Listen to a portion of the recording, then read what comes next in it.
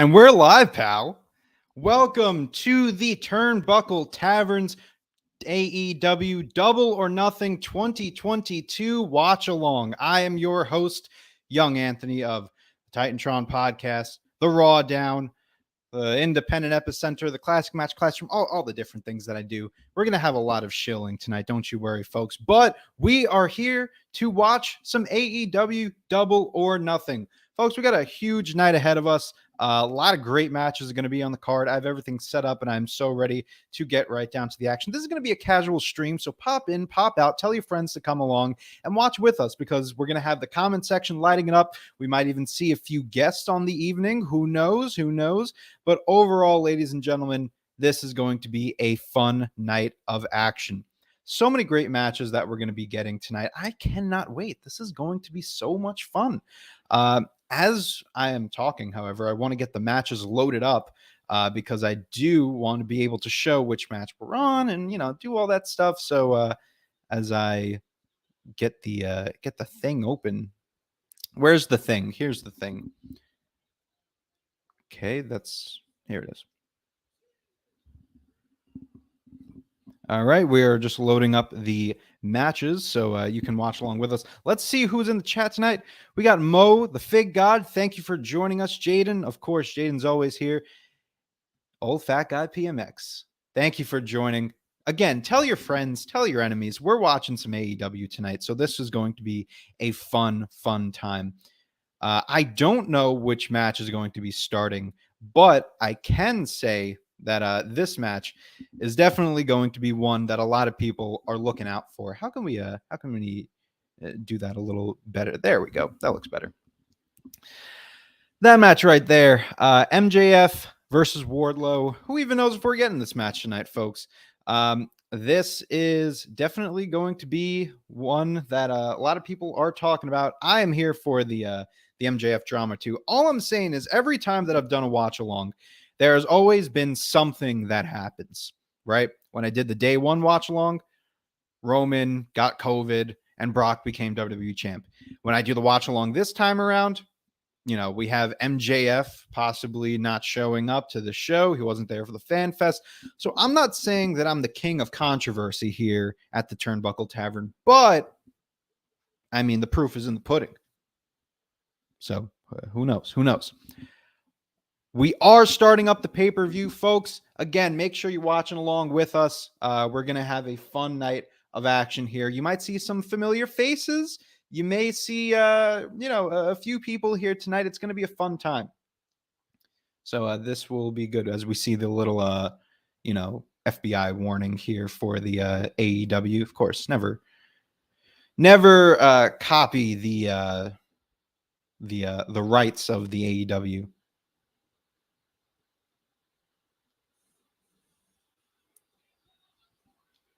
And we're getting right into it here. We are getting right into it.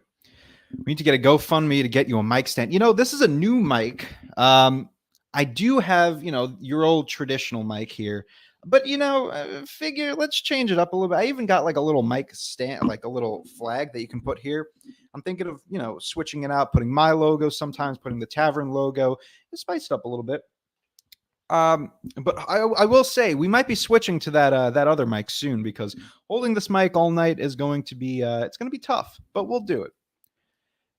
We are live here for AEW, by the way. We have our commentators talking. Everyone's talking. Let me know in the comments below or in the side, I guess wherever you're commenting tonight. Which match are you looking forward to the most? Which match are you looking forward to the least? And which match do you think is going to steal the show? Let me see 3 matches in the comments from our 8 viewers right now. Thank you for tuning in. Please, again, tell your friends that we are watching AEW Double or Nothing. This is the quote-unquote biggest show of the year. 3 years in the making, right? Their first show was Double or Nothing in Las Vegas. Now we're back in Las Vegas. So it's a fun time overall. It's gonna be a good night here. Plus, we have some little sound effects. So every now and then, I think that these sound effects will truly... It's time to shake things up around here. I think it'll shake things up around here, I must say. But that'll also be fun, and I will be spamming the hell out of it. And right away, we get MJF and Wardlow, possibly. Let's see what happens. So we are waiting the arrival, I should say, of MJF. Empty stage right now. What is going on? This is going to be definitely something to look into as we are waiting the arrival of MJF. Let's see what happens. And he's here. He is here. Ooh. I must say, I was not expecting MJF to show up today. He's telling the camera to zoom in, kisses the ring, and it looks like we're going to have a match, ladies and gentlemen. It looks like we are on our way for a match. BMX, Punk, and Hangman is going to be the match to top. Can't disagree with you there. There are some other matches that definitely, have some anticipation and could steal the show. But I mean, how could you go wrong with CM Punk and Hangman, the main event? So MJF is here. He has a custom-made, jacket or whatever he calls it, robe. It's a custom-made robe. So gets you also thinking about this whole controversy of MJF. But he's starting the event, folks. He is here, and I guess he's going to wrestle. What is he doing?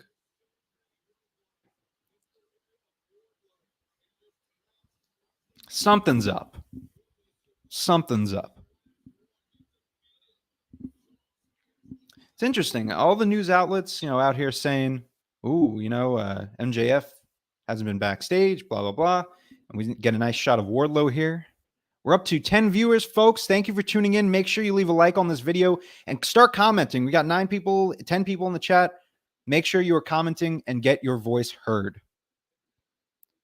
Wardlow apparently has been locked in a little empty closet all night or all day. Well, I guess that's the reason why MJF hasn't been in the building, because if Wardlow was, locked up in that room for so long, I mean, does he really need to, be there early to plan out a match? You gotta think in kayfabe here. You gotta think in kayfabe. We are waiting the arrival of Wardlow to the arena, or to the ring, I should say. He's already been in the arena.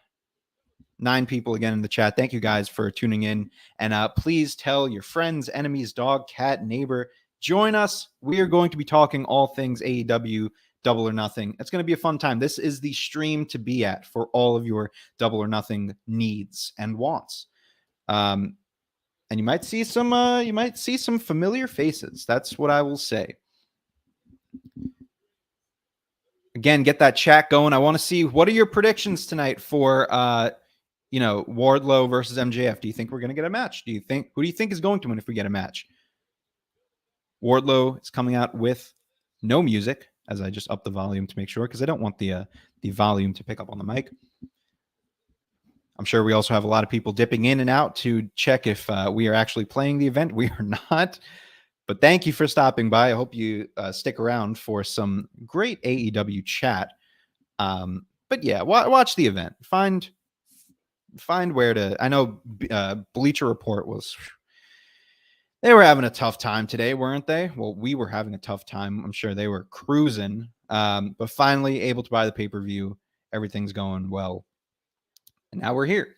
Again, if you're watching, please make sure to tell anyone and everyone who has access to YouTube, Twitch, Facebook, wherever else we're streaming, to get on here and watch along with us. It's going to be a fun time. Wardlow has been uncuffed, or at least they're trying to. There we are. And we're ready. And we're ready for a night of possible action.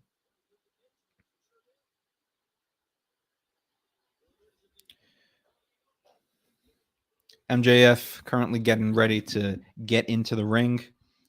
He has his light blue shorts on, which means he's ready to get to work. Wardlow is in the ring. I think we're just going to get a match here, folks. I don't think it's going to be anything other than that. Of course, if you are coming to see if we are streaming, we are not streaming the event, but maybe you can see it in my glasses here. Maybe you can see MJF there in my glasses. That's all you're going to get. Sorry.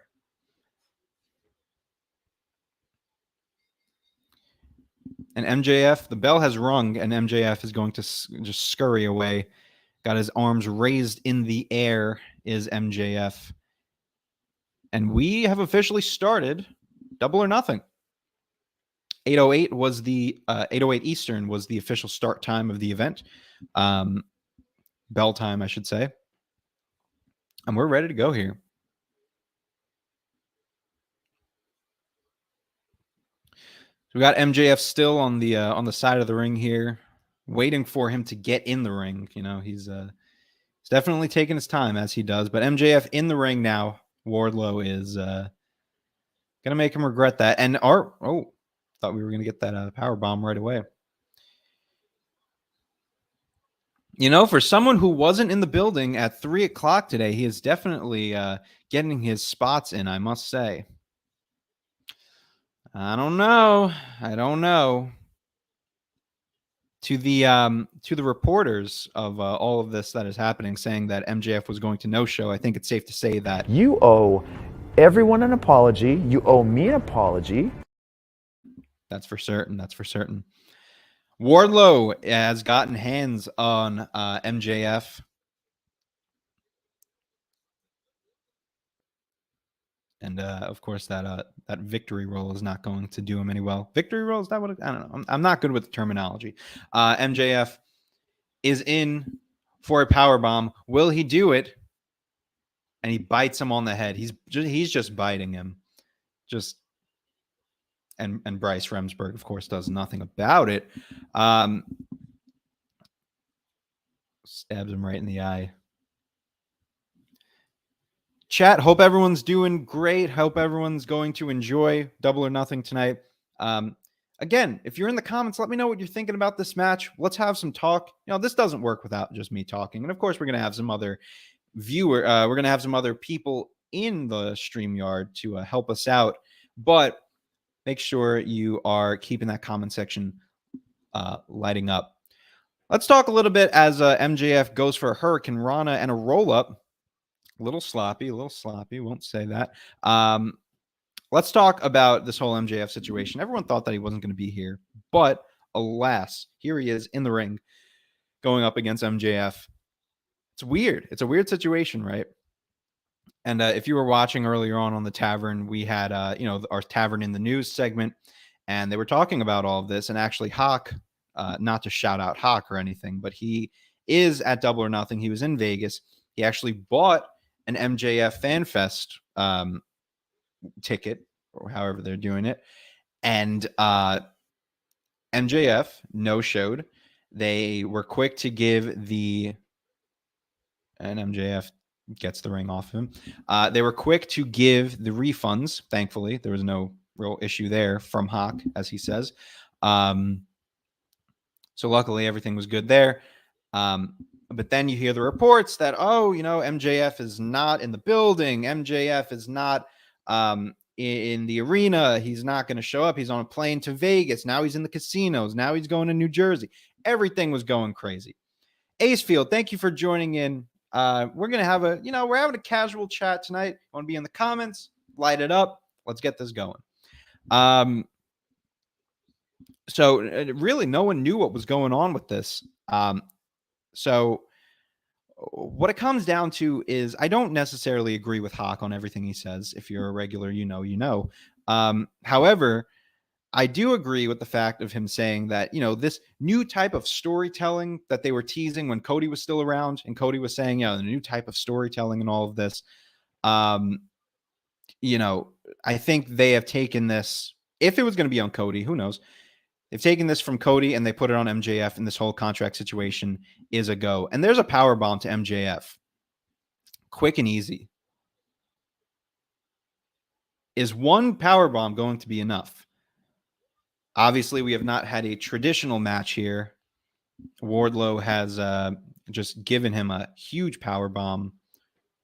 And he's revving up that symphony, man. He's going for it. Chat, have you ever played an instrument? Have you ever been in your school band? Let me know what instrument you played as we get a symphony here from Wardlow. I played the trumpet. I was a trumpet player from 4th grade until senior year of high school, and then I stopped because there's only so much trumpet you can play. There's only so many songs that you could learn on the trumpet. I should play the trumpet again. I have it upstairs. Should I bring it downstairs? I'm not going to do that. We got a second power bomb here by Wardlow. Wardlow is just revving up that symphony, man. He's going for a third one. And obviously, this doesn't seem... I don't know about this. All this happening. Wardlow with a third power bomb. Something is off with this match. I'm sure we can all agree. Wardlow has given MJF 3 power bombs now.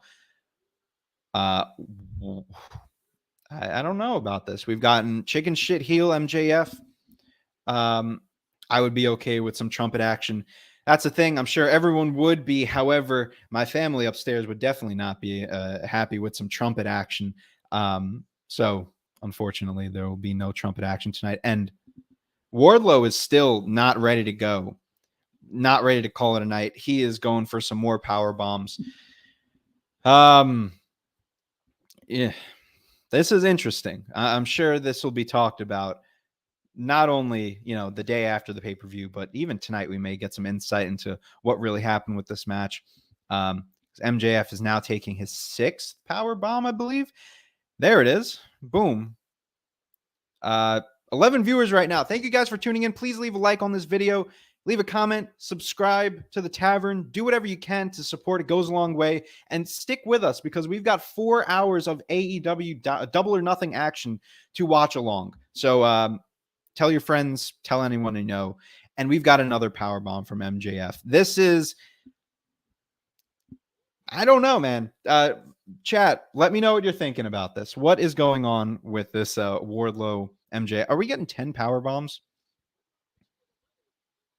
MJF is out of breath on the bottom, laid out on the ring, eyes open. Wardlow now going for, I believe this is his 8th power bomb, and right into another one, and I believe that will be 9. And I believe another one will be 10 as he just gets ready for it, brings the straps down, 10 power bombs to MJF. And in come the tweets that say MJF is buried. Oh, boy. Killed him. Just killed him. Puts a foot on his chest, and you can call it a day. One of the most shocking opening bouts in AEW pay-per-view history, without a doubt. Wardlow power bombs MJF 10 times, and we get a foot on the chest. MJF is out. MJF is going over, and the internet is going to be on fire. Unfortunately, that did not happen, but MJF is getting stretchered out now. Yes, this is weird. All right. You got to think this was, something here. This is very, Vince-ish to just have the guy who, went against company policy to, or just business policy, whatever, to have him just be buried like this. MJF did not look good in this match. I will tell you right now. MJF took 10 power bombs. He did not get a lick of offense in. He went for the ring, didn't get the ring. Went to hit Wardlow, didn't hit Wardlow. Wardlow looked pretty strong, I will say.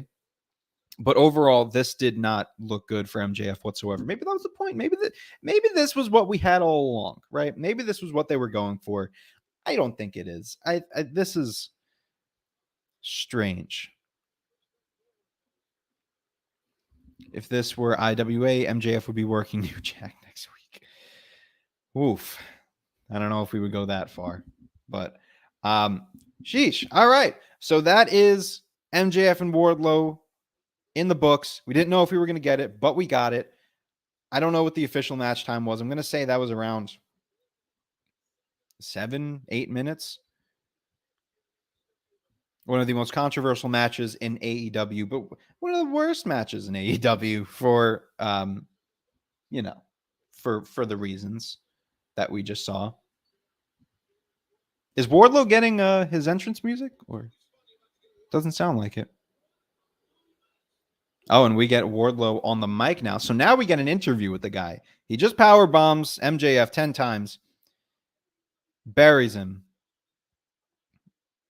And now we have him on the mic. I'm going to raise this up a little bit, but I'm going to move my mic over here so that it doesn't catch up.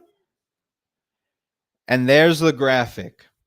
Wardlow is all elite, even though he's technically been on a contract, but whatever. Wardlow is all elite. Good job, Wardlow. Good job. Everyone in the crowd is very happy for Wardlow. The payoff was a gimme. That wasn't worth paying to see. Nope. I don't think so. I would have rather them not do the match altogether. But I guess you had to do some type of payoff for Wardlow here. I'm thumbs down in it too, man. I did not love the way we it sucks. You have your most anticipated match, right? Easily, this was the most anticipated match, was Wardlow and MJF. Most build behind it, everything like that. And for something like this to happen, it's unfortunate. There's not much you can do from a booking standpoint. Like MJF was there. It's tough. It's very tough. But now we are moving on to, as I get the graphic ready. Here we are. Now we are moving on to Elite versus Delete. Elite versus Delete. Hardys versus the Young Bucks. Chat, let me know who is taking this match. Will it be the Young Bucks? Will it be Jeff Hardy and Matt Hardy? I am going with the Hardys to win this one. Just feels like, the Hardys have been around AEW for a little bit now.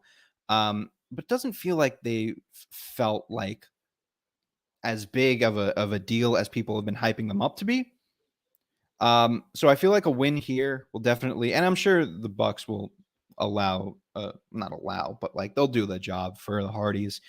It makes sense to give the Hardys a win here. They've only been doing like the 8-man tags and the ladders and the Darby Allin almost, Darby Allin himself. So it feels like we need just a strong match between the Young Bucks and the Hardys, and just a good showcase for the Hardys to show that they're one of the best tag teams of all time. As we get a extended hype video here for the Hardys and the Young Bucks. So far, it's been a night already. So far, it's been a night, and we've already gotten to the first match. I have people texting me. They're telling me maybe this was a work. I don't know, man. I'm talking about MJF here. Of course I am. This is still don't know. I still don't know here.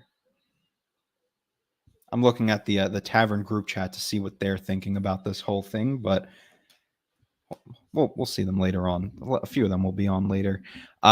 We have Mutton Chop Young Bucks tonight. The mustaches, the full beards have gone away.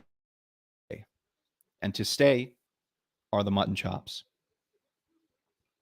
Look at those Abe Lincoln mutton chops, man. Love it.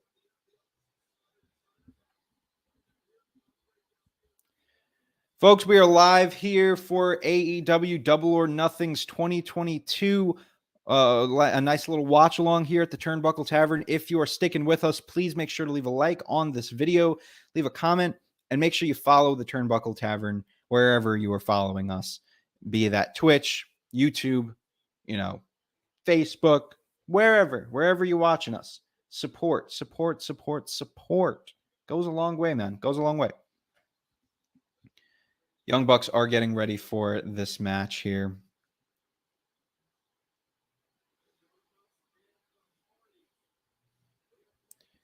We also have Brandon Cutler in the ring, sporting his orange, what is that? I guess tiger print or something? I don't know. Waiting for the Hardys to come in here as I am sending this live to some other people to get them joining, get the conversation going. You know what I mean? That's what you got to do here.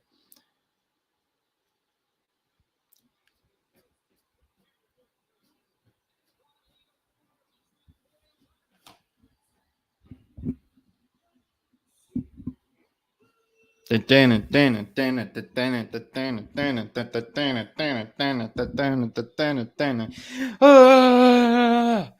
Hardy Boys are here. They have their typical get up on. So why wouldn't they?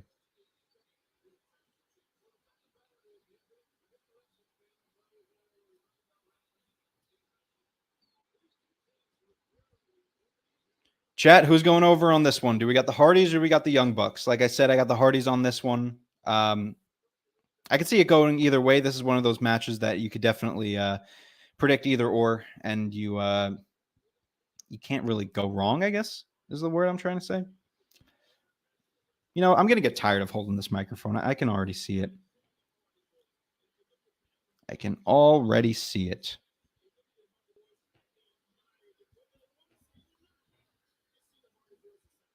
I'm also plugging this right now in the official Turnbuckle Tavern Discord. If you are not in the Discord, please make sure to join. It is the first link on theturnbuckletavern.com.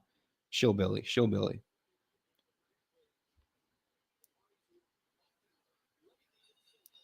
And the match has started.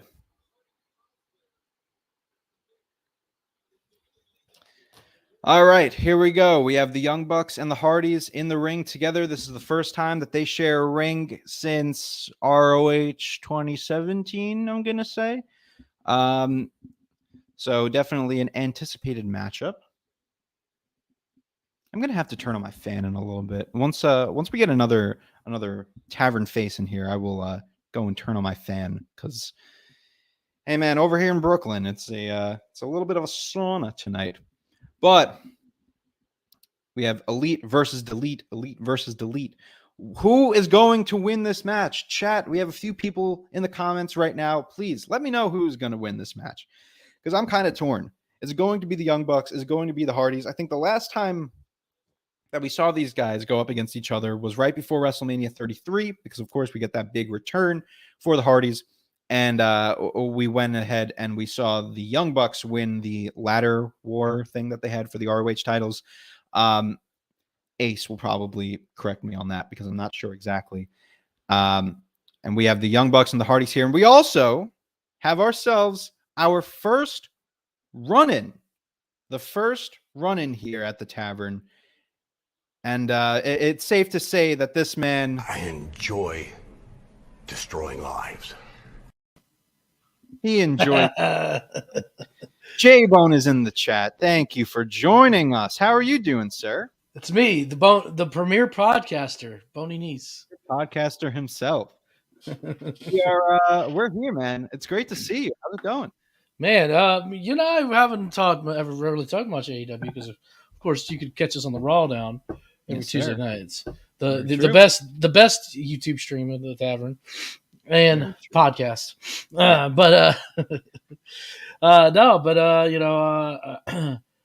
I'm happy to be here, especially with these with the Young Bucks versus the old farts. Yep. Look at you. So I'm guessing you went with the Young Bucks for this one? Yeah. And I can see everybody's point with the ring on it. It might happen, whatever. But so my number one chief complaint about this pay-per-view, all right? Okay. This is it. And I mentioned it in the chat a couple weeks ago. It's not Double or Nothing. It's not Double or Nothing. It shouldn't be called Double or Nothing. It should be called Return on Investment. Explain. Go further. Okay, we got old man Jeff Hardy. We got to get him out there. Old man Matt Hardy. We got to get him out there and match. Keith Lee. Shane Strickland. Let's throw them together, pal. Let's put them in a tag team. They're a tag team. Oh, yeah. To some degree, I mean, and, he's worthy of his spot, but yeah. CM Punk, right? Hey, let's put the strap on him. Let's send him to the moon. I mean, you even got GFY. Yeah, GFY himself. yeah. GFY, man. I think they got to throw out all this talent that they've signed, and another great example is the Anarchy in the Arena match. We've got Bryan Danielson, John Moxley, Chris Jericho. Fickle. Hey, return on investment, pal. Return on investment. Yeah, Instead it's of too big of a roster. I know, like we say it all the time, but like even with like John Morrison and all these different people coming in, it's just too big. You got too many people that you're working with. If they cut down that roster, even half, we could focus on some guys, and it's too many people. I feel like. But anyways, let's talk about that. Let's talk about that Wardlow match, eh? What'd you think of that? Man, I have to say I wasn't that surprised, I guess, but I was thinking in the back of my mind, so something crept in my mind over the weekend. Because, I mean, come Wednesday, Thursday, I was like, hands down, Wardlow's going to win this. I did pick MJF, and I'll explain the reasoning behind that. Sure. I kind of felt like maybe last minute they were going to pull Swerve, bro. Swerve, bro. Especially with all this stuff of him flying it, going on, booking an airplane ticket. And, Tony Khan Friday, he came in and said, oh yeah, we'd love to do a angle with his contract status and all this stuff. And I just felt like, now's the time to do a Tony Khan MJF angle. Not to say Tony Khan would be involved in the ring in any way, in capacity, but right. Do it, maybe with a kind of almost like a Steve Austin McMahon type deal, but have it flipped where the wrestler is the heel and the owner is the baby face. So you think Tony Khan would be like on screen for that, or do you think he would be a little bit, like here and there? Pop I think in. it could even be cool if he was off screen, and it's kind of just like the backstage. Yeah. Kind of and he's just going on podcasts and talking shit. Yeah. Not that MJF would ever come on a podcast, but hey, man, Turnbuckle Tavern's waiting for you. But I'm talking about Tony Khan. Oh, well, Tony Khan. Yeah. Well, shit, we're waiting for him too. Yeah. No, I could see that for sure. I was, I could say I was definitely surprised by the whole match tonight, just because like, I knew that we were gonna get something, because it was definitely not going to be just like typical match. But like once he started doing like the chicken shit stuff, I was like, okay, maybe we'll get like a full match here. Once he started doing those power bombs, I was like, no, that was it. Yeah, that's good. I mean, it was basically a squash match. Yeah, I guess I said it before. It was probably like the most shocking pay-per-view match for AEW so far. Yeah, I guess that was the shocking part. The shocking part that it was a shock of the squash match. Essentially. I think that was the right thing to open it up, honestly. Like, yeah, just get it out of the way. Get it out of the way, all the speculation running around. Who is MJF? I loved, actually, and I don't know whose idea it was. I don't know if it was MJF's or if it was Tony or whoever's idea it was. Mm-hmm. When they played his music, and you're like, oh shit, here we go. And you waited a little while. You waited. A good solid 30 to 45 seconds. And you're like, oh shit, is he even going to come out? Yeah, that's very true. And then his presentation was like, Ric Flair from Starrcade 83, like, with the little wings under his robes, I'm like, yeah. And that made me think right there. I'm like, I thought maybe my idea was going somewhere, with that, because I mean, he had the big pay-per-view gear still. Right. Yeah, that's the one thing that threw me off, was that he had like that custom robe and everything. So I was like, maybe it was a work all along. But I don't normally agree with Hawk, as we know. But in the news segment that they did, he kept mentioning about the whole Cody thing, and when he was saying that Cody had that interview that he said that they wanted to do the type of storytelling that was never done before. honestly, if he said that maybe it wasn't intended for Cody in the first place and it was for MJF, I'm kind of under the assumption that it was for Cody. If it is a work, which I'm still not 100%, but if it is a work, I'm under the assumption that it was intended for Cody. Cody left, and now it's intended for MJF. If it is, a work, this whole contract negotiation thing, maybe it would work better for MJF. I would say for sure. So it could be something that they would do. I love that, all this happens with MJF, and there's a whole fucking match going on right now. Right. I was watching right now. Old man Hardy had trouble doing the whisper in the wind. I saw that he had his boot caught up in the rope. Yeah. Oh man, poor Hardy. They just they don't need to be 1999 Hardys. Yeah. Do something different, man. Well, Jeff Hardy just flipped the bird on Nick Jackson there. I think it's just people want, like, I could say that I wanted the Hardys in AEW. I think like a lot of people did. It's just the idea of like you like the idea of the Hardys in AEW, but then it happens and it's like I don't know. Well, this is a perfect example of the biggest criticism that AEW is WCW, right? Yeah. That's right. And this is it right here. This is like Brutus the Barber Beefcake and Big Boss Man coming over, basically playing the same hits. Boss Man came over as Guardian Angel and Guardian Angel. and Brutus came as the Booty Man. Goddamn, pal. Got Nick Jackson going to the top now. Let's see what he's gonna do here. And Nick Jackson, big little splash there, little flippity do. Oh man, what match are you most looking forward to on the night, Boney? Well, I was very interested in MJF Wardlow. I think that whole I think everyone's most anticipated match flipped after like this morning. Yeah. Hardy's right boot is messed up actually. Yeah. I see that now. I guess it's gonna have to go Punk and Hangman. It's interesting to see what they do with that. I have to say, like overall, I'm a huge Owen Hart fan. Been kind of disappointed the way they handle the Owen Cup. I feel like they almost put it on the back burner slightly, and I mean, they had all the matches, but they just there's no story to it. Right. That was a whole thing about the Owen that I was going to mention later on, but like, man, the Owen, it wasn't what it was supposed to be. I feel like it was.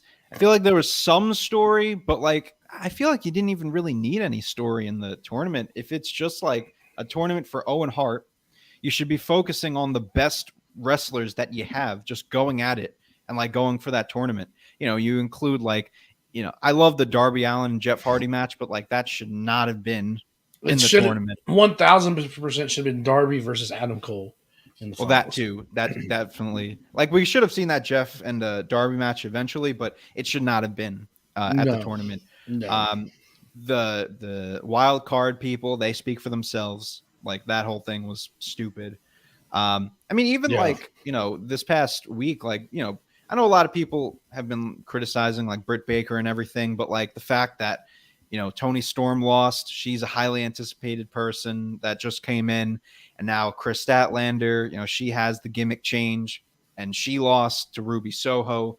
Like you're going into a match already with two people that aren't like favorites for this type of tournament.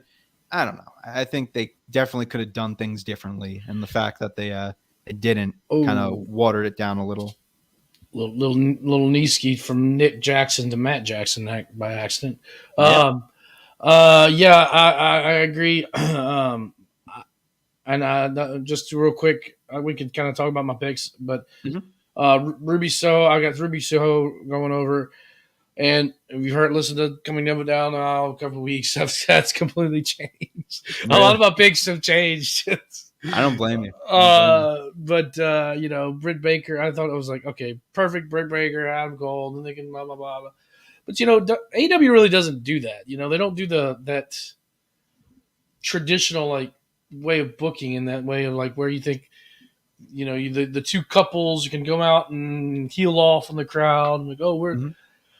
I think they look at it, which is kudos to AEW, as to what the individual wrestlers' needs are in the matches, Right. which is where I think AEW wins at. They eliminate a lot of that 50-50 booking Mhm. and that WWE does. Right. So and that's where I kind of that's why I went with Ruby because she needs the win here. Oh, absolutely. Because what has she Big done? Swanton missed by Jeff.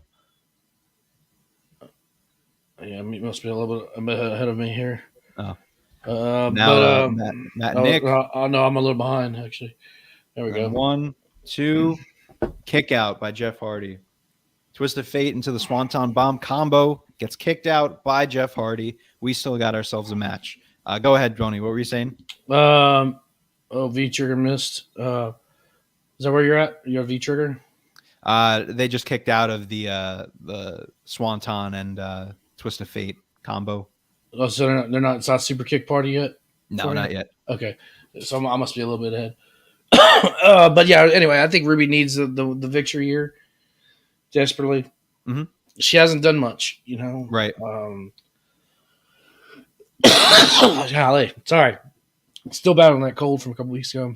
No worries. Big super kick there, double super kick to Matt and Jeff. Yeah, I'm a little ahead of you, and then that's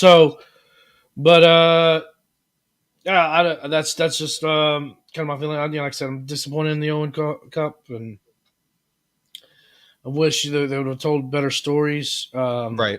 Owen Hart has always had a great story behind him. Well, yeah, for sure. Whether it be with his brother Brett. I'm disappointed that FTR is not involved in this pay-per-view. Yeah, that's very weird that they're not here. I think they should be. I think Swerve and Keith Lee should be. Should not be in that tag match. It should be FTR.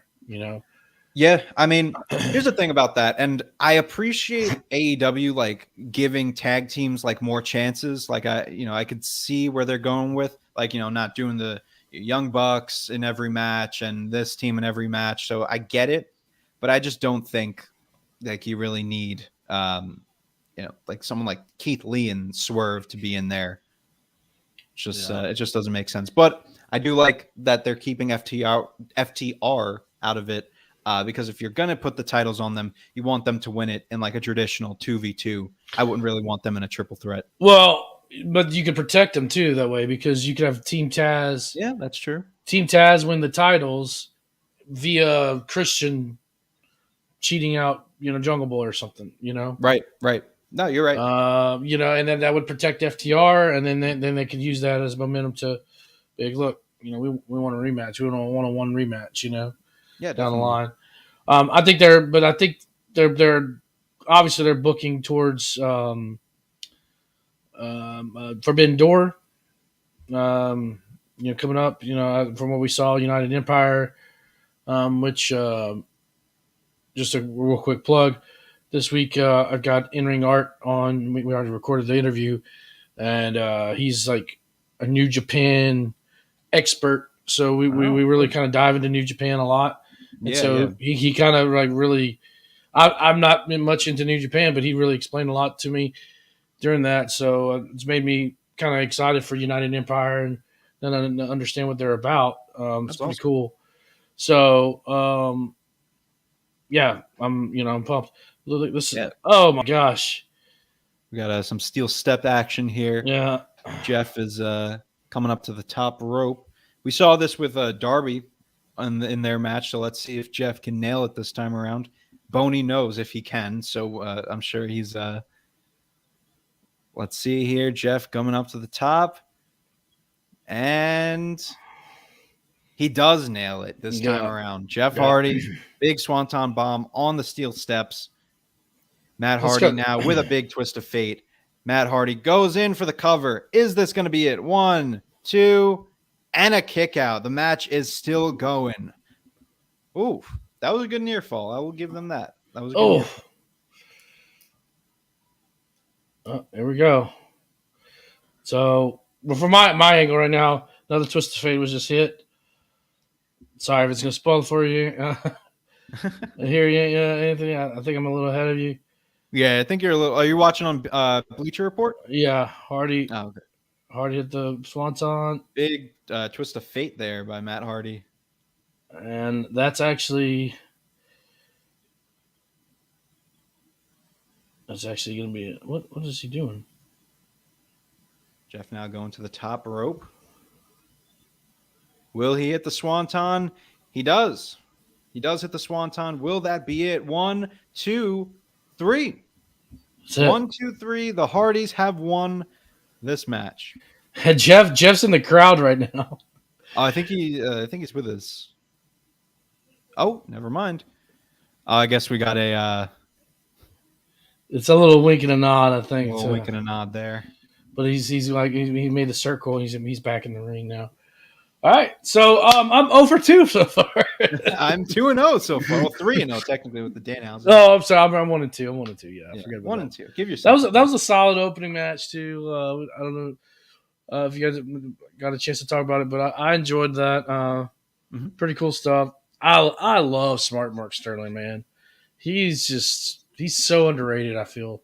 Yeah, no, I like him. He's pretty cool. He's grown on me. I'll definitely say. When they originally put him with Jade, I was like, I don't really know. But ever since, they kept the. I think it's really like including what are the names? Red Velvet and Kira Hogan. Once they added them in the baddies group, I was like, yeah, the baddies. There you go. Once they added them, and I was definitely on board for it. So with that being said, we got the match done. It is a Hardy's win. They get their. I think they needed this one. I will say, like ever since coming here, it's always been like the ladder matches and the 8-man tags and everything. So like it's good that they at least had like one good match that they had showcase them. Yeah, for sure. I wonder if I can have a theory with Sting being injured. I wonder if they were supposed to do like an 8-man tag there. That's what I was thinking too, because the way that they were setting things up, like it's weird that like Red Dragon didn't have a spot on the card. It was weird that Darby didn't have a spot on the card to begin with. So I feel like an 8-man tag, it made more sense as far as what they were doing with like Sting and Darby being involved. But I mean, Sting got injured or whatever happened. Yeah, from that deadly double super kick by the Bucks. By God. And we are up to another first title match here. Looks like Anna Jay's got a somewhat of a different look, slightly repackaged look. Oh, let's see here. She's not. I don't think she's coming out to Dark Order music. All right, and yeah, that definitely. Like, well, she's got like the jacket on. I know she used to have a her before the Dark Order. She used to come up with like a jacket and like a top hat and stuff. Okay, maybe it's kind of a callback to it. She is doing the Dark Order hand signal there. Yeah, they even had on the graphic she's Dark Order's Anna Jay. This should be a quick match. I'm assuming. pretty quick match. I wonder if the whole MJF and Wardlow thing kind of cut down. If their match time got cut down for more matches to get more time, it makes you wonder. Yeah, I don't know. Maybe. I think it was. I think it's all about part of the angle here. Like just like let's squash. Oh, yeah. She's got green and orange hair now. Green and orange hair. Miami Hurricanes. What up, you? You, baby. Dwayne "The Rock" Johnson. Oh, she's coming out from the center. Does she always come out from the center? That's a good point. I don't know. Interesting. I don't know. Yeah. So one thing that I was kind of thinking, I don't want to keep talking about too much about MJF, but one thing I Yeah, wanted no to problem. bring up a little bit earlier too. A couple weeks back, and whenever I had Jack Tomlinson on my show, he's creative pro, and kind of he had a match at MJF. We actually had watched it and things like that. But one thing that I found interesting, so that I asked Jack, I said, what's your short term goals, your long term goals, Mhm. and he said, honestly, I think any wrestler is going to say that long term goal is WWE, even still with AEW out there, Right. and I found that interesting because he he didn't. It wasn't like I'm going to get to AEW and then that's it. So I Mhm. think that's what a lot of feelings are for a lot of independent wrestlers. Like, oh, they're just going to get to AEW and then that's it. Especially if you're, I guess you're a creative pro star, right? Yeah, for So sure. one thing we got to look out for MJF. It does. I don't think it is really going to matter too much on how much money he's that Tony's going to throw at him. I mean, it is going to play a big factor, but ultimately, one thing that AEW will never have that WWE has is its history and the opportunity to wrestle at WrestleMania. That's what Mhm. AEW's not, that they can't give MJF that, even though they could pay him $10 million a year or whatever, Yeah. crazy, absurd number that would be. that for a lot of wrestlers means sometimes a little bit more. Cash or creative, that would be more on the creative side, right? Definitely. Um, and after seeing what WWE did for Cody for his re-debut into WWE, I really think he can. I really think that opened up a lot of eyes for people. Oh yeah. Absolutely. So ultimately, like I said, I was surprised kind of what Jack's response there a little bit, and thinking, maybe that's part of MJF's end goal. Like, yeah, look, AEW is great; they've been great to me, and I'm talking about a shoot way, like inside of his head. Right. Yeah. But WWE is where I want to be. Well, the whole Cody signing was probably one of the most um, crucial signings for WWE to nail, because obviously the last few years, like bringing in the indie talent, it's been hit or miss. For every AJ Styles, you have like a Shinsuke. So Mm-hmm. it was very important for them to nail it, and so far they definitely have. Um, and I think you're going to start seeing some AEW guys seeing what they're doing with Cody, seeing that they're nailing it, and say, maybe WWE is the spot still. You know what I mean? So, Mm-hmm. yeah, I think we're just gonna have to wait about the whole MJF thing. I personally don't think it's a work. I think there's more to the story if it's been going on for this long. Because you got to think, like, I understand, like, they want to cash out whenever they can, but like, would they really be starting a like bidding war for 2024 in 2022? Wouldn't they want to wait a little bit? Like, why would they start in 2 years ahead of the game? Like, usually you see something like that, it's closer to the later half of 2023. You would expect that to happen. So the fact that they're doing it so early, very Yeah, confusing. that's a good point. I think it's the percentage of it being work to shoot Mhm. is a lot greater on the work side than the Sasha Naomi stuff.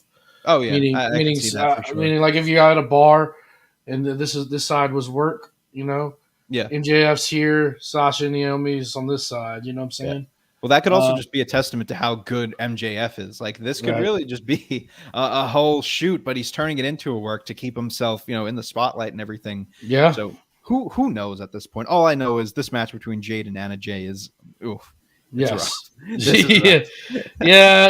It's Jade's going a little too fast here. Oh, nice little Yeah, pump kick. they've there. already messed some spots up, and here the baddies are already here. So both of them wearing white tonight. Yeah. Big DDT by Anna Jay on the concrete, padded concrete.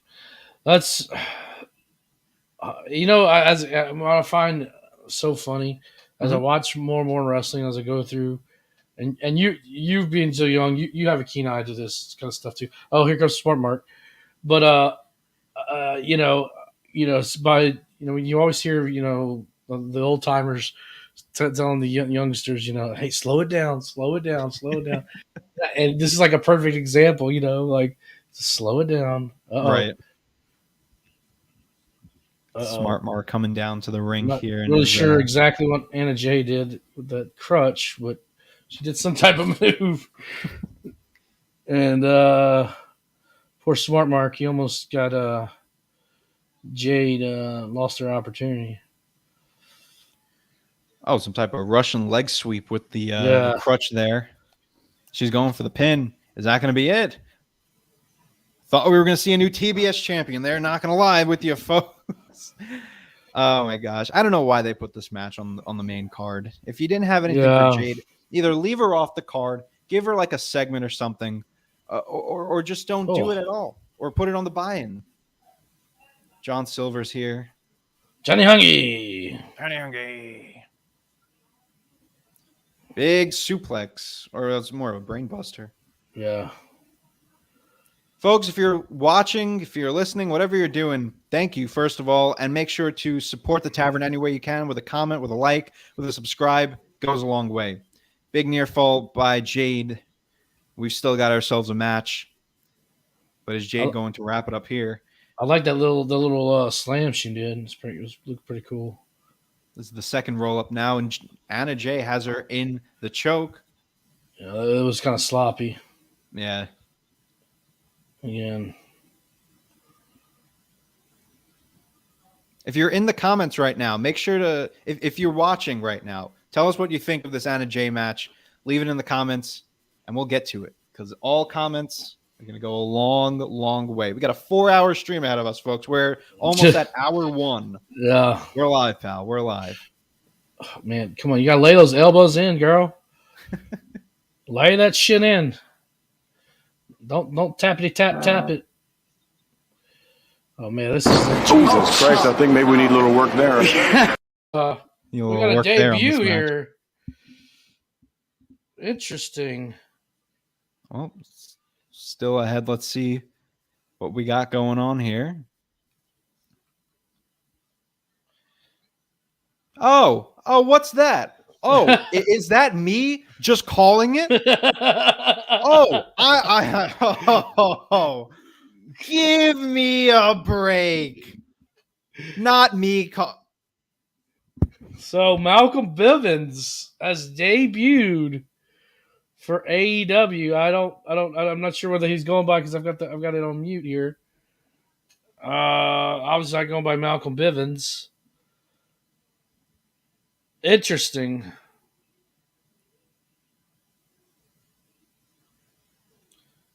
Oh, now we got Chris Statlander coming out. Making say, ooh, look at this showdown right here. Don't say I called it. Don't say I called it.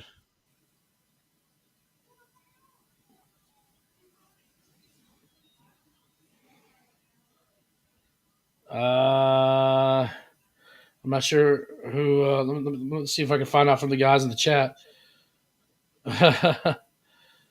What the name? Yeah. Stokely Hathaway is the name. Oh my god. that was his ROH, his indie. Oh, okay. I didn't realize he's been rocking with that name. Okay, Stokely Hathaway, huh? Stokely Hathaway is the name. They must be building up Chris Statlander here because she definitely can go toe-to-toe with Jade. That is a match that everyone wants to see. And what do we have here? Oh! Wow. There it is. Okay, I'm surprised. Athena has debuted. So we've gotten 2 debuts tonight in one segment as we pass hour 1 on the stream. Athena is here. yet another debut on the extended roster of AEW. Somebody, see, the women's desperately need somebody like an Athena, and Yeah. you know, You see, this is what we need for the TBS title. Now you got 3 contenders, right? Going right up against okay. That's exactly what they needed to do. I'm glad that we got it. To quote Dipperstein from Cheap Heat, something is going on here. Freems is in the chat. Thank you for joining us. What's up, Freems?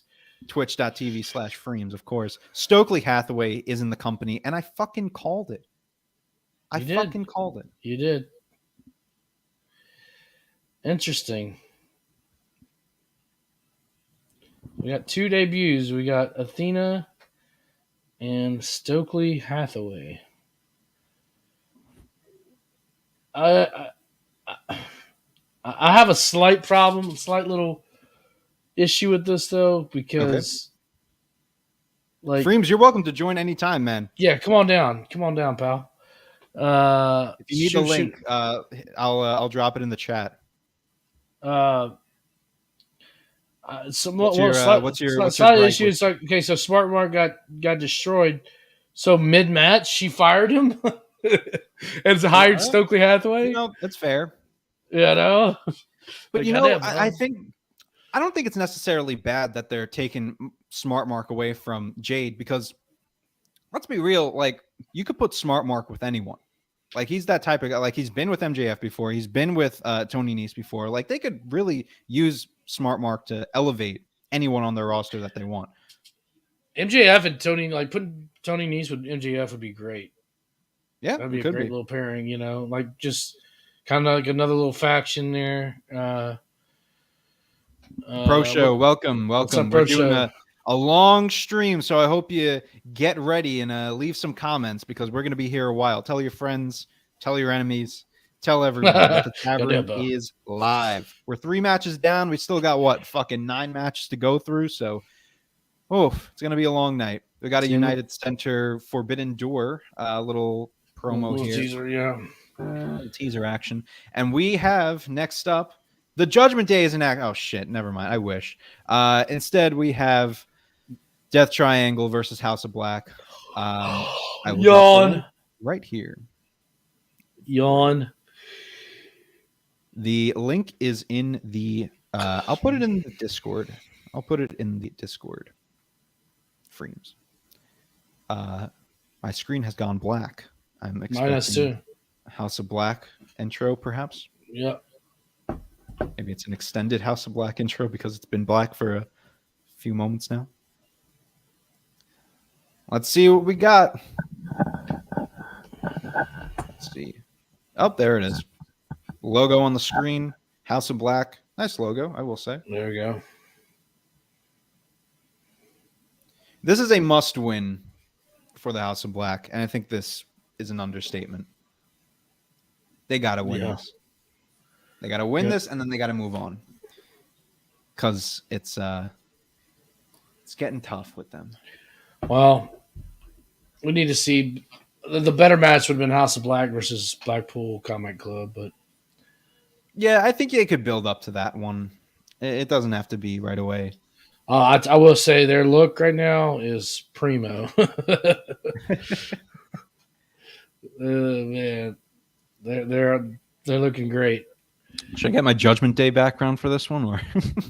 Yeah, sure. Why not? Yeah, it's gonna take too long. They do look good. We got the skulls, and Brody's got some type of. All right, so we have a full forehead here for Malachi. He's got to be careful there. We might get some Finn Balor paint on him, and we don't want that. We definitely do not want that. Jesus. Check back. Go ahead and check back into the archives of Raw now. Or don't. Frames. I put it in the group chat because Discord wasn't opening.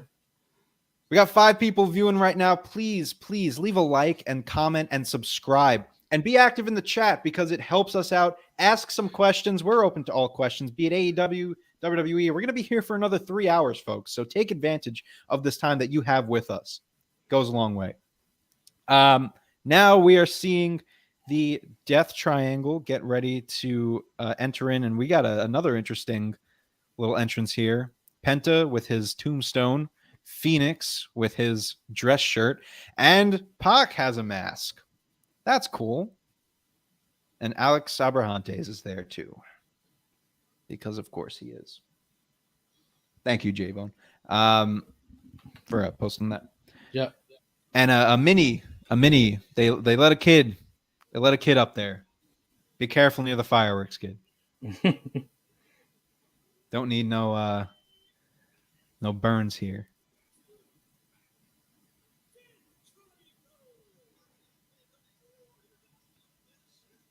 Interesting.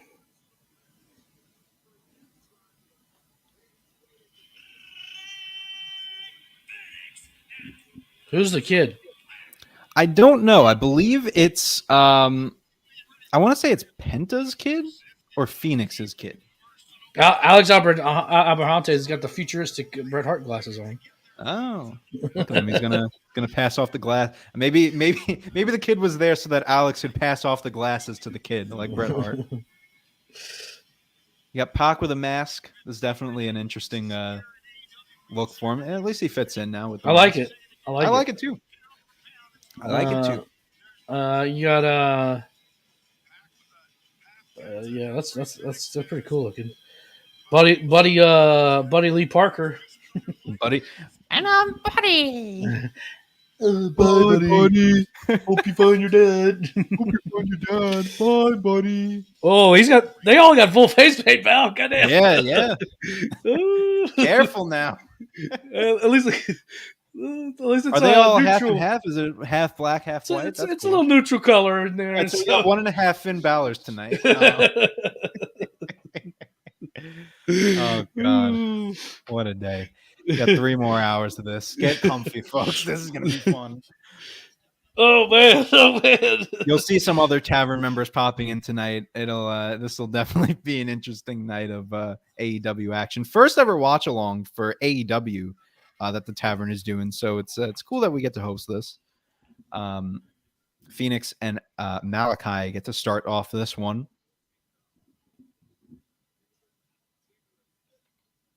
A little flippity-doo from Phoenix. And lands on his feet for the German. Phoenix now rolling him up. Blocks it. Knee by Malachi with an elbow. A few more kicks. Goes around, does Phoenix. Back around, does Malachi. Pushes him off into the ropes. Malachi grabs him. Hurricane Rana by Phoenix. Getting my commentary on here now, folks. There you go. Phoenix now goes around. Malachi waits for him. Both miss their kicks, and we get a little appreciation from the crowd. And Phoenix sits because, of course, he does. Yeah, like we were saying, like this needs to be a win for the House of Black because it's not that they've been losing because they haven't been. They've been winning their matches. It's just you need to get a strong win for them, and you need to move on and do something else with them because and something else means literally anything other than feuding with Fuego and Penta and Alex Abrahantes. And folks, I mentioned we were going to have some other members of the Tavern running in tonight. Because we're some Tavern boys. We're Tavern boys. And we've got ourselves another member of the Tavern. There he is. Twitch.tv/Freems is in the building. What's up, Freems? How are you? What's up there, good brother? Good. It's about time for me to start drinking, I think. There you go. I might have to go grab me some little drinky poo too. A little drinky drink. So Freems, how's it going? What are you feeling about this pape so far? I feel like the Hardy Boys need to give it up. Thank you. Especially Matt. Especially Matt. At least Jeff can fall to the ground. I don't think Matt Hardy could take a bump. Good bump. That bow-legged son of a bitch. The Jade Anna match was better than what I expected. Yeah, it got good at the end. It was a little sloppy at points. It's cool seeing Athena show up. I wasn't expecting it. If you look at her, yeah. How do you feel about Stokely Hathaway? Yeah, I mean, cool. I mean, what can you say? Yeah, guess you have to wait for it to play. I think it's good just to put some emphasis on the TBS title because like they've been doing all right with it, but like you need just a solid crop of female talent to really go in for it. So it's good that they were building up a little division with Chris, Athena, Jade. I forget. One of you all were like wanting him to come. I think it might have been Young Anthony. Yeah, it was. Yeah. Oh, what was that? I didn't catch that. You were calling for Stokely to go to AEW. Yep, that was me. I will Yeah. definitely I'm trying take to say- credit on that one with my spot on analysis. I shared the big brain with Freems on that one. I stole some of his big brain. Wow. But- So I'm real quick, I'm reading this. They were released April 29th. So he literally just became free of his contract. Of Wow. his non-compete. Wow, Interesting. whole month. Wait, April 29th, so a month later? Yeah. Yeah. The NXT guys only have a month. They only have 30-day non-compete. So Cool. Buddy Matthews should probably keep the face paint. yeah. Like he fits Yeah. in more. Yeah. Right. Agreed. He reminds me of like some of the Joker's henchmen, you know? Yeah. Brody King like fits in regardless, just because he's Right. covered in tattoos. But Right. True. Yeah, that ginger hair really makes him fit in. So I guess we need some face paint on him. At least they all got it. Freems, y'all which think match are you there's- looking forward to tonight? I'm a CM Punk mark. All right, I'm like, Yeah. I'm a fanboy. Easy.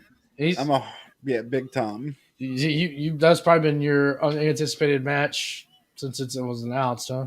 Yeah, I've Right. been waiting for this match since as soon as I found out CM Punk was in AEW. All right, Yeah. I was like, I know he's I not coming didn't to see AEW. a prediction. Do you think he's going over tonight? It might be wishful thinking. I don't know. I'm very biased. I feel like he is, but I'm not as certain as I was like 3-4 weeks ago. Right. Fair. I mean, I don't it's think gonna you can be. go wrong. I think it's gonna be match of the night, hands down. That'll Sorry, definitely I had be to great. grab a beverage. Grab a beverage, pal. Got 3 more Yeah, hours these to twist bang up. out, so definitely get hydrated. Hydrated with alcohol. Yeah, of course. It's the only way to go. Can't get too drunk because tomorrow we're doing Tito's and pineapple juice for Memorial Day. There you go. Good old Tito's, man. Yeah, it's like good vodka that's cheap. Yep. Because in my opinion, there's no such thing as premium vodka. You're right about that. Tito's and I can't think of the blue was it Grey Goose? Grey Goose, golly. Yeah. They taste the same to me. Yep. Because you Now know what? Vodka, you make vodka only one way. I don't know if you know this, but I'm a distiller by trade. That's what I Yeah. do for a living. Yeah. So Nice. yeah, you're correct. Yeah. It's not like a bourbon or a whiskey or rye where you have it sitting for so long or, have different, Tito's ingredients. actually uses some corn in their mash, I don't know. which is I think what makes it taste a little bit smoother. Yeah. Actually, I have a I've got a handle of it on top of my fridge right now. Might partake. Got a little bit of cranberry juice. Might partake in that a little bit later on. We'll see. I'm going with the water tonight. The high quality H2O. High quality H2O. Are you old enough course. to drink? I'm not. I'm 20 years old. Yeah, so we Oh, can't, well. you can't be drinking along live feed. Can't be without- drinking all the live.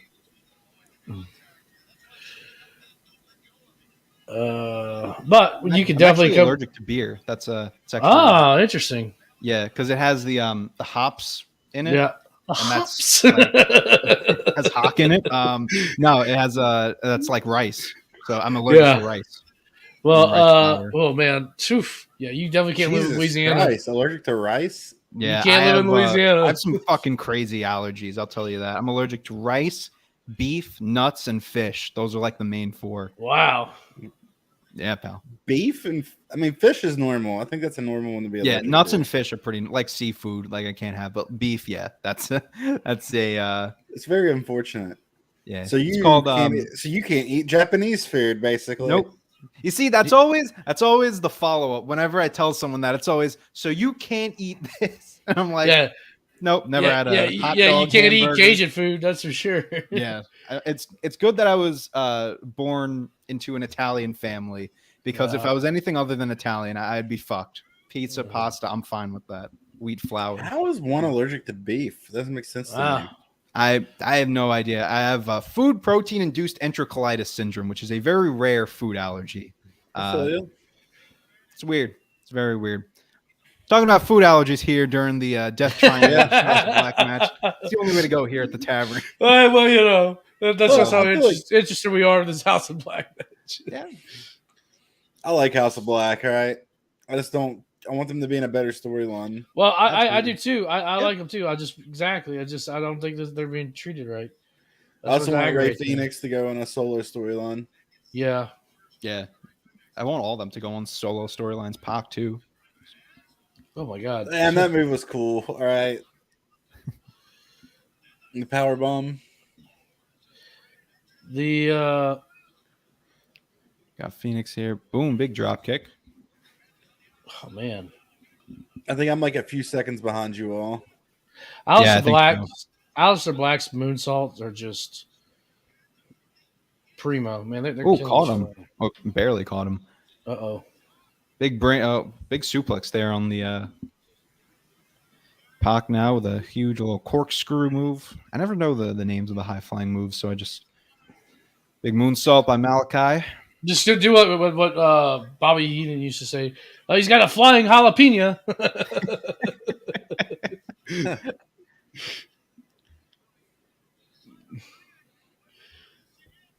Brody King now in the ring alone. What is he going for here? He's looking around. He might be going for something here, hyping it up.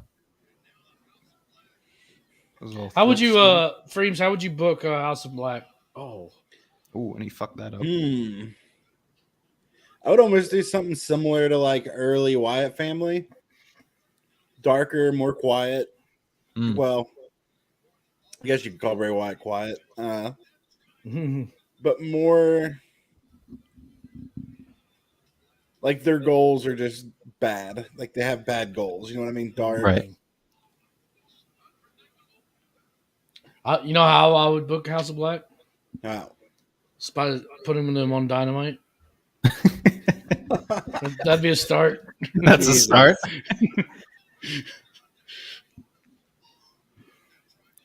You know, like I want House of Black to do stuff. It's just I don't want them to turn into. And it's funny that you mentioned Freems, the Wyatt family, because I don't want them to turn into the Wyatt family as far as their booking, where they just became like, you know, the leader does the spooky promos in the back. No, and that then got they too have goofy. the win, and then they have the matches, and they just lose every match, which is kind of where we're leading now. Hopefully, if we get a win here for House of Black, that'll help their case. But I mean, do you want them to be like chasing gold? Like it seems like a weird fit for them. It does, yeah. Yeah. No, absolutely. Well, I know Chad's been calling for just, you know, Malachi versus if we get Punk tonight to win the title, just go Malachi and Punk, which I think that could be a really fun dynamic. And I don't know that they got to do that at all all out. With each other, got to do that at all out. That's got to be the match. Yeah, they have to. If they want like House of Black to really be as big as it can be, yeah, I think you have to do that at all out. I mean, you could do so much with that. You could, you know, the House of Black can prey upon his straight edge because Malachi's straight edge too, correct? Is he? I think so. Oh, is he? I'm not sure. I'll have to look that up. I want to say he is, but if he is, you could prey upon that a lot, you know. And I know that's been done a lot, but I would like to see it done in AEW. You know, see how they take a stab at it a little bit. Could work out. Fun match so far. Ooh. Yeah, it's a solid match. I knew it was going to be a solid match. It's just there's no story about him. Like, why do they hate each other? You know?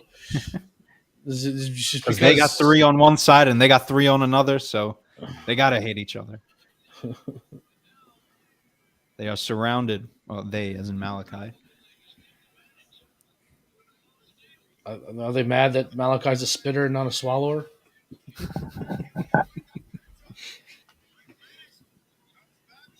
Big kicks here. Malachi on Let's the see. floor. Let's see, Malachi. Death Triangle has full control. Malachi, they're about to go for their big move here. We've got a package pile driver by and he gets out of it. Black Mass.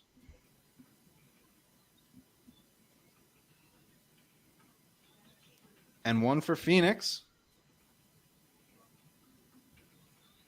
Pac ducks it. Well, heel kick there. He's in position for that red arrow. He's getting them lined up. Will Death Triangle be able to pull up the victory here? Let's see. Or Black Arrow it is, not the Red Arrow. Red Arrow was in WWE. 450.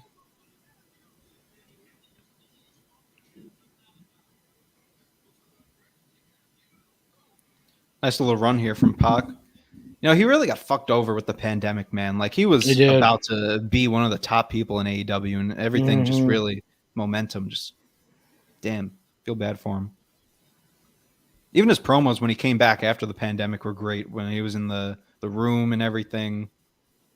I thought those little vignettes were awesome. We're actually getting blind Pac figure. Oh, right. I did see that. Yeah, if you haven't checked it out already, we got the we have Pac with a low blow there. Turnbuckle Tavern, of course, did their Fig Night in Vegas yesterday. Great show. Please check it out if you haven't already. Ton of great reviews. Mike Belcaster was on the scene. Yeah. As he is, he's currently living that sweet life. The sweet life of Hawk and Mike. Oh, we got a blackout here. That needs to I be don't know t-shirt. if you guys are ahead or behind me, so I won't react yet. Okay, yeah, I think I'll let you react first. You know what we could do? Is anyone watching this on their computer? I'm watching. Yes. So one of us could stream it to Discord, and that way we're all reacting to the same thing at the same time. Hold on. Oh, that's true. Let's do that. Give me a second here. Good idea. House of Black has won this I do a match. lot of React content on Twitch There you go. with groups of people, so that's how we do it. As long as we just can't stream it on the old YouTubies. Right. You know.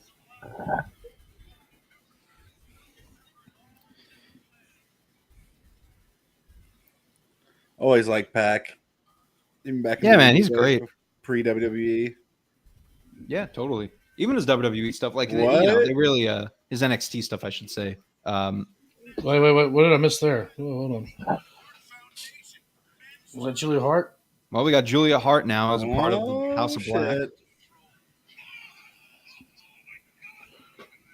She definitely fits the look, I will say. Now that's something I called about 4 months ago. Yeah, I think So we all called now, that one. does that mean Pac is in House of Black now that his face got spit in? Only time will tell. But I guess if they're not going to be adding anyone else in, I guess they're all together now, you know, with all four of them. As next match is actually going to be the first of the two Owen matches. We got Samoa Joe versus Adam Cole. Again, if you're watching, if you're listening, make sure that you support any way you can to the Tavern. Saying what's up to Jaxie. Jaxie. What's up, Jaxie? It's one of the artists for us over at twitch.tv/streams. There you go. Yeah.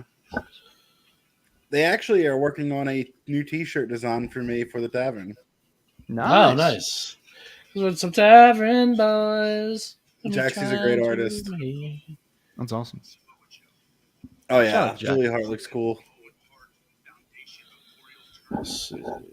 Here, I could try to get the Discord lined up here. Okay, yeah, that's what I'm trying to get. I could stream it to Discord, but I feel like mine's the most delayed. Yeah, I'll see. Yeah, I think you're in between, Anthony. So, okay. Yeah. J1, you're ahead, or? Yeah, I'm a little bit ahead. Okay. Yeah, I'll try it out. We'll see how it goes. So we have Adam Cole coming out now. Oh. Like the gear from Adam Cole, baby. Oh yeah, you're definitely ahead. Uh, Freems, are you watching on the Bleacher Report or? Sure. No, I was asking if you were watching it. Oh, okay, yeah. yes. Yes. Yes, Yes, I am. we all are. Let's see here.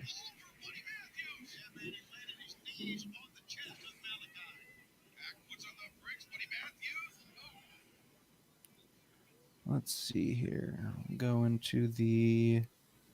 What should I do in the gorilla or the general? I would do it in Gorilla. That way no one else can. Yeah. Because even though we're muted or whatever, if someone else decides to try to talk, which we could all deafen, don't really matter. Sure. But I mean, no one that's not in the tavern. Even if someone can't get in that channel, I can drag them into that channel. Oh, cool. But I don't see us having anyone that's not in the tavern come in. Yeah, it should be fine. All right, share the screen. Let's see where we are.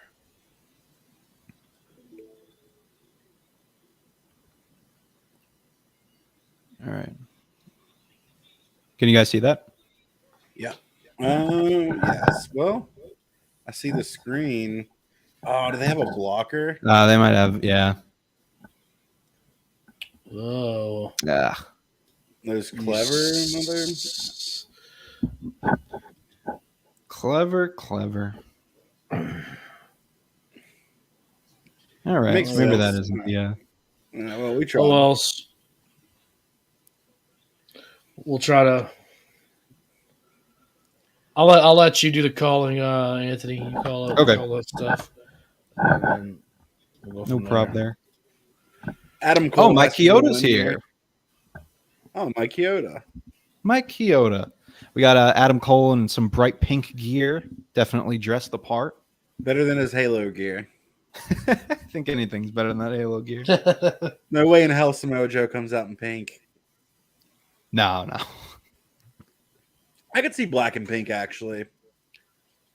I'm sure he's done it before. Yeah. Maybe like a dull pink or something. Green, pink, same thing. Yeah.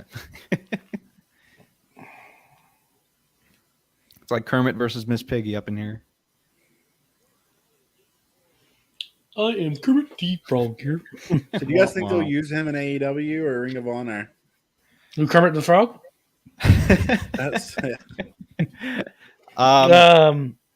I see him eventually maybe becoming a Ring of Honor champion, or maybe keeping the TV champion, just being that veteran presence.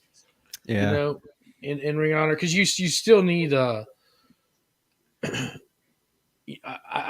not gonna say they're gonna do necessarily an NXT thing, but I think they're gonna put a lot of their talents, like their proven younger talent, in Ring of Honor. Mm-hmm. That'll be the majority of the roster. Right. But you still would need like that veteran presence, like a Samoa Joe, like maybe even Adam Cole or something. I'm just throwing names out really, but I mean, he's going to definitely bounce back and forth, especially until they have a TV deal, because you cannot not use a Samoa Joe. I feel like he'll keep the belt on him until they get a show. Yeah. And then once they get a show, he'll be on there for maybe a month or two, and then he'll lose it and be gone. Okay. That's what I think will happen. Well, I think that's the best part about this whole ROH thing, is that with the fucking 500 people that they have under contract, you can at least take a lot of those guys and put them in ROH, so that if they're not like those young people, like you said, J-Bone, they at least have that like veteran presence that adds a little bit more to the credibility, if you will, for ROH. I've been watching ROH since probably 2004. Mm-hmm. Yeah. So, and ROH has like this kind of like, I don't know how a correct, like a for lack of a better word, like a certain vibe to it. Yeah. That I think certain wrestlers fit and certain wrestlers don't. Totally. So, who would you guys like to see in ROH? Like from the AEW roster? Oh, from the AEW roster? Shit. Yeah. Well, we'll pick from the AEW roster just because, like, guys that you can see moving over. I know someone else. I know someone from the WWE roster I'd like to see there. Oh, yeah? Who's that? Well, Roderick Strong. Oh, yeah. Oh yeah, Send him Makes over. sense. Was a big Roddy fan back when he was in ROH. Cool, man. His NXT stuff has just been like when he was with the Undisputed Era, like really loved it, but like everything before and after, I think it's just like the wrong place for him. Like I would love to see him in ROH because I think he could really go Fits off in perfect there. Yeah, you know someone who can like really benefit. It's actually two guys, Lee Johnson and Lee Moriarty. Moriarty. Mhm. Yeah, I could see yeah, that. totally. They could benefit being in there. I mean, they wouldn't start off being top names, but if they have a weekly TV show, put them in some good feuds. That'd be kind of interesting. Yeah, absolutely. Yeah, you'll definitely see those younger guys going over. Wheeler Yuta, you can see head over there. Well, yeah, Wheeler's their pure champion right now. Yeah, right. Wheeler Yuta's, in my opinion, one of like the top 5 best guys doing it right now. Dude, so good. Yeah, I could see that. I could see him definitely in that top 10, top 5 category. Yeah, top 5's a little extreme. Hold on, let's Yeah. slow down a little bit there, but But he's good, man. Like I was big on Wheeler Yuta, like even with the whole best friends thing. Like I knew he was like they were definitely putting a cap on him. But like once he broke out with that Moxley match, I was like, easy.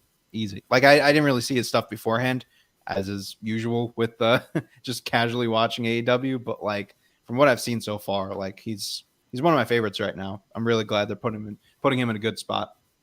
I mean, they're strapping the rocket to that kid. Yeah, as they should. Putting them with Bryan Danielson and Mox, Regal. Regal, Holy shit. Well, I would love to see them kind of like, with the whole Blackpool Combat Club, and I guess we could be talking about this later on, but like I would love to see them kind of rotate guys in and out of the Combat Club, like once you like kind a of dojo. graduated. Yeah, exactly. Like once you've graduated, like to a certain point, Wheeler's not even going to need to be like that kind of young guy in the group. He can graduate on, do his own thing, and they bring in another young person like Lee Johnson or Moriarty or someone like that. I think that could really kind of boost up the coolness, for lack of a better term, of the Combat Club. It'd be cool to see in that role. Ooh. Ricky Starks. Oh yeah. Ooh, that's a good dynamic. Kind of like that could be a good story of like kind of humbling him a little bit. Yeah. I like that. So one thing I want to point out, we're watching. It's a really good match right here between Samoa Joe and Adam Cole. So Yeah, far. man. It's exceeded my expectations. Yeah. Well, one thing, I've been very critical of Adam Cole, but he's working to his body type right now, which I like. He's just like picking body parts. That's what he needs to do more of. Not do all these like flashy moves and things like that. Like, Yeah. I hate the Panama Sunrise. I don't like the move. But one thing I want to point out that's pretty cool right now is he does have the hot pink trunks on, which is what Owen wore for his King of the Ring win. Cool. So I think I that's like kind of that. cool. See, look, this is why. I hate this Panama Sunrise. I hate it. I'll let you watch it here in a little bit, but Panama Sunrise, man. I want to talk a little bit about Adam Cole real quick as we get a nice move from Samoa Joe. Also, Jackson the Alex Reynolds comment. that is a good one. That's a very good choice. Yeah, there are a lot of people like even best friends could be great down there. Like a lot of people that are not doing anything in ROH could really. Best Ethan Friends is Page could benefit. tailor-made. So I don't know if you know like Best Friends backstory pre AEW, but they were really big in Pro Wrestling Guerrilla. Oh yeah, I knew that Chuck Taylor was big in Pro Wrestling Guerrilla, but I didn't know that they were best friends over there too. They were called Best Friends there. Oh shit! Yeah, that was their team. Yeah, it was just the two of them. Yeah, Trent and Chuck. Cool. And then I love obviously Chuck Taylor stuff in PWG. Obviously you had Trent with Roppongi Vice over in New Japan and Ring of Honor. Mhm. So like I feel like anyone that was in Pro Wrestling Guerrilla is an automatic fit into Ring of Honor. Yeah, true. Yeah. So it just makes sense for them to be there. I like it. I think they could. I would love to see, honestly, personally, Roppongi Vice win tag team champions at Ring of Honor, but I'd be cool if it was best friends too. Yeah. They just brought Roppongi Vice to face FTR, which is cool. But Yeah, it was I a think hell of a that's match. important too. As as much as people talk about appealing to the casual fan for AEW and shit, like you also want to make sure that you're especially for ROH. You want to make sure you're appealing to those diehard fans that you had. That you're taking ROH, you're bringing it into AEW. You want to make sure that you have some, if not familiar faces, you want to have some guys that fit the vibe of ROH. So it's like, okay, like these are some guys that I could get behind already, and then I can start getting into the newer wrestlers or the younger guys. So I would love to see some of those guys in there. Jaxie also says Candice LeRae and Nixon Newell for the ROH women's division as well. Absolutely. I think that that women's division is just a blank canvas to ROH that they can definitely add in some pieces and really make interesting. I want to talk about Adam Cole real quick. How have you guys been feeling about Adam Cole in AEW? Like, how is his booking? I know, like, I hate it. I've you hate it still. So Yeah. talk about it a little. Here, So I'll I just let you go, and then I'm gonna roast him whenever you're done. So roast me. no, I'm gonna roast Adam Cole. Oh, okay, Oh, good. even better. Yeah. I mean, and I've talked about it so much, like he it's like he tries to be too much like Shawn Michaels, and he's not. He's not Shawn Michaels. Okay. That's what I feel like. I mean, I don't know where to really put it, but it's just the way he works with his body type. It just doesn't make sense. Like just a little while ago, like I said, I got really aggravated because he went to try the Panama Sunrise on Samoa Joe. Look, he's about to try it again. Like it just doesn't make sense. It looks stupid. Well, to be fair, he was Sean working with Sean for NXT and all that. So yeah, but it's just I don't. You know what? It's just ring psychology. I just hate his ring psychology. To be honest with you, I guess that's really what it comes down to. He doesn't make me believe like that he's a threat. Honestly, I think he would be better off as a babyface. I could see that. I think Adam Cole would be a really good babyface. We saw a little bit of it in NXT. He's not threatening enough to be a heel. I think that's the issue right there for me. Overall, he's just we say it all the time, and he's just too small, to be a heel. Like, what does he do that's so threatening? He's trying to work that HBK gimmick, from early '90s, and it's just not working, for me personally. Frames, what are you thinking? Go ahead, go for your rant.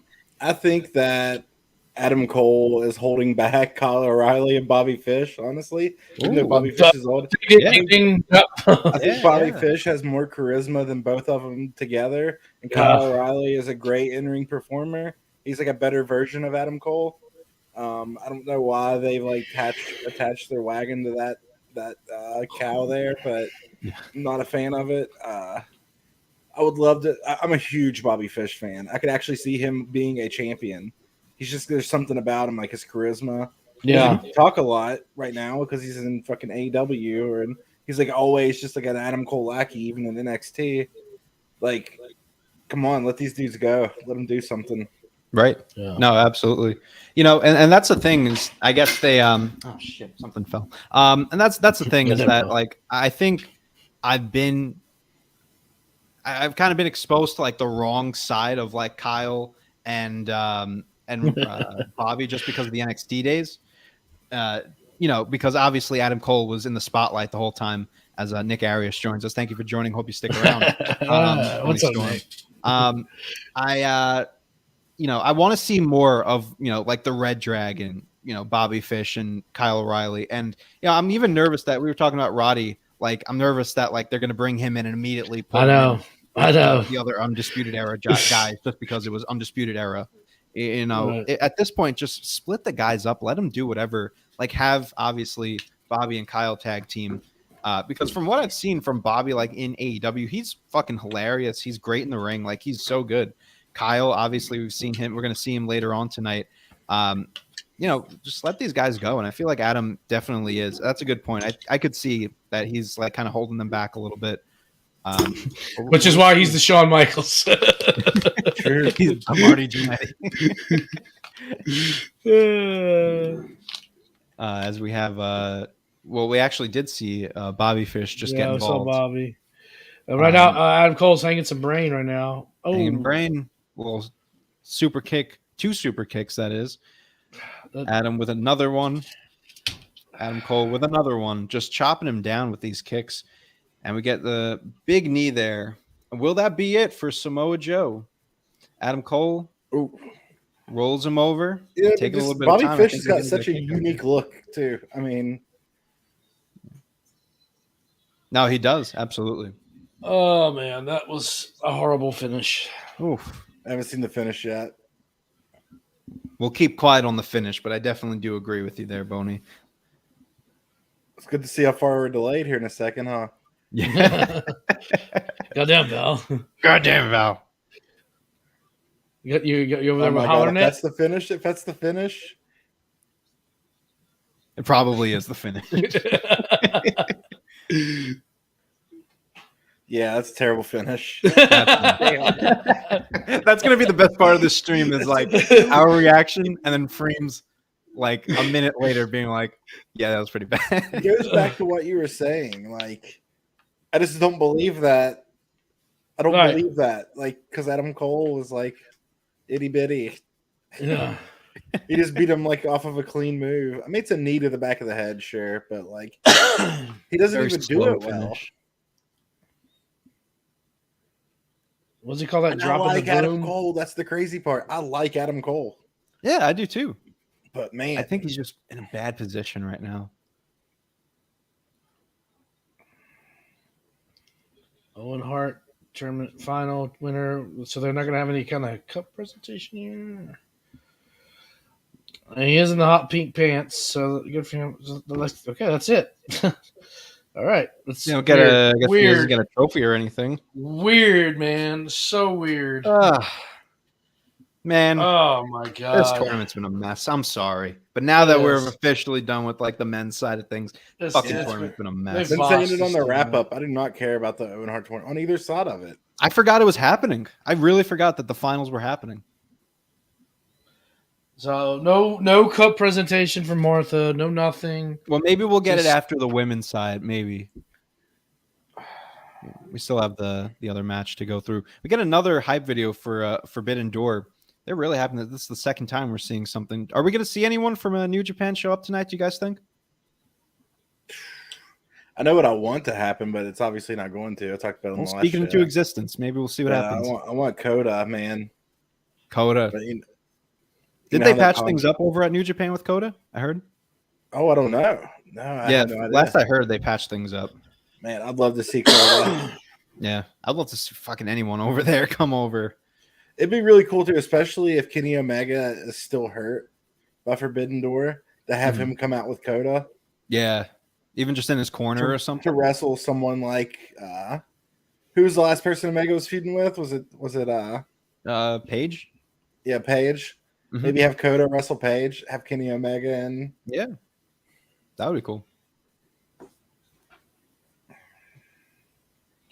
I would like to see Ospreay come out. yeah, that's it. Yeah. So, like I was saying earlier, my New Japan knowledge is very limited right now. Mm-hmm. But is Kenta still a part of the New Japan?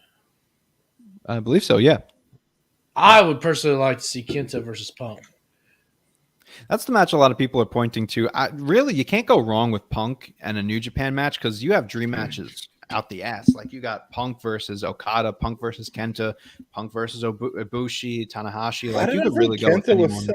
I thought Kenta was still at NXT, so she's around, man.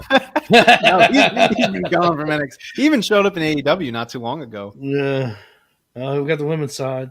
Yeah, we got the women's matchup now. We actually have some comments that I forgot to go to. Jaxie says, I think a lot of that stuff's going to happen, though. I think it makes sense to have them all trying to get along in terms of Nick, Matt, Bobby, Kyle, and Adam before they all go separate ways. That's a good point. You definitely have to acknowledge the past before you move on. And Jaxie says, I can't with Ospreay. I really can't get into him. I really haven't watched a lot of Ospreay outside of like a few matches, so I can't really say. I've seen the Ricochet match though, and that speaks volumes. So Kenta would be a good Ring of Honor dude. He Yeah, wrestled he Ring would of be. Honor for a long time. Yeah. You know what would be good too? I was thinking, actually, a couple people from Impact, like Ace Austin. He would be really good. Yeah. I like Ace Austin a lot. Brian Myers would be good. Brian Myers could be pretty cool. Who is this guy playing out? Britt Baker here. I'm not sure. He would be great in ROH, eh? It looks like David. Here Is comes. that Bon Jovi? No, I don't think so. Imagine. Who is this jabron? We have Turtle Nom Nom in the chat. Thanks for joining us. Hope you stick around. Joe should have won. Always love an interference win on an inaugural tournament as big as this. You put it can best. just ignore. You can just ignore Turtle. Hey man, any comments here? Turtle's one of my good friends. Awesome. That's awesome.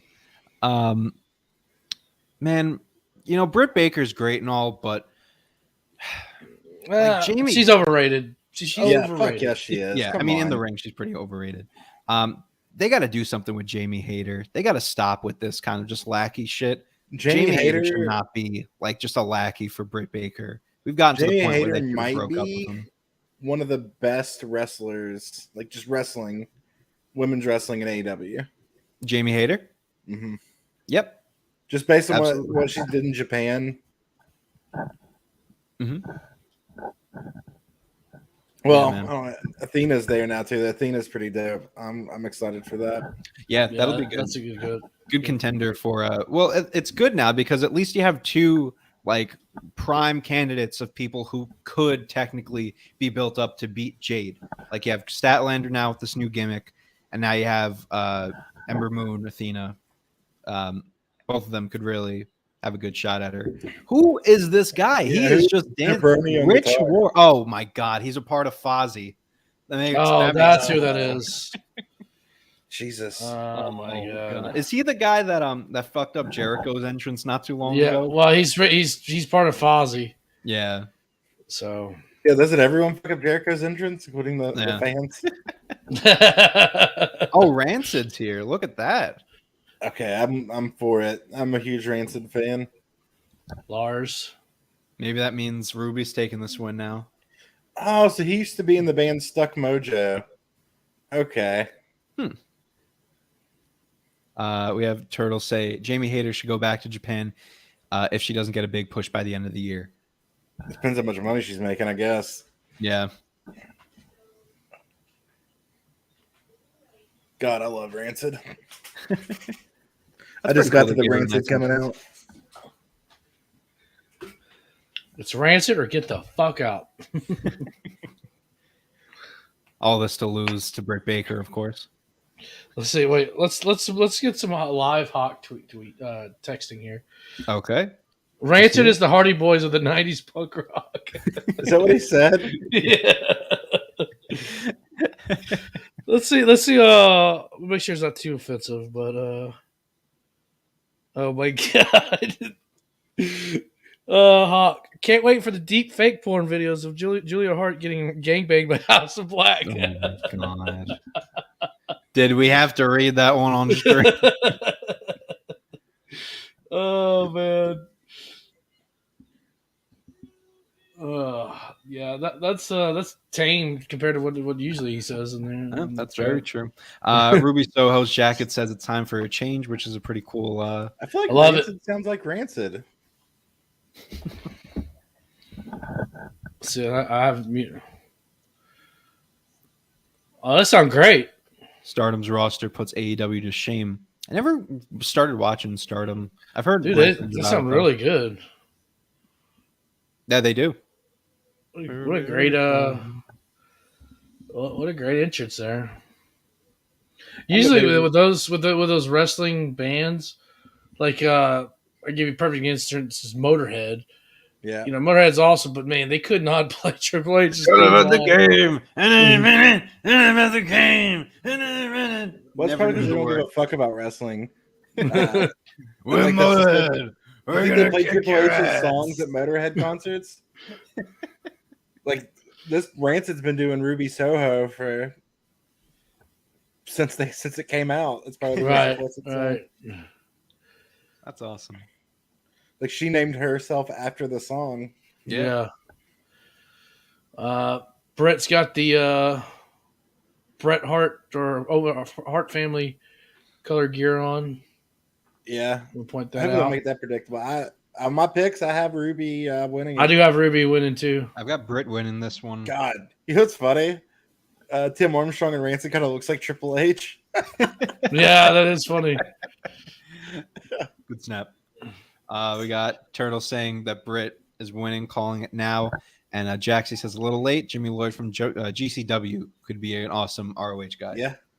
Yeah.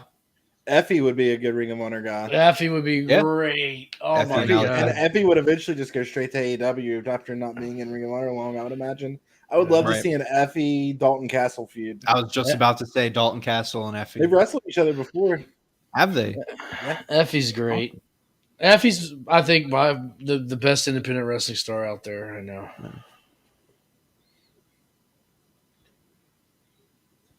And yes, even better than Matt Cardona.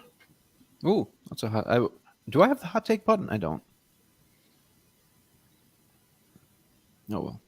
I don't know. Something about the visual of both Adam Cole and Britt Baker with their pink gear with Martha and the trophies definitely speaks volumes to me. Yeah.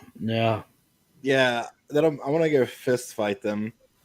I will fist fight Martha Hart if Ruby wins this match.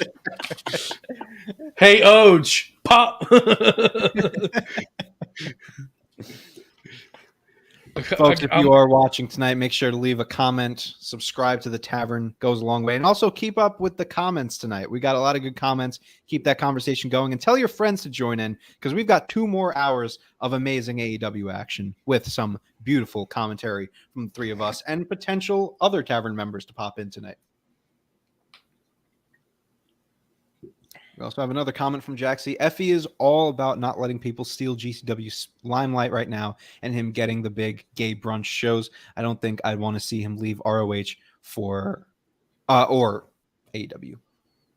Yeah, it just depends. I mean, I think it puts a bigger spotlight on him, but you know, he should be able to do what he wants to do for sure. True. I mean, I think Tony's a smart man, and you know he sees what he does, you know, like, for that community, but also like what he does for wrestling in general. You know, I mean.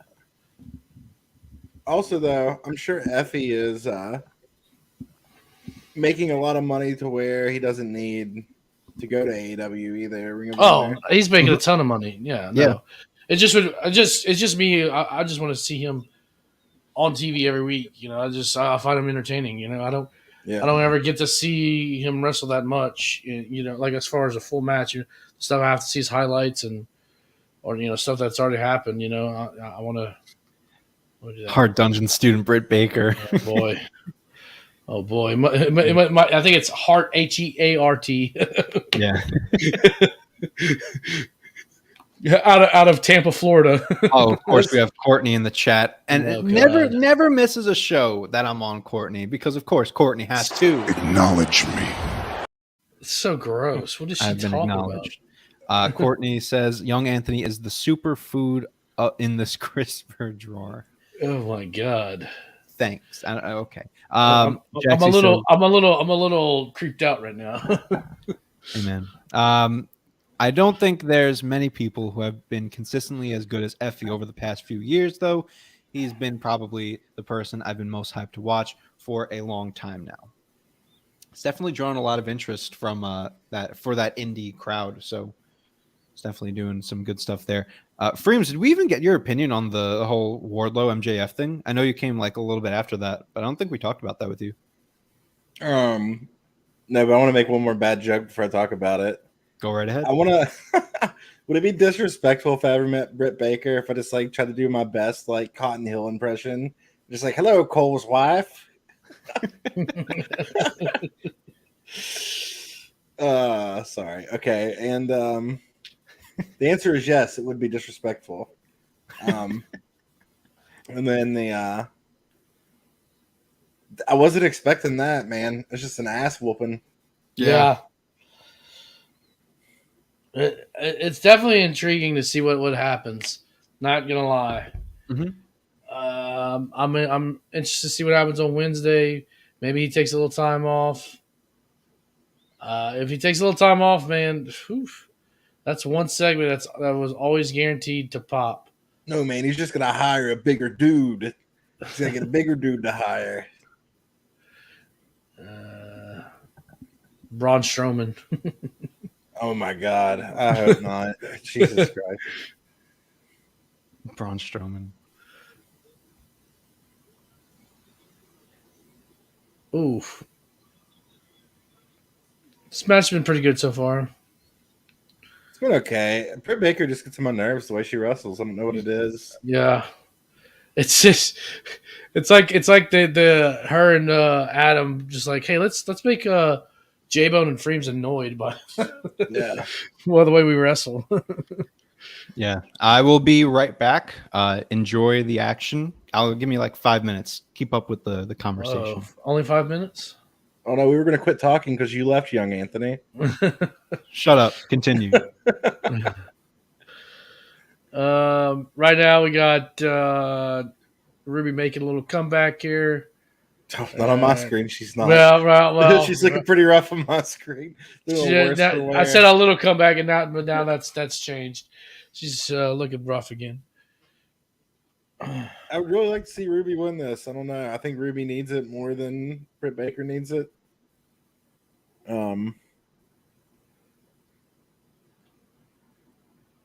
Just like I felt like Adam Cole needed it more than Samoa Joe. I actually picked Adam Cole in my predictions. Oh yeah. Yep.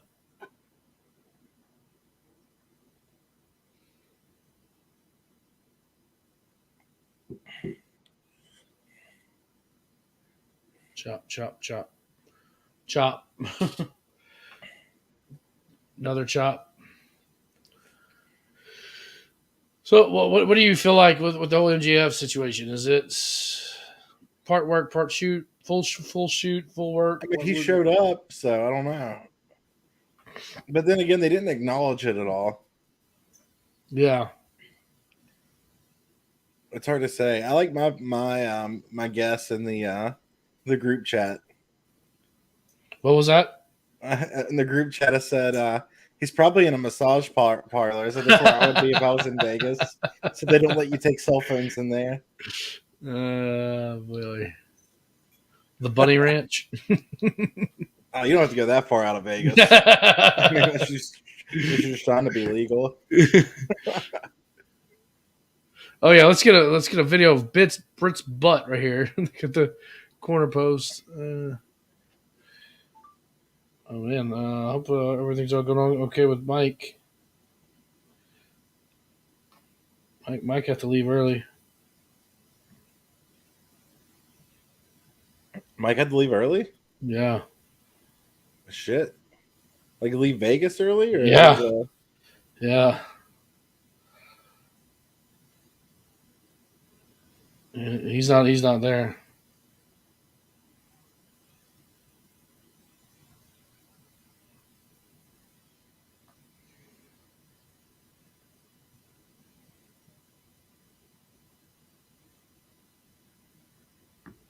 This could be the first match I get incorrect, but I went ahead and got fooled and got played by by Tony saying there was something wrong with it'll be fun to do the contract. And there we go.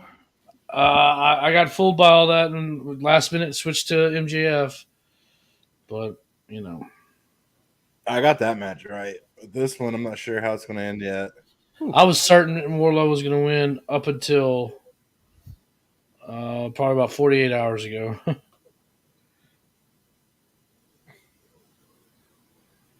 What are we talking about? I just came back.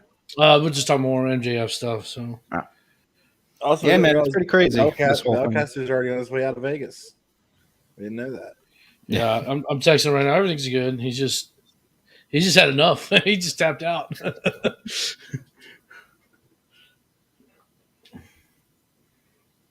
How's he texting from the plane? Maybe Wi-Fi. He's got that Bellcaster Wi-Fi on deck. Yeah. It's true. I guess you can text from Wi-Fi. My bad. I forgot about that. We don't use that out here in the holler. use that AT&T, Verizon. AT&T. We got 4 viewers right now. Thank you guys for coming in. Make sure to support the Tavern any way you can. Let us know which match you're looking forward to and who you think is going to win this Britt Baker versus Ruby Soho match. Leave your comments down to the side. The live chat's usually to the side. I don't know how it works. Figure it out. Oh. Big senton from Ruby Soho there. Will that end it? 1, 2. No, it will not. Oh, we're synced up now. Are we? Cool. Yeah. I'm liking it. So this is the second time that Ruby and Britt have gone up against each other. Yes. They went up against each other at the I was there for that, for the Grand Slam show. Correct. Yep.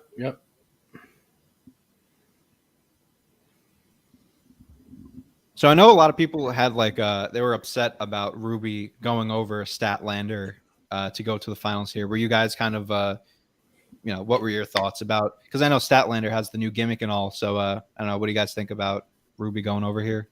I think it makes sense to have Statlander where she is, going up against Jade. Mm-hmm. Yeah. Yep. They're not going to give it to Statlander over Baker or Britt Baker or Thunder Rosa.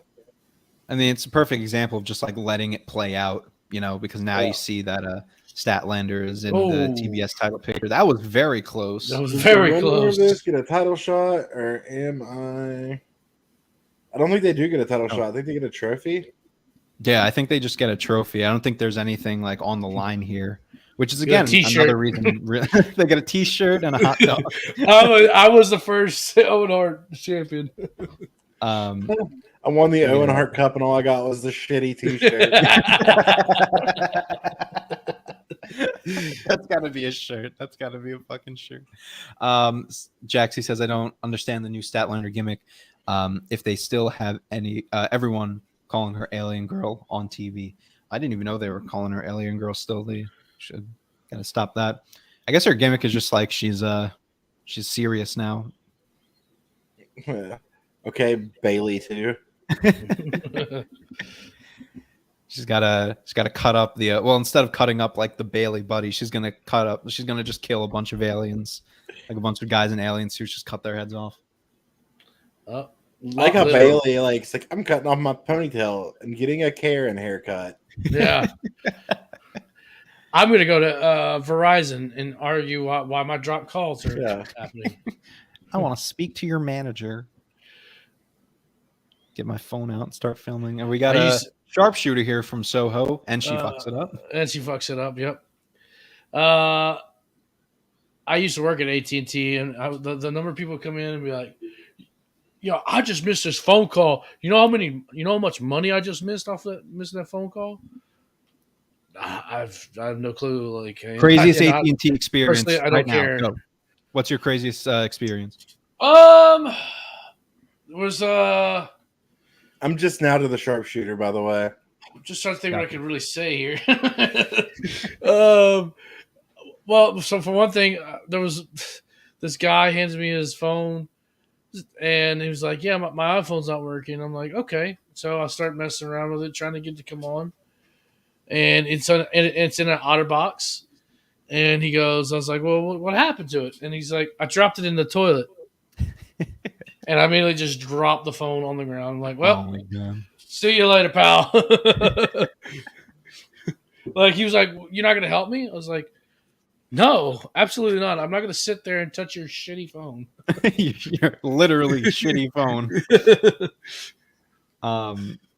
What a story. Soho, Ah. the worst sharpshooter ever. I was But it's kind okay. of I was kind of an asshole. I wasn't a great sales rep. You were kind of shitty, if you must Yeah. say. Yeah.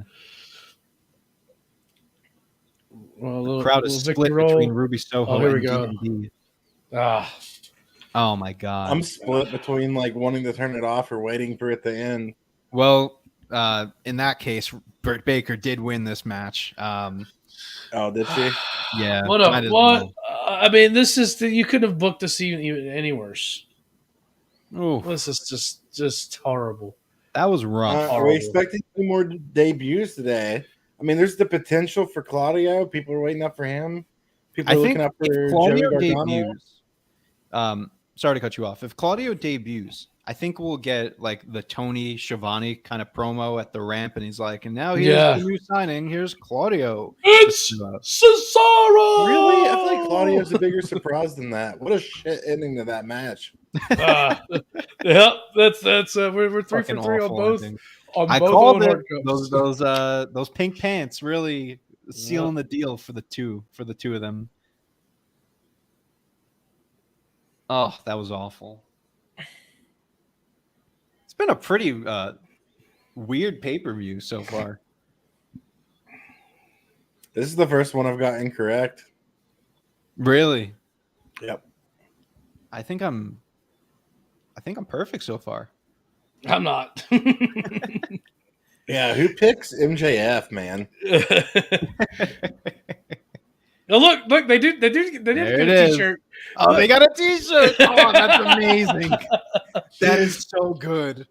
That's literally what they want. It was a t-shirt. That's fucking That amazing. you could buy on Pro Wrestling Tees, I bet. Yeah, it's already up there, 100%. Yeah. Put your shirt on. There you go. My God. That's oh my literally god, what that's they hysterical. want. I'm gonna try to refresh and see if it catches me up anymore. Do you all? Gotcha. Oh, No, my I God. think it took me back even further. Oh, great. They literally won t-shirts. That's well, there's a trophy in the back. I guess they're sharing the trophy. Oh, here we go. Imagine Martha Hart just takes the mic and she's just like, "What a fucking shitty tournament this was for my husband." They got the reimagined Owen Hart music. Oh yeah. Well, there's Tony. Oh wait, they're a couple too. This is fucking annoying. I'm annoyed by this. The power Tony's couple. so cringy sometimes. I Man. know, it really is. The older Tony gets, the more he looks like the stapler guy from Office Space. Oh, she's got a I love this. podium and everything. Yeah. It's about to give her a State of the Union address here. Right.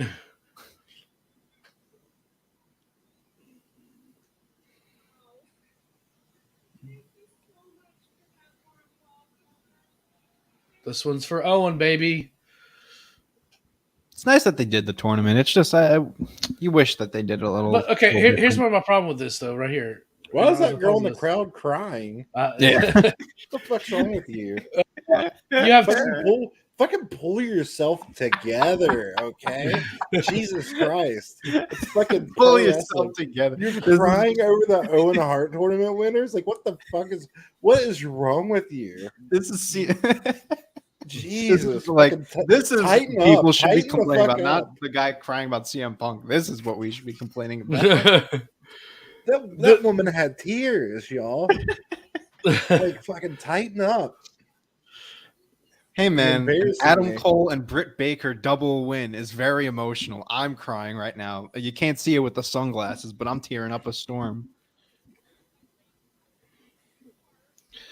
Here's where this is weird for me. Is okay, they're expressing all this love for Owen, which is great, but you have two heels that are just like clapping along, like Yeah. yes, Very Owen, true. Owen.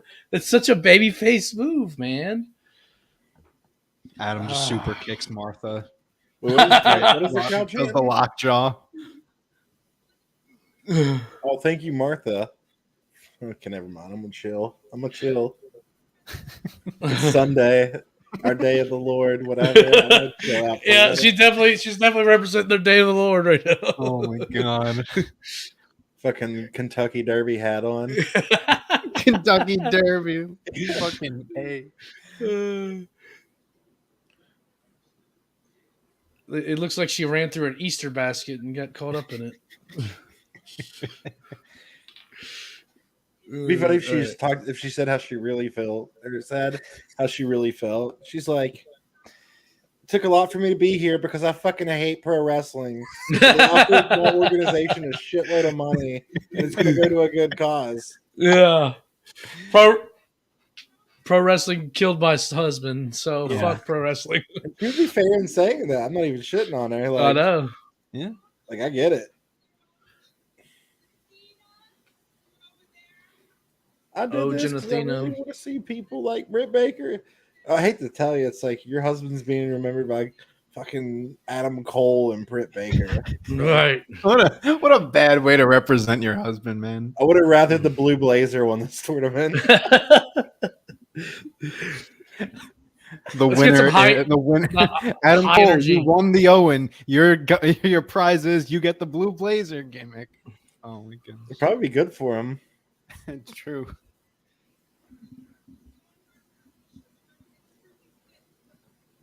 Remember this moment 3 years from now when we think back of who won this first one, Jetcher. I feel like this is like I feel like Britt Baker and Adam Cole just won prom king and queen here. I do too. This is all it is. It's just prom queen and king. Oh man. God, you know what this would be a good time for though? To bring out Sammy and Ty to come out, fucking rock Adam Cole and Britt Baker and talk shit about Owen Hart. That's how you draw heat. That's heat. That's some hate, brother. Man. You think Martha's going to get this speech every Double or Nothing? I hope not. I'm sorry, but I hope not. They just got to block out 10 minutes for Martha every year. Oh my God. No, she didn't. She didn't just say that. What did she say? She said next year I want everybody wearing a beautiful hat.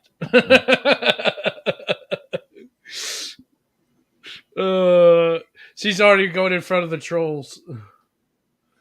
Wait, what do they have here? Oh, do they got like a title? My response would have been, it's like Martha next year you wear a beautiful hat too. Oh, they got a strap. A Strizat. Oh, that's looking nice. Wow. I'll take it.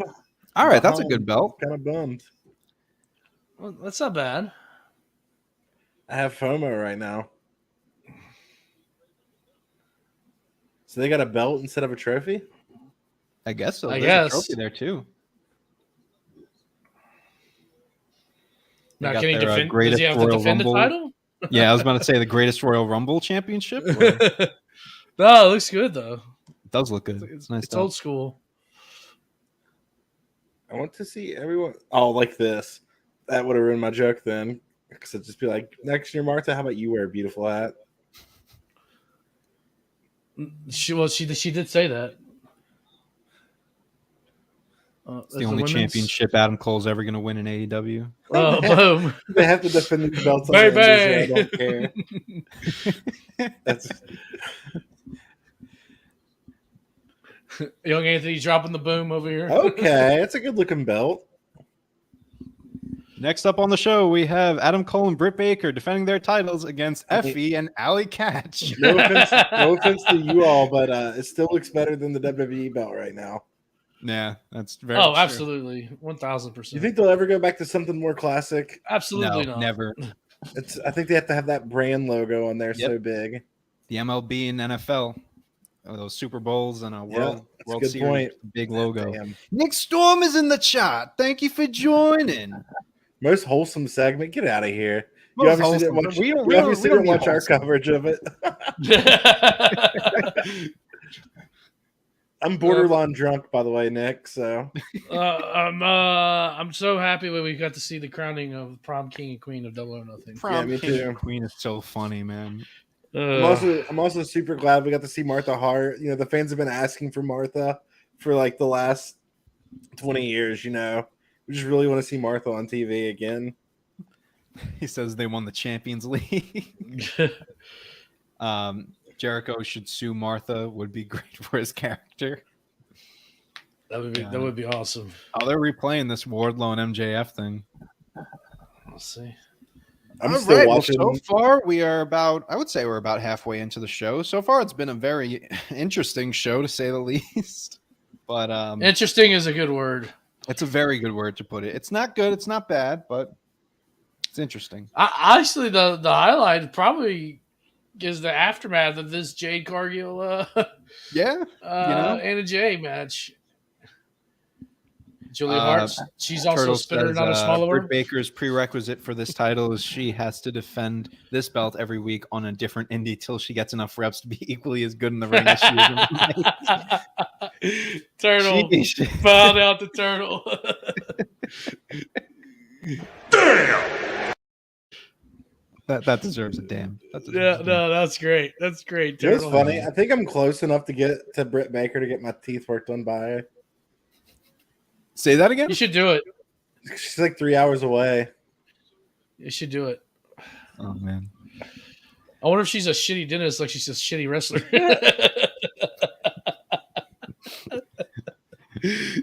Oh, man. Okay. All right. That's enough. Oh, boy. All right. What do we have next? We got, we go right into a very anticipated match. Oh, my God.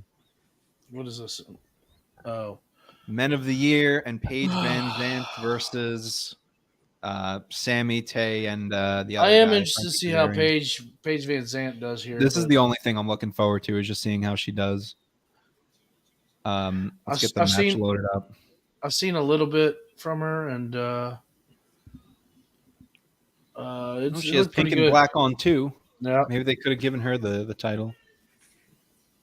Oh my God, is that really the next match, Paige VanZant? No, of course. God. How are you gonna follow up the Owen? Put on Paige VanZant. Oh, there's her douchebag boyfriend. God, he's trying so hard to get into AEW. I know. You know, hitching to her coattails.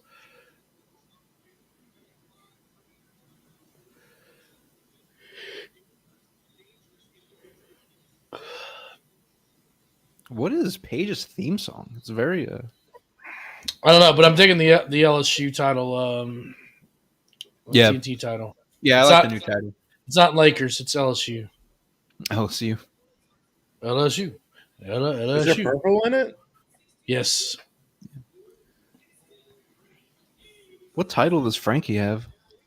So if you watched Rampage, BMF. No, he's just got a UFC title. Yeah, that's I think that's not the BMF. I think Sammy has the BMF title. Oh, okay. Nuclear heat for Sammy tonight. Nuclear heat. Good. What's the over/under on this being the worst? Being worse than the last match. Man. It's gonna be worse than the last match. It's gonna take a lot. Oh, they're coming out from the center. Oh, give my. Me a okay, break. All right. I can't do what with this, the fuck are they wearing? Scorpio Sky and Frank is really good. Frank Kazarian's really good. Ethan Page is phenomenal. Ethan Page is really good. Sammy Guevara is really good. Oh man, Ty Conti isn't terrible. Oh man, some tongue action there. Jesus Christ!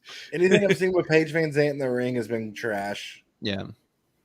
Anything Paige VanZant period. So if they keep her out of the ring, it'll be pretty good. Because even Ty Conti's decent. I mean, if I'm being honest, she's okay. Hawk's 2023 bold prediction is Adam Cole and Britt Baker get married on air in the vein of Macho Man and Elizabeth.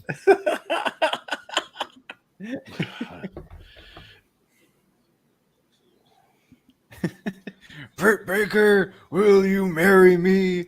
Y-E-S. This is awful already.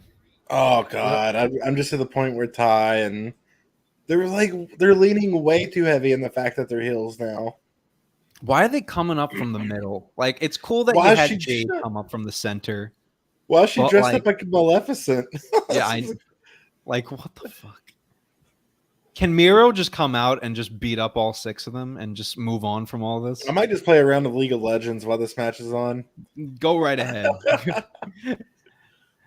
Oh my god.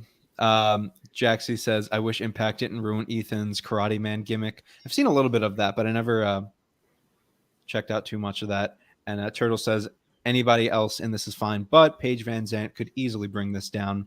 Yeah. And Nick Storm says Miro's going to win this match. I hope. If Miro comes out, if someone interferes with this match, it's like a badass. It could save it. I'm praying it's Miro. Oh, my voice keeps cracking. You see, the voice is already going. We're 2 hours and 20 minutes in. You Almost finally hurt hit me puberty, really huh? bad. Finally hit puberty? But I put Miro was going to show up tonight on the predictions, so we'll see. But yeah, good. Beat the shit out of him, Paige, please. Call me when she rolls over. Man, Jeez. Sammy Guevara's hair makes me uncomfortable. He looks like Phil and Lil from the Rugrats. Yeah, That's a good one. that's it. That's you nailed it. Oh my god, Ethan Page should be so much better than he is, man. He's in such better position, Dude.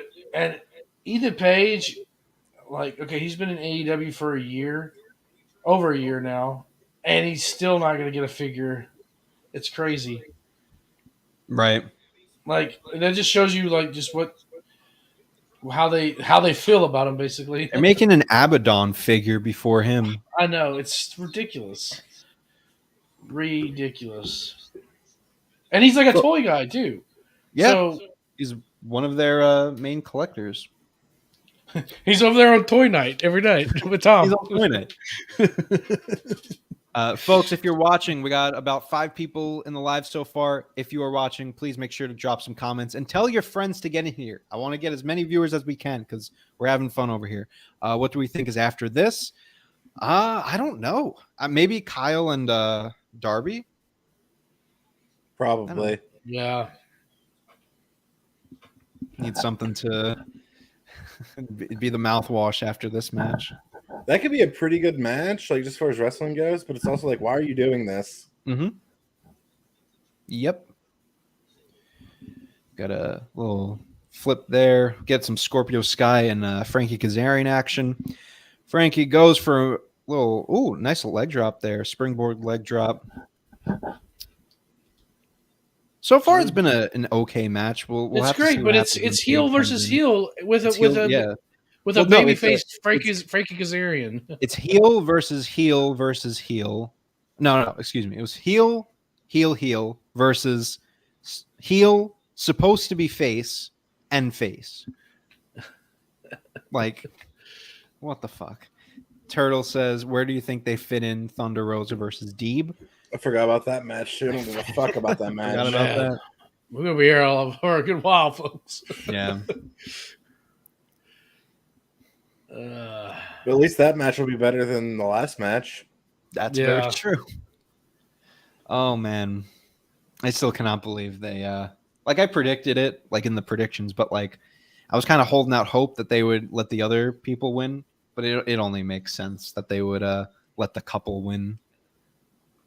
Knowing Tony Khan will put Deeb and Thunder Rosa as the main event. Yeah. Yeah.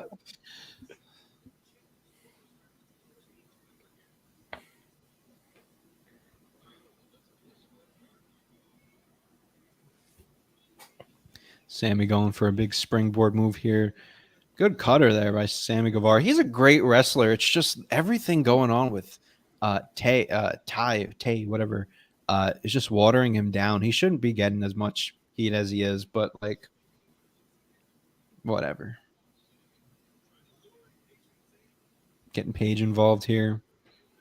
I'm going through Instagram right now as we're watching this. I'll call the action. You guys just do whatever you want. I'll keep the engagement going as much as I can. Yeah. A big comment here from Jaxie. Johnny Wrestling and Candice come out like, no, we are the real couple in wrestling. And then they get a whole couple Whoa, pay-per-views sorry with about that. Sammy and Tay, Britt and Adam. Vince has a heart attack because he never thought of it. And Charlotte spends the next 3 years trying to leave WWE to be part of the next couple's pay-per-view with Andrade. Jaxie, that was the comment of the night right there. Great comment. We have BGL Bites, I believe. He's actually here for Freems. No falling asleep, says BGL Bites. Bad guy lawyer hair bites. Bad guy lawyer. Bad guy lawyer. Back in the day, we used to slick my hair back and call it bad guy lawyer hair. Oh. One time, 3 years ago, I fell asleep on stream, and I'll never live it down. I'll never live it down. Goddamn, pal. Stay awake on the streams. It was also 5 o'clock in the morning. Well, that makes a little more sense. Nick Storm says Ethan Page is the best part about this match. You know, a lot of these people are really great. It's just the position that they're in just sucks. Yeah. Like Scorpio Sky, great wrestler. Sammy Guevara, fantastic wrestler. It's just a weird pairing. Tay Conti, Sammy Guevara, and Frankie Kazarian. It's just they just got to do a full reset. Like I don't care if it doesn't fit the story or whatever. Like just go on Dynamite, do a full reset this week, and just start over with this. I swear, Tony just like goes into his bag of figures there, just like, oh, all right, we got Sammy. All right, up next, Frankie. Okay, he'll team with Tay. They'll team up. Nick Storm says story's done after this. No chance it isn't. Dude, the story was supposed to be done like after the second match. The story wasn't supposed to be happening, period. Maybe they'll bring someone in with Sammy Guevara's ex-fiance. Let her team up with them. It's going to be Pam versus Ty Conti next. Pam, it's going to be Pam and Scorpio versus Tay and Sammy. Pam. Let's get Pam over. Let's get Pam over. Pam for Owen Hart, 2023 winner. 2023. Oh, Paige VanZant in the ring. There we go. Let's see what we get here. Imagine she just flops, like just awful. She's hyping up the crowd. What are we getting here from Paige? Oh, nice little shove in the face. Ooh. Cue the Scott Hall scary fingers. Oh, there we go. A takedown from Paige. Oh, there we go. Elbows to the face. Damn. I love how they both have fishnet stockings on. Yeah. So do I. Like, why? So you don't know about me, stream. You don't ever see me from the waist down, but I'm always wearing stockings. There you go. There you go. Paige is hot dogging up a storm, just getting the crowd behind her. And she's not even in the ring yet for me. That's how far behind I am. Damn, I'll tell you, you're not missing much. It's not bad. She's doing better than Dr. Britt Baker. Yeah. Here's the tag. Let's see. Oh, here we go. Oh, nice little shot to Sammy. Nice shot there. Oh, she needs to learn how to run the ropes a little bit better. Jim Ross drops a random. Sammy's got to give her a kiss and say, I love you.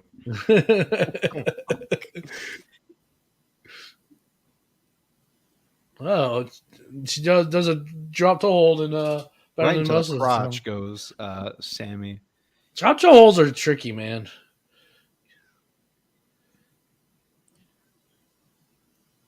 I've seen enough of Paige to. Yeah, I guess Paige is better not than bad. Britt Baker. She's strong. She's definitely better than Britt Baker.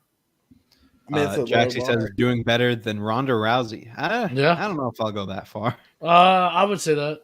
Ronda Rousey's punches look terrible. Yeah. Well, if you're talking about her debut, no, her debut was awesome. But yeah, her debut. If you're talking about like current day Ronda Rousey, I would say yes. Tay's voice is deafening, says Nick Storm. Tay Conti on Twitter 12 gauge is cringy. Yeah. Absolutely. I want the real Paige to come back, okay? Diamond Dallas Page? No, Kimberly Page. Oh, okay. I think her shirt's still down from 40-Year-Old Virgin.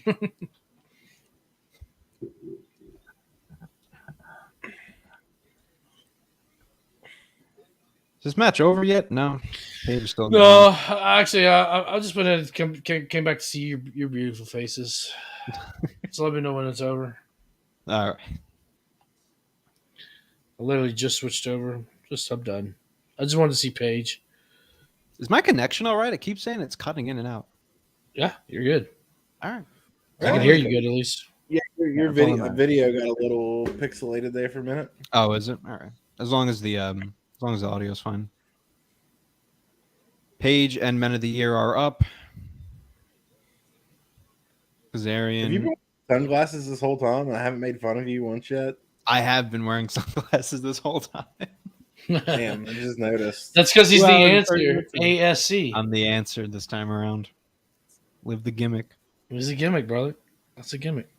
Indie Epicenter for anyone who wants to follow.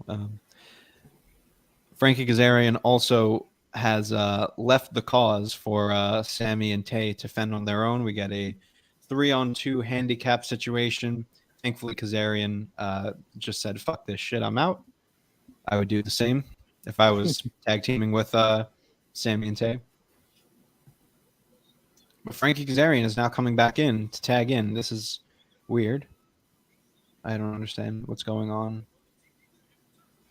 Big cutter there. Is Frankie Kazarian about to win this and pin the TNT champion? Okay, thank God at least he's not. We have a little bit of sense here. Okay, now Frankie's leaving. Have I mentioned how much I hate this match? Here's bad. I'm currently about to make some posts here on Instagram. There you go. Oh!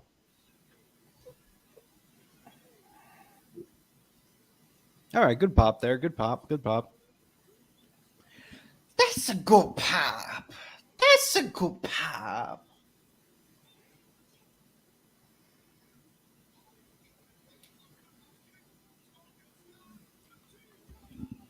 TKO. And I think that's going to be it, folks. That's it. Who won? Men of the Year and Paige VanZant. Yes. So now the story is finally over with. Hopefully. Well, it has to be because that's part of stipulation. So.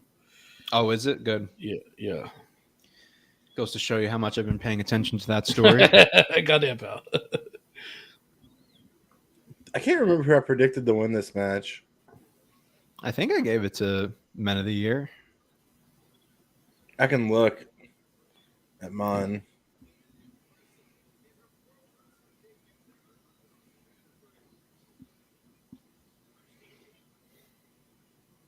I love Jim Way Ross. to go, Sammy, you dumb shit. Wait, who did? Who picked Sammy?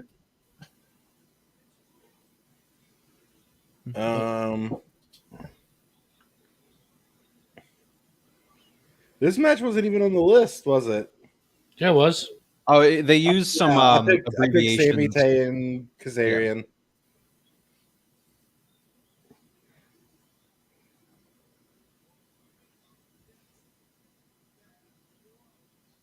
Yep.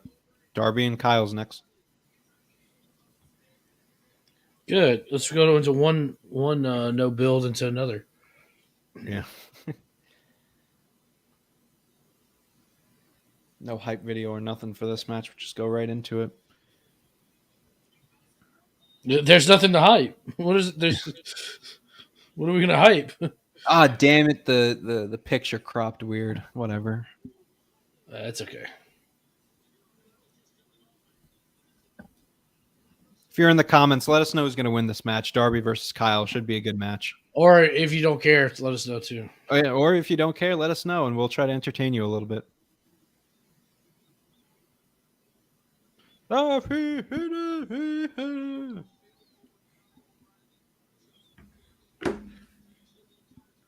Jim Ross was like, I remember when I kicked my wife in the head. So God Jim, damn. you were the wrestler. Not Sting's ankle. Listen, Kyle O'Reilly may have hurt Sting's ankle, but let's be honest. With time injured Sting's ankle. Okay, he's 63. Time. Hey, let's watch Kyle O'Reilly and Darby. I want to have a better match than Adam Cole and Samoa Joe. Yeah, we got Acefield in the chat. This match could easily have main evented a Dynamite instead of being on the card, but this match is still going to rock regardless. No, Yep. okay. Here's my honest opinion. Okay. Like they sat back, they looked at the card, and they're like, "We have a lot of really shitty matches back to back to back. Let's put something good in. Like at least it's not good wrestling." Looking at this card so far, I wouldn't be surprised. I'm right there with you, pal. Like we got to do something. This card's giving me like WrestleMania 35 vibes with the amount of shit that's on it. Yes, Like some that's a good, some call. bad, but overall, it's just too much. Yeah, it's a lot. Like, dude, we still have the fucking Jericho appreciation match. Golly, there's so Darby much. Allin do a Jericho kick. Appreciation Society. Where's your skateboard, dude? I want to see you do a kickflip. Sports entertainers. Is he wearing a skirt? Is it? Skirt of Jace. I'm not sure.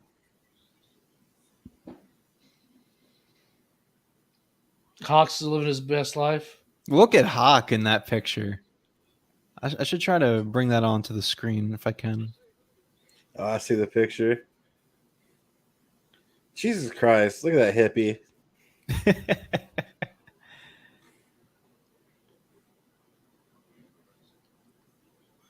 Trying to see what match it was. How many pairs of glasses is he wearing? Oh, it's Darby. Those are dog tags. I thought he had some. Oh, I thought that I could see that. Oh yeah. Hey, Hawk is a veteran, a military veteran. So True. Yeah. He is. Good on him. Let's see if I can get the picture on the screen. I know. I saw that comment too. Not even gonna. Can't read that one out loud. Yeah. Oh, We're live, man. pal. Look at that man right up on the screen. You see, I'm putting him up on the screen to showcase him, and he is just calling me out. We got another comment. Darby bleeding already. Oh, so I guess Darby Allin was the first guy to bleed, as per our prediction. I wonder if anyone got Darby. I thought it was Matt Hardy. Do you think they had did Darby not on a skirt so they could be like, we need to make another action figure of you, so we need the skirt edition. And also bleed while you're at it, so we can make it a special edition. Some blood and a skirt. Again, I think it's cool. Yeah, I think it's nice. I think we have a Reminds me of, skirt edition. Reminds me of Mosh and Thrasher. I think we have a skirt edition. I don't know. He's so punk rock, man. He's so edgy. I'm a huge Darby Allin fan, actually. It's I think it's dope. I think he's my second favorite wrestler in AEW. Oh, it's the shorts. Never mind. He's got the shorts on. Yeah, he usually wears the shorts. Yeah. Oh, Sneed actually got Matt Hardy to bleed first. Good Lord. Good for Sneed, man. I can't remember who I guessed. Oh, I think I guessed. Well, see, I didn't realize that this match was going to be so late into the card. Oh, you guessed O'Reilly. Yeah, I guess Riley. I didn't think it was going to be this late. Yeah. Yeah, I figured they would put this on like second or. Damn, even dude, he took first. that knee hard.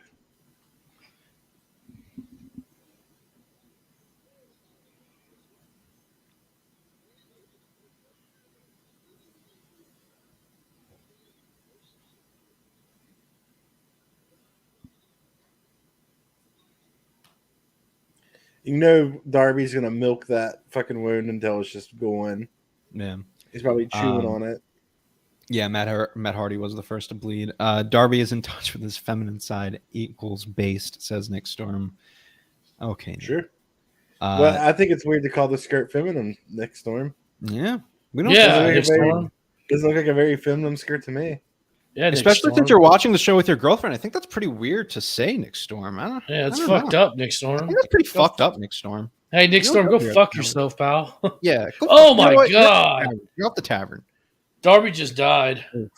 Darby's dead, man. He's dead. Damn, I missed the death of Darby. I'm too late on it. He's definitely dead. Yep, Sneed is in the chat. Sneed, good to see you, bud. Sneedo. You did get the Matt Hardy pick right. Stick around, Sneed, won't you We hop need on, in you the piece of shit? I'm just chat. kidding. Yeah, so what have you tavern mates better get You in sack here? of shit. We Did got you guys room watch for a few the, more. now that it's out? Did you guys watch the debate? I watched some of it. Yes. Sneed being like, Freems is glad Eddie Guerrero is dead. Oh, yeah. They really closed the whole show with it. Oh my god. Also, I'm starting to get kind of drunk. Yeah. By the way, I'm an Eddie guy. Just saying. Nick says I can't hear what you I said. love Too Eddie busy Guerrero. That's the my thing hot with that girl debate. I love Eddie Guerrero. But But, Okay, like, Sammy Guevara. we were talking about it on my stream even afterwards. I was like, you take away Eddie ever existing and Ray ever existing, whose impact is felt more? I think It's Ray's. that's a good point. I don't blame you. see, but here's the thing. I this is where I disagree because Oh, the goddamn, only here we go. reason why Ray got the push, the main event push that he did, was because Eddie died. He wasn't going to get that main event push, but regardless. I don't know about that, Dave. I don't really think his main event run is necessarily his impact per se. I think he did a lot for the cruiserweights. Like you forget that even when he came in that whole 2003, 2004, that's when the cruiserweights were really like not at least at their peak as far as importance in WWE.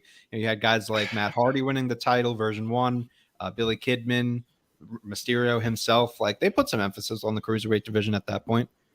Definitely changed the page a little bit in WWE.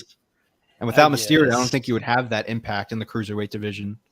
But well, I don't think the main event run does. You're comparing the 2003 cruiserweight division to Eddie Guerrero.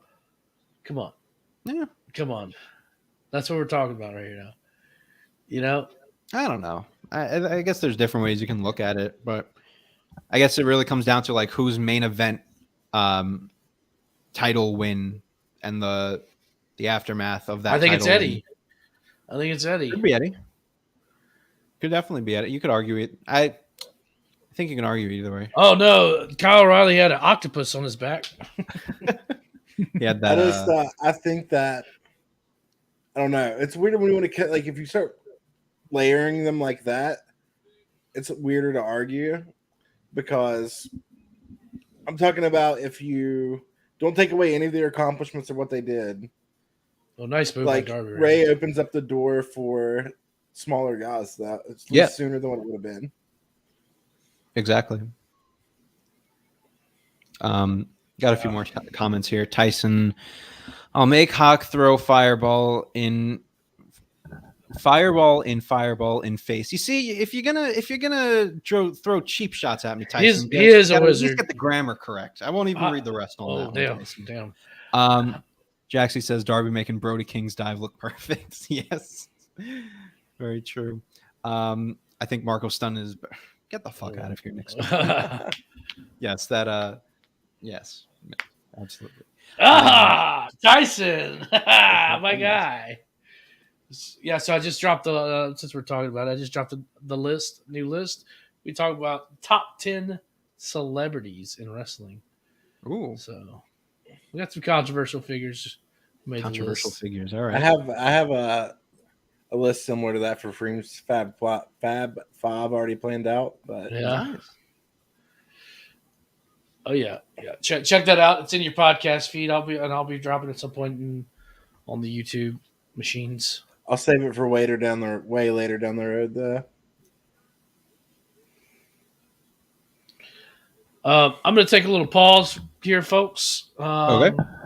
So y'all go keep on hanging, and then I'll be back. All right. I'll see you in a minute.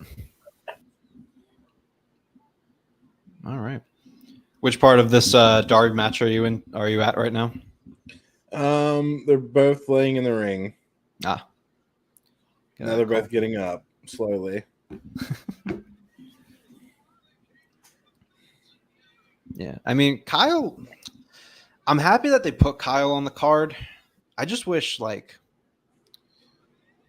I don't know. Like, there are a lot of people in that Owen tournament that I just wish, like, if they were going to put them in the tournament, like they were doing more with. Like, Kyle's one of them. Dax is one of them. Even Darby. Like, I feel like they're just, like, they're including all these new guys in the roster, and they're trying to find places for like the guys that have been there for a while. And it's just like, it's like I said, it's good that they have the ROH so they can kind of like filter it out, but it's tough. Yeah. So I saw a tweet or a TikTok earlier. They're like, I know what AEW should do. Like for 6 months, they just do these dark promos, and it just says he's coming, and everyone thinks that he's coming for Darby, but he turns out he's coming for Sting. And at 6 months, he comes out, and it's The Undertaker, and he challenges Sting to a match at WrestleMania, and go to WrestleMania as AEW. it's about time we have the match. Fucking 70-year-old Sting and 70-year-old Undertaker. Put it in Saudi Arabia. Nick Storm says, actually, I think my hot girlfriend is better than Eddie and Ray and Marco Stunt combined. Okay, Nick Storm. Jaxie says, true, would Adam Cole have won the Owen Hart tournament if Ray had opened the door for the smaller guys? That's a good one. Oh my gosh. You know, we joke, but what about people like Daniel Bryan in WWE? No, you're right. Or CM Punk even. I feel like Ray's impact is more like attributed by fans to like, you know, the Mexican wrestling or like the luchadors just because he is a luchador. But like, you got to look at it on like a grander stage. Like you said, like the smaller wrestler, like Daniel Bryan, all that stuff. Like, you know, they definitely. Luchadors even used to be big. Luchadors are not small. No, yeah, definitely. I did a classic match classroom as my other podcast, and I watched WCW 96 or 97 around that time. The cruiserweights were like on fire. Like a lot of them were, you know, still, like you said, a lot of them were big too. We just got the finish of the match. Whenever you get to it, let me know, and then we'll talk about it a little. Yeah, Darby's like getting his ass kicked right now. He's got kicked in the face. Darby's getting his ass kicked. That's usually how it happens. Yeah, Kyle O'Reilly goes up the top rope. It's over. What a lame ending. Got a lot of lame endings tonight. I don't know about this pay-per-view so far. It's they're gonna have to save it with these next few matches because so far it's not doing great. We got the women's match up next. Thunder Rosa, Serena Deeb. Chat, if you're still with us, and I hope you are, make sure to drop a comment who you think is going to win this. Who do you have winning this one? Thunder? Yeah. I think it's pretty easy on this. Yeah, I think it's Thunder. I just don't care about this match. Yeah, I mean, that's the thing with AEW. Like a big problem they have too, and like they've addressed it a lot on like the flagship show and like a lot of the AEW shows. Just like they wait too long to start building up to the pay-per-view. And I know that you have like, 2 to 3 months to do it, and you don't want to like do it for too long. But like if you're starting builds like 3 weeks to the event and you had a whole 3 months to build to the pape, like it's not enough. There's not enough build behind this Thunder and Serena match besides the weird Serena promo that they did the other day. We got another comment here. Kind of gone a little flat after the Death Triangle match. I don't think they needed to have the Hardy match and the Death Triangle match so close. Yeah, I agree. Agreed. A lot of these matches you could find on just a regular episode of Dynamite. I hate to say it, but like, I don't know. Got Thunder Rosa coming out right now. Thunder too. She's had a pretty bad reign with the belt. Like, what? She's defended the title once with Nyla. Trying to think of. Yeah. I don't know. Thunder Rosa coming out now. What kind of entrance Rosa's gonna have? Oh my goodness! Look who it is. Wow, It's Jade the The Bone most changed a lot. anticipated match of this pay-per-view. I know, right? Fucking A1. Where's your girlfriend? I thought you were watching the tape with her. She doesn't exist. Oh, I got you. Mine doesn't either. Yeah. Apparently not. That's okay. To us, they do, right? Exactly. Right? Right, babe? Yeah. Right. Um, Oh man. Nick, how are you feeling My about girlfriend the is pay-per-view so a far? woman I created on a hentai game. Yeah, I know. And Tom. God. Tom's I mean, I all over would've- her too. I wouldn't put it past either you or Tom to do that. But this pay per No, view. Tom didn't do it. Tom just watches us. Yeah, Tom's just. Oh, an so he's amazement. one of those. He's an ultimate cuck then. This pay per view, it's had solid matches, but like, I don't know. There's been bits and pieces that have been really good, and there's been bits and pieces that have been. It could have been better, I think. I'm torn. I don't know if I'm liking this pay-per-view, man. So far, Revolution's been better. Yeah, absolutely. Yeah, I was gonna say But you know what's funny? plus like the story going into it, Revolution I think was better as well. The Adam Cage CM Punk match can change everything if it just Right. tears the house down. But it's gonna be difficult to do. It's gonna be difficult for it to even beat the MJF CM Punk match. I think Punk's like in-ring psychology has gotten so good over the years. Like I think this match is gonna be match of the night. Either that or fuck, the Darby Kyle O'Reilly match was really good just then, or the House of Black match I think was really good. Either one of those. Right. I don't know, man. I just feel like there's so much stuff on this fucking pay-per-view. Like, haven't even hit the Anarchy in the Arena match yet. Damn. Like, You know, like Serena the whole Deeb out there basketball looking thing like that's a going young on. Professor McGonagall. Well, they're both professors, so that makes sense. yeah. I'm opening my alcohol with a fork because I don't have a beer bottle opener. Got to be creative here on the Tavern. Let me know if that even works. Hey, yeah, it works. You kidding me? Oh shit! I see you've tried before.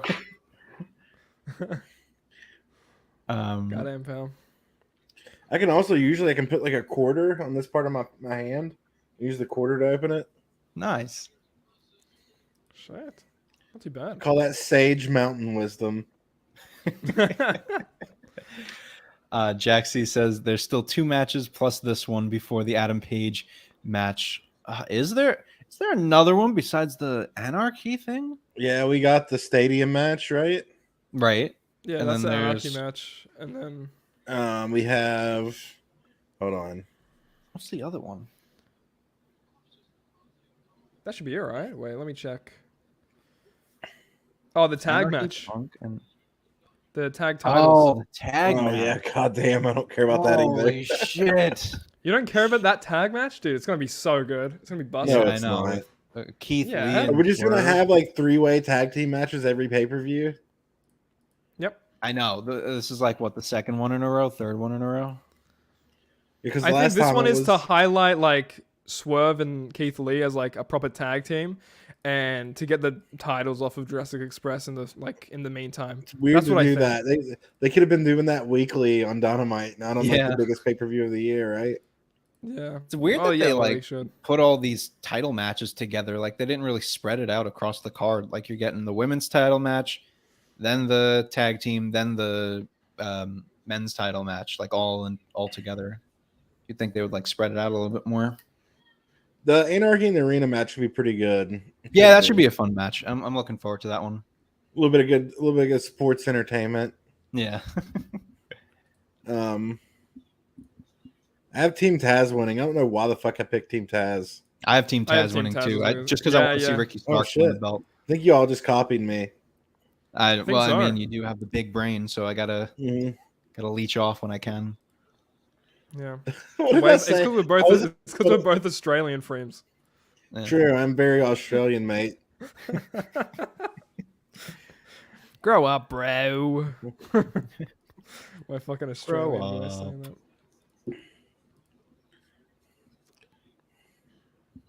Shoulder tackle. Oh, she's busting out the Cena moves. Very nice. Have I gotten any bonus points yet? No, I haven't. I don't think I have. Oh, I picked Athena to not be there, so I don't I think did I have. too. You picked Athena to not be there. Yeah, I said Athena would not show up tonight. I only picked Claudio. I picked I said Claudio as none of well. them. I said none of them. Yeah. I said Kenny Omega returns tonight. That doesn't look like. Well, it could. If it happens, it's going to happen at the end. Could happen. Yeah. Could happen. Let me Could see. happen. It could tease. I reckon Okada's going to come out at the end of the Punk match. That would be really good. That'd be cool to set up the Forbidden Door shit. That'd be Yeah. a Punk and Okada match like that on a poster. Fuck, man, that's like. Damn, I love that Must-see pendulum marquee. move. This match is actually really good. Yeah. I was expecting them to have like a good match. It's just Yeah. that there's no hype behind it. Dark Yeah, Lord, he's- what's going on? Dark Lord, I guess, is behind CM Punk as well. Dark Lord, talk to us. How you feeling about the show so far? Let's get that engagement going over at the comments section. I was torn between Punk and Hangman. I guess we'll talk about it later, but like I was really like this is one of the pay-per-views that it was hard to predict. Yeah. But Especially after the last week or last couple weeks with Hangman, just like I don't know. It made me doubt it for a second, you know? yeah, for sure. Well, I will say that everyone picked Darby to win that match. So Yeah, that's fucking nuts. I noticed that. so O'Reilly got the win. That's oh my god, my gimmick. Don't look.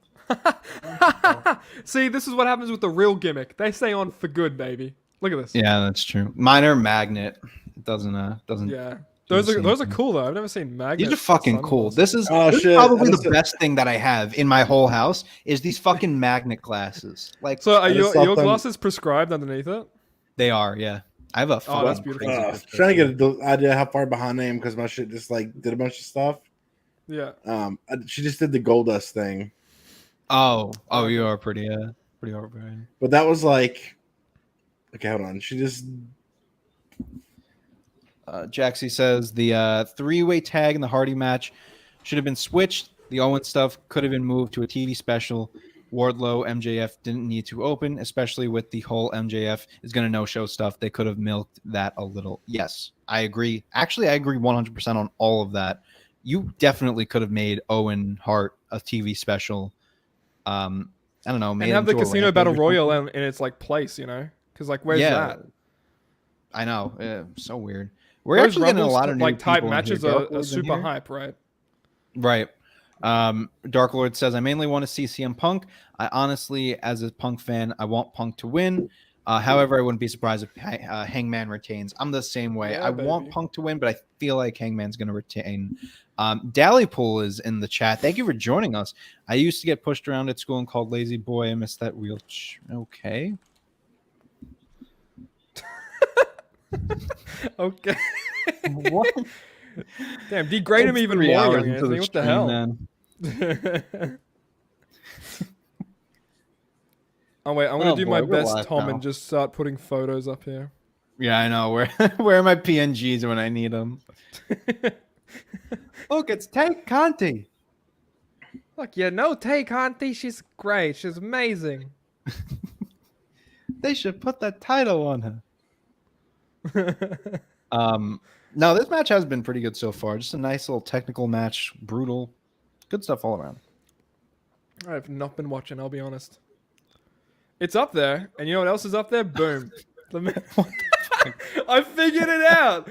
Oh my god, I'm too powerful. All right, let's get that off there. It's too powerful. I'll be courteous with it. Don't worry. You see, if you were really Tom, the PNG Yeah. would randomly just pop up like I when would- you I were wouldn't even talking about announce that I something figured it out. completely Different. Yeah, I wouldn't Like, even you'd be announce that I talking figured it about- out. I would just put it up. Yeah, Oh, you'd be God. talking about like Team Taz, and then all of a sudden, yeah, Team Taz is probably going to win this match because it's Ricky Starks is great, and it just pops up out of nowhere. Yeah. Oh my gosh, got Thunder Rosa getting hyped up, going for what seems to be a corner move. Boom, big clothesline to the corner. I'm only there. I think I'll only stay in the StreamYard for this match because this is the one I don't really mind if I miss. I got you. Yeah, and I got a hot girlfriend to make out with, so Yeah, that's very true. Yeah.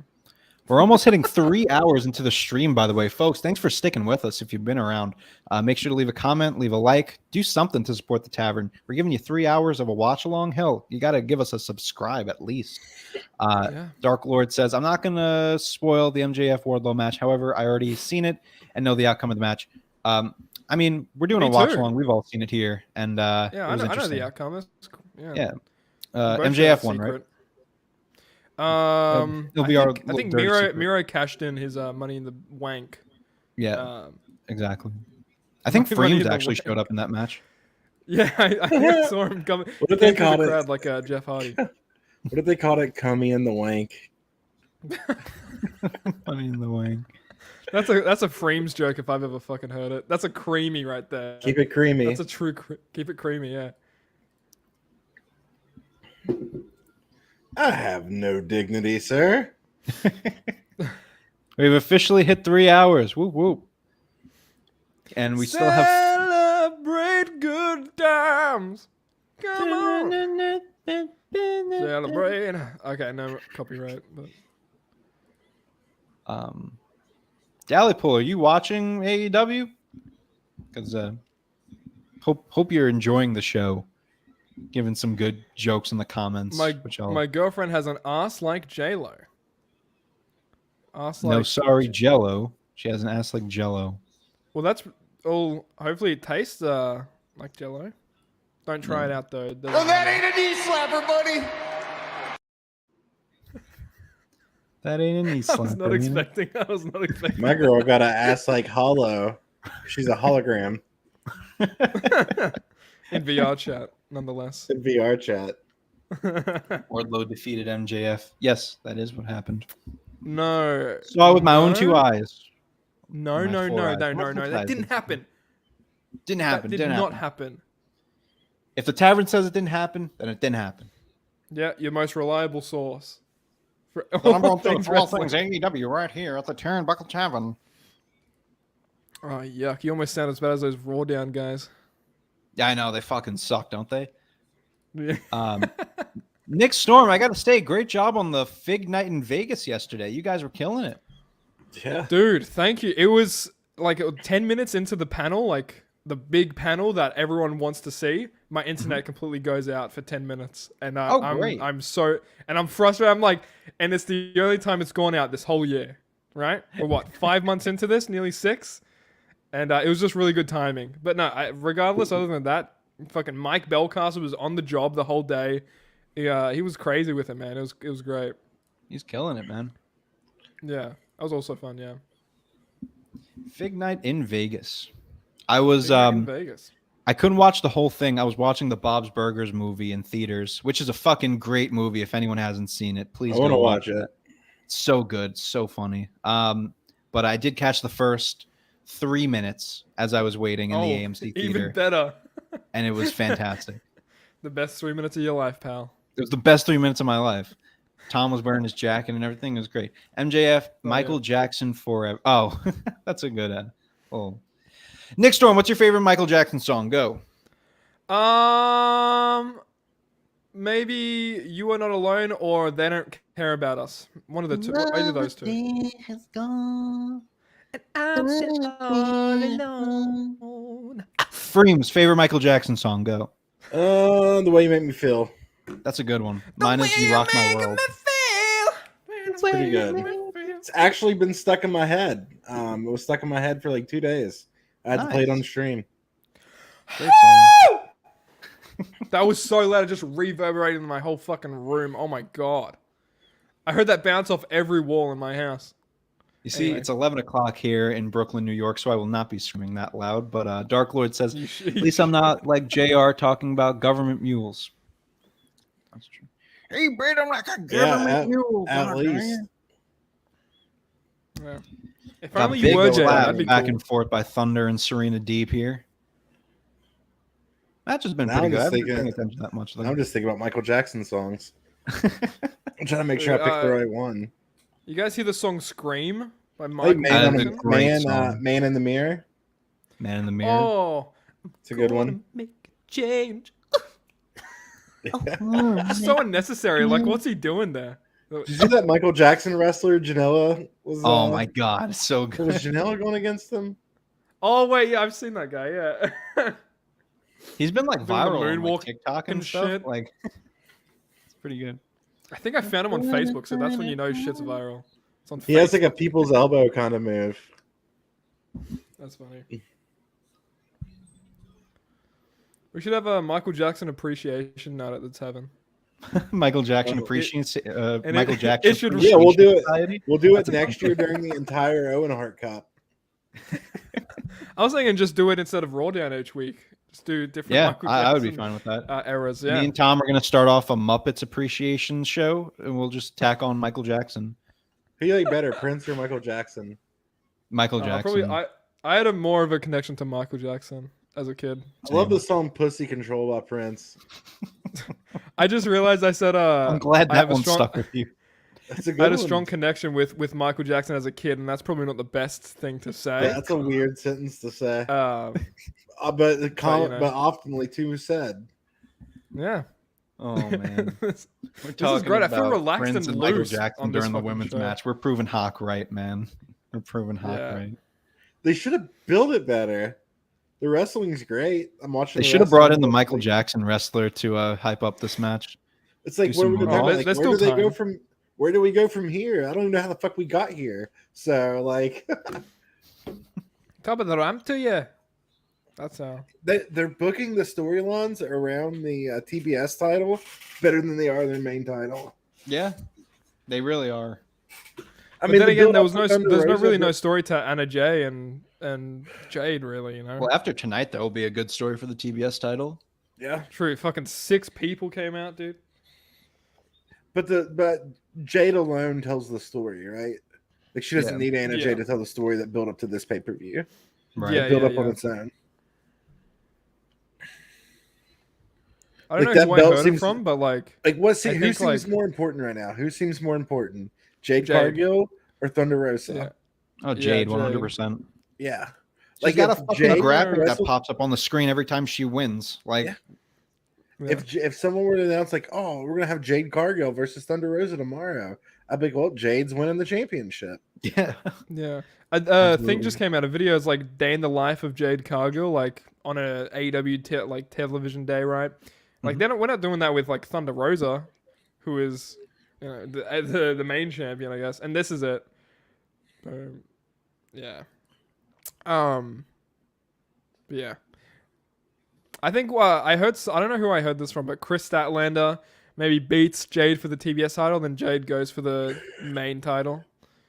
I'm fucking here for that, 100%. I could see that. And Thunder wins. Yeah. Good match. Just, again, no interest behind it. But, like, if I was paying attention, I'm sure I would have loved it. Yeah. That's awful to say. Are you guys gonna be still on when the pay-per-view's over? Yeah, we'll probably do a little bit. Yeah. I'll cool. I'll be on at least. In case anyone else wants to come on after the show. I don't know, 'cause man. some I'm people kind are of watching drunk. others. I don't know if I'll be going how much longer after the pay-per-view. We'll see. Yeah. I'm starting to get those numb lips. Oh man. What are you drinking over there? I'm drinking some hard cider and some Oh, yeah. apple pie 70 proof moonshine. Need to have your Foster's, mate. Yeah, mate. I love domestics.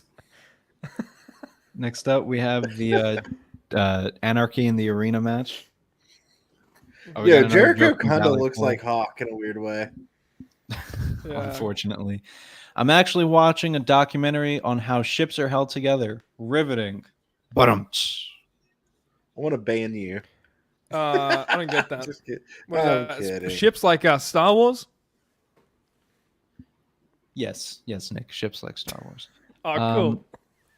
The call up is here. What's good, fellas? 3 beers and 4 mixed drinks in. What a match we just seen. That's fucking Yes, we sick. were talking about Michael Jackson and Prince during this match, but I hope you stick around because I'm sure we'll be paying attention to this match. Speaking of Michael Jackson, Yeah. what's your favorite Michael Jackson song? The Call Out podcast. Yes, everyone in the chat, what is your favorite Michael Jackson song? Because we're looking for new ones. Mm-hmm. The MAS, Michael Well, that would be the MJAS. Michael Jackson Appreciation I do Society. not want to be in any pro Michael Jackson groups in 2022. Justin Roberts just said the shit's about to hit the fan, and while announcing the Anarchy in the Rena match, that's fucking funny. Do you think they'll Shit's throw in about a to hit the cheap fan. commercial for the Sex Pistols TV show coming out? Made in the Mirror, good pick. Good pick. That was All of one of them my there. picks. We got old fat guy BMX back in the chat. Human Nature. Ooh, That's a good Human pick. Nature. But You guys, you know, human nature, why? you guys know the Earth song? Earth Song is good. He's got My a fucking great sister- assortment of songs, Michael Jackson. Yeah, man. My sister hated that music video because there was elephants dying, and I was just watching it with glee. I think, I've never is what seen the you could music say. video. We got 11 Yeah. people in the chat, guys. Please comment. Let us know how you 11 people, which 11 12 people that have 12 which people means that we have should Michael be- Jackson favorites. I was gonna say 13 people. What is your favorite Michael Jackson song? Please comment right now. It seems the As more we soon talk as- about MJ, the better the chat, the higher the numbers go. Exactly. Yeah. Just keep bringing up Michael Jackson. We'll keep getting those comments in. Please comment what your favorite Michael Jackson song is so that we know you're here. Who's your favorite member of the Jackson Five? And why is it Tito? Fuck. Why is it Tito? Tito was the first name that came to mind. Is there something left for me to say? Speaking of Jackson 5, fucking Jericho Appreciation Society look like Jericho 5. Why did I Yeah. automatically think you're going to say something disparaging about Gary, Indiana? the beginning of Black or White is pretty dope. The part where the kid is like With Macaulay playing Culkin? guitar really loud and his dad says to keep quiet, or the actual song. What are they dressed up as? Are they dressed up It's as? just that intro. They do. Oh wait, are they doing like a? Old Fat Guy Never mind. BMX lives 6 minutes from the Michael Jackson house. Damn. We're gonna do a stream one day, and you are going to be our Are they doing like a on-field boy reporter, band thing? and you must report from outside of the Michael Jackson house. You Or should, inside, you should if go you in there can- and see if he's you still can get it alive secretly. Hey man, there's always conspiracies. Yeah, they Michael are being a Jackson boy ain't band. At first, I thought they were doing Clockwork Orange.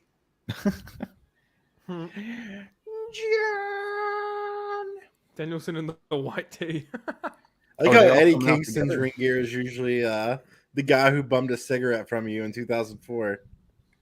Yeah.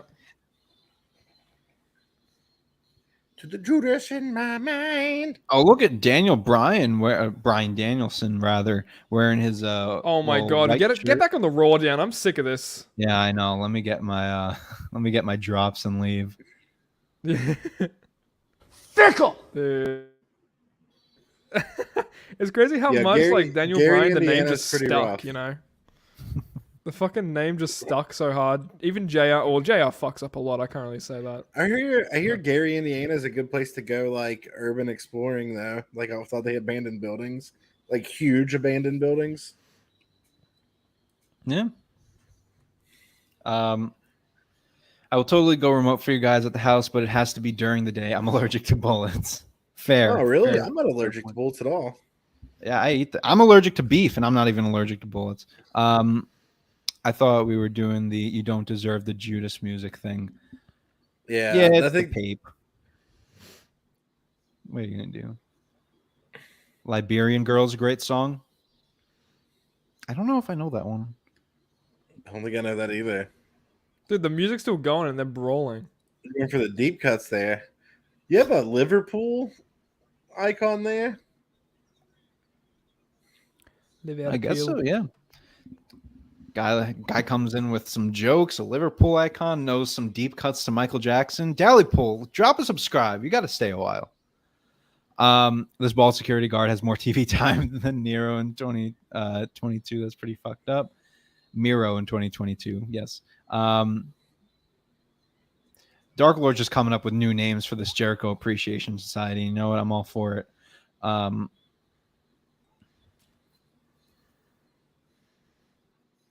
The music is still going. Yeah, dude. I think that's what they're doing here. Maybe they're just gonna have the music keep going. JR goes, and it's got music.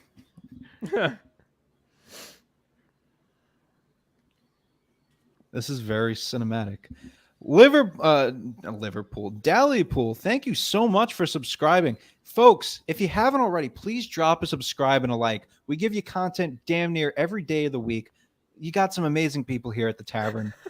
We do shows for WWE, AEW, GCW, so many amazing shows. Please drop a like and subscribe. Yeah. Dark Lord, all you guys, please help us out. It goes a long way. Yeah, My make sure you lips are follow, numb. hit that sub button on everything, share with your friends. I'm laughing because they just replayed Moxley's song for the 3rd time, and it's from the start. It faded out, and then it just started playing again. This is... The crowd must be they either love hearing the song over and over, or they're like, please never play the song again. Oh wait, yeah, they're fighting with the song playing still, huh? Yeah. God damn, I'm getting drunk. All right.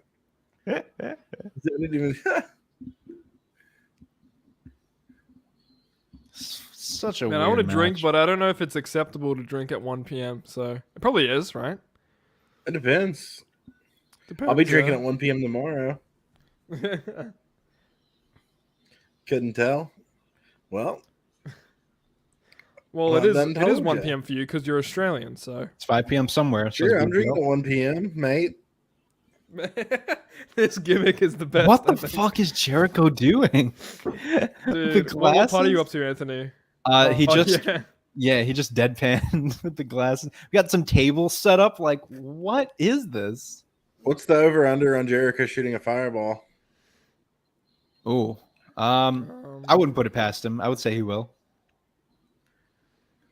I don't know. It might be hard to set up in the middle of a match.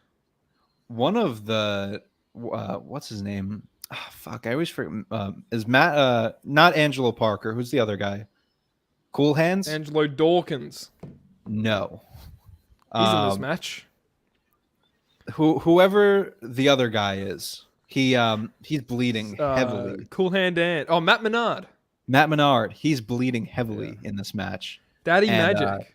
Eddie Kingston is soaking in the blood. We have a Dally. I think the Pool. music's Isn't kind of taken Belfast, away. Ireland. Dally, Oh shit. welcome. We got a guy from Australia in here. We got a guy from Ireland in here. We're all over the place. We're worldwide. You know what Pitbull once said? You know what Pitbull once said? It's that international love. Whoa. Yes, they did indeed say that, didn't they? I'm currently in Australia, mates. Mm-hmm. Yeah, I'm mate. just outside of Anthony's Australia. the only loser who's not in Australia. Look at him go. No. Look at him. I'm actually on my way to Australia. I'm on a plane right now. Okay, you're I got either the in Double or Mike Belcaster Nothing, or you're Wi-Fi. nowhere. You're freaking my brain out right now. I'm freaking the brain out, man. So I'm Freaking drinking the brain. delicious Fosters. Oh, wait till you see what Jericho does, Anthony. The fucking music was taken away from the match. I just couldn't understand what was happening.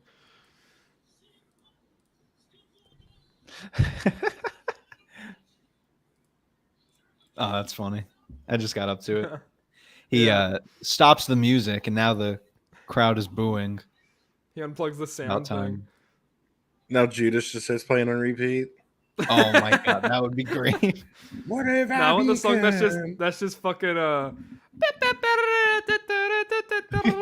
just want to tell Jericho that his band is butt rock. He's on the same level as Nickelback and Creed to me. Well, friends, you never made it as a wise man, and that's quite clear. Hey man, don't shit on Creed.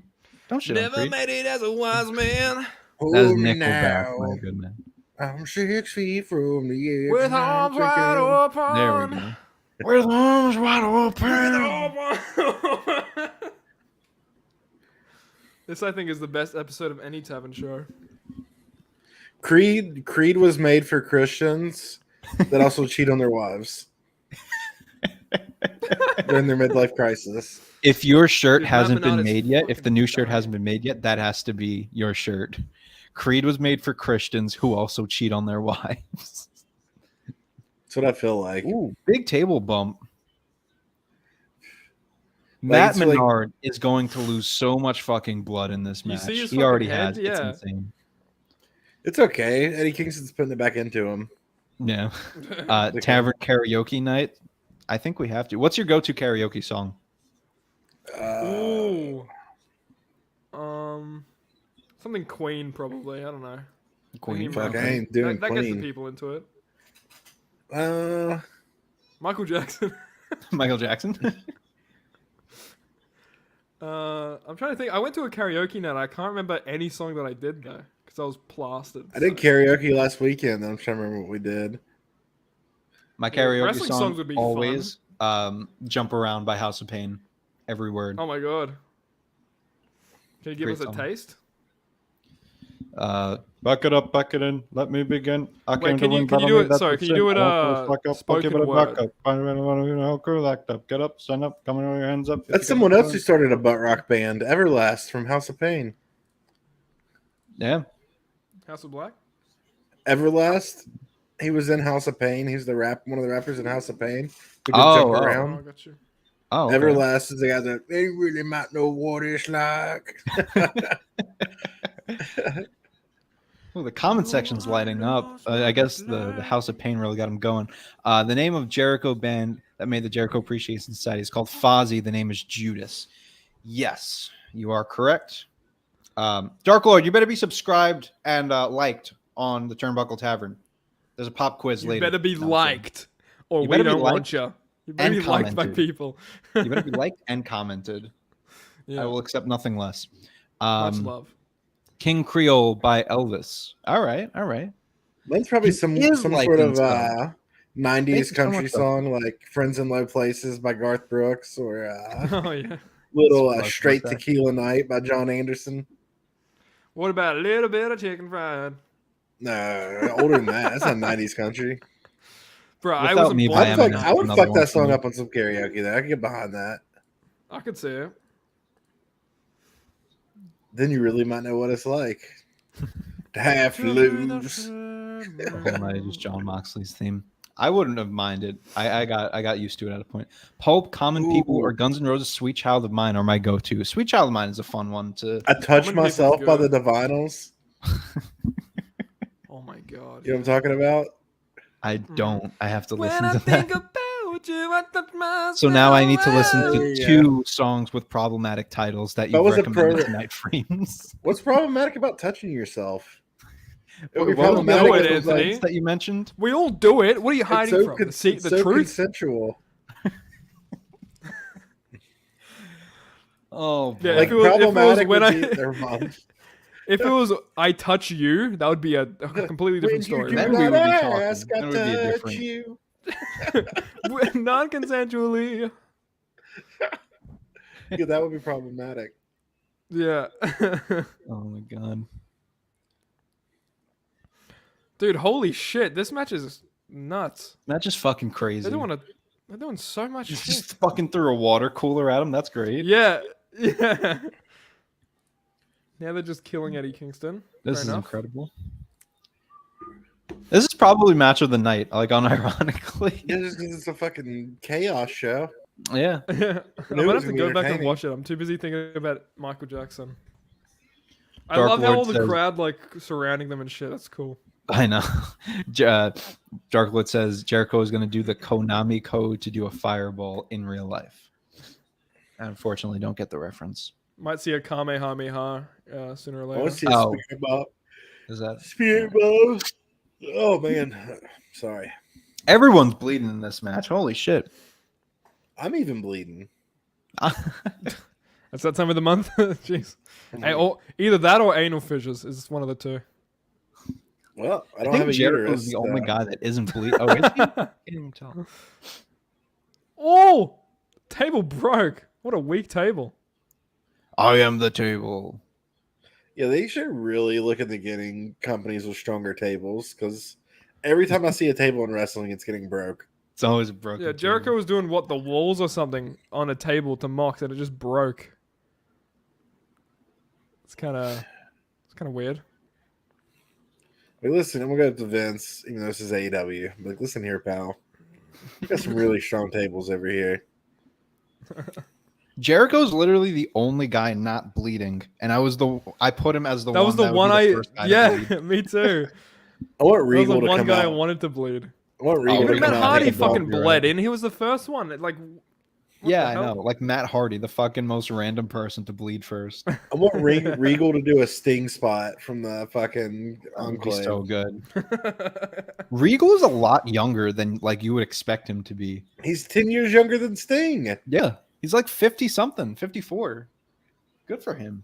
Dark Lord's from Canada, but he lives in America now. Well, thank you for joining. I hope you stick around for the rest of the show. We're having fun here. We're William getting some Regal good viewers in here, guys. Please make sure you're supporting the tavern any way you like. William Regal is like the prime example of how how white British dudes age. How old white British dudes age. He hasn't lost his hair yet, so he's still doing fine. I guess it's probably like Mox is taking the fucking top rope off. Taking the turnbuckle off. Probably has something to do with the beans and toast, I would imagine. Yeah. Name of fucking beans, mate. I'm gonna lose my hair. Fuck you for Game Sorry, mental. Jaxie.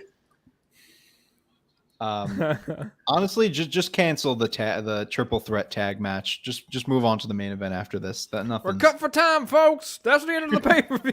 Or just have Tony Schiavone. We're out of time. End of show. We'll see you next week at Double or Nothing Backlash. And we're gonna continue this show until we're gonna continue until the match is over and it ends at 9:59. Yeah, and then Double or Nothing Backlash. I'm telling you. Double or Nothing Backlash. I'm not good enough to call Backlash. Do I have the drop? I think I do.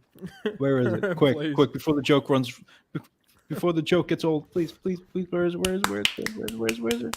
I mean, grapes, man. You better. You hurry up. Oh my god, I can't find it. Ugh, the joke's over. Why is Mox cranking on the turnbuckle? What's that doing? He's trying to go to the. He thought that's where the Turnbuckle Tavern was, but it's just a turnbuckle. So Easily confused with just regular turnbuckles are the Turnbuckle Tavern. Mm-hmm. How are they gonna fucking put this shit back up for the main event? He is I'd just love if they beating just him kept with it the off. turnbuckle post. This is madness. Yeah. Yeah, this is the best match on the night. This is incredible.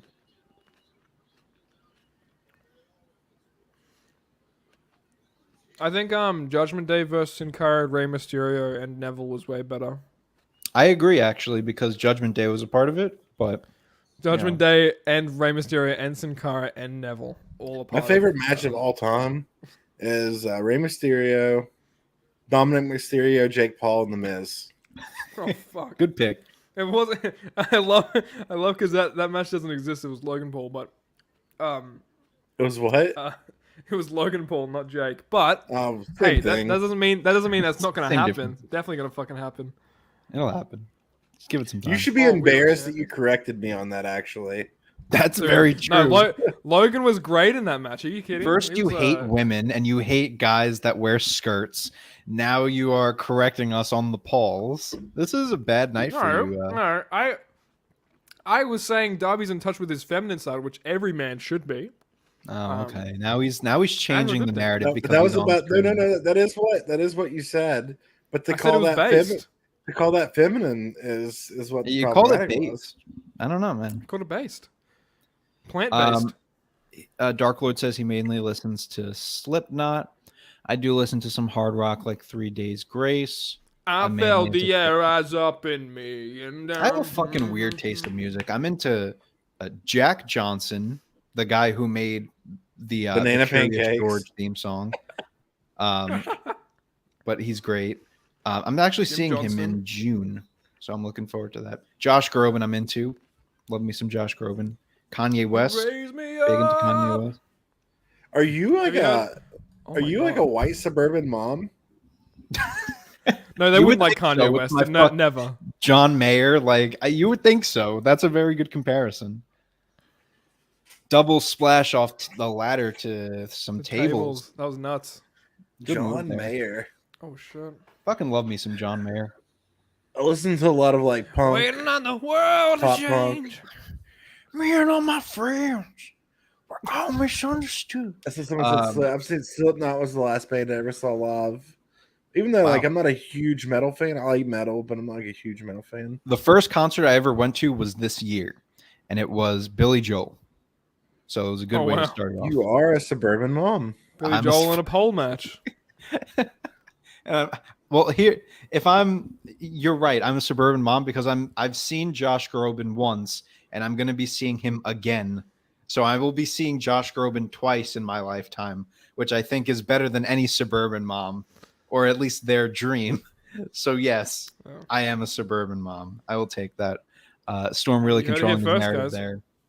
I am, yeah. I think so. GTA and AEW. Good Damn, comparison. what a spot. I just got to where they did the double jump off the ladder. That was some good shit. It's fucking crazy, yeah. Dark Lord, Dally Pool, all you guys have been amazing tonight. Please share us with a friend. Get a friend either in here or subscribe. Just keep growing the community. We're on Discord. You can find everything at theturnbuckletavern.com. That is your main source that you can find all of our amazing stuff. Watch this, ready? So, ready? Watch this, ready? Yeah. Boom. Look at that. Theturnbuckletavern.com. Not my You can, first day on the job, ladies and gentlemen. Yeah, of course. Couldn't fucking speak for a second. Definitely help us out. It goes such a long way. You don't even know. Jaxie says Moxley's done too many Josh Barnett Bloodsport matches. Doesn't want ropes anymore. I could see that. That's a good point. We're about to get some double sleepy times by the Moxley and Danielson. Big elbows, just killing him. 3 hours and 30 minutes into the stream. Again, thank you guys for tuning in. We have 11 viewers right now. Please tell a friend to join in. I'm shilling a little bit too hard here, but it's because I want the tavern to grow and grow and grow. And we're doing some amazing work. Kodami Code is an old Super Nintendo Entertainment System, a.k.a. the SNES cheat code for I know what the Sled Konami code is. Oh, well, I shit. didn't know what it was Kingston's got before, so he was fuel. explaining it. Yeah, because you're 5. That's very true. I'm 4, actually. Thank you. Yeah. Oh my god. Okay, so Eddie Kingston's coming out with Gasoline. Ooh, we're gonna Why? get big fireball. I'm burning like gasoline. Hopefully, he doesn't do a Joey Janela spot. I know. I was about to say Joey Janela. Do they got the water bottles ready? He put it on Danielson. Oh, Kingston is fighting Danielson now. Okay. Oh shit! Oh shit! What the fuck Oh is going shit! Wait, I'm behind. I'm on the part where Moxley and Danielson are elbowing him in the ring. Oh, you are very behind. Is that just the stream you found? Yeah. It's the stream he bought. Thanks. Try streaming yours in Discord, Nick. Okay. See if it works. Got the barbed wire table. Call He you didn't real break quick. though, unfortunately. Oof. Oh, you're okay. I see what you're doing. Judas effect. I only have one monitor at the moment, so it's like half screen. We got 14 viewers, guys. Turnbuckle Tavern. We're doing some amazing work. Blah blah blah blah blah. I'm plugging our stuff again. Blah blah blah. We're doing some great work. Please subscribe, please, and leave a comment to let us know you're here.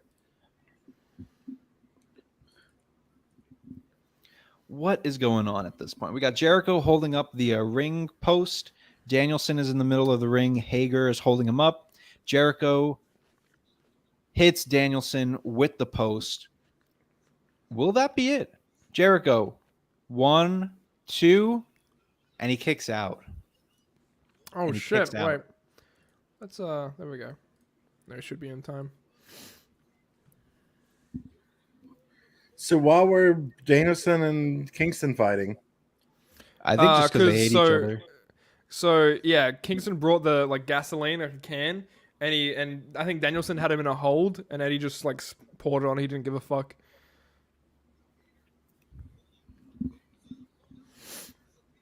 Yeah, Daniel Samuelson. Woo! Danielson and Hager going at it. Brian Samuel. Chat, tell us how you're feeling about this match so far, this fight so far. It's been easily for me the best match so far.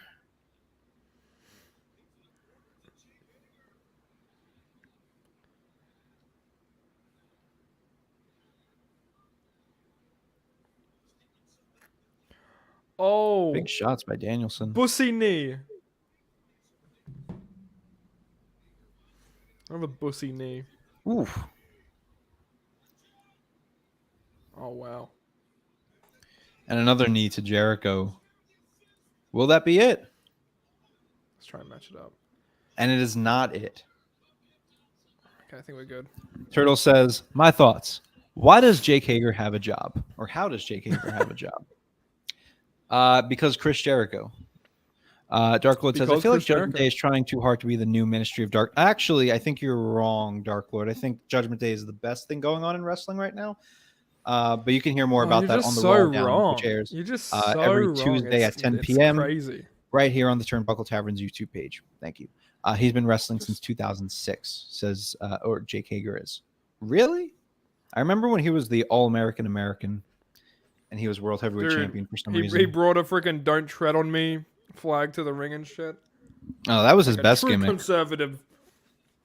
Get them illegal aliens out of here, pal. Fuck. Fucking Zeb. That was cringe.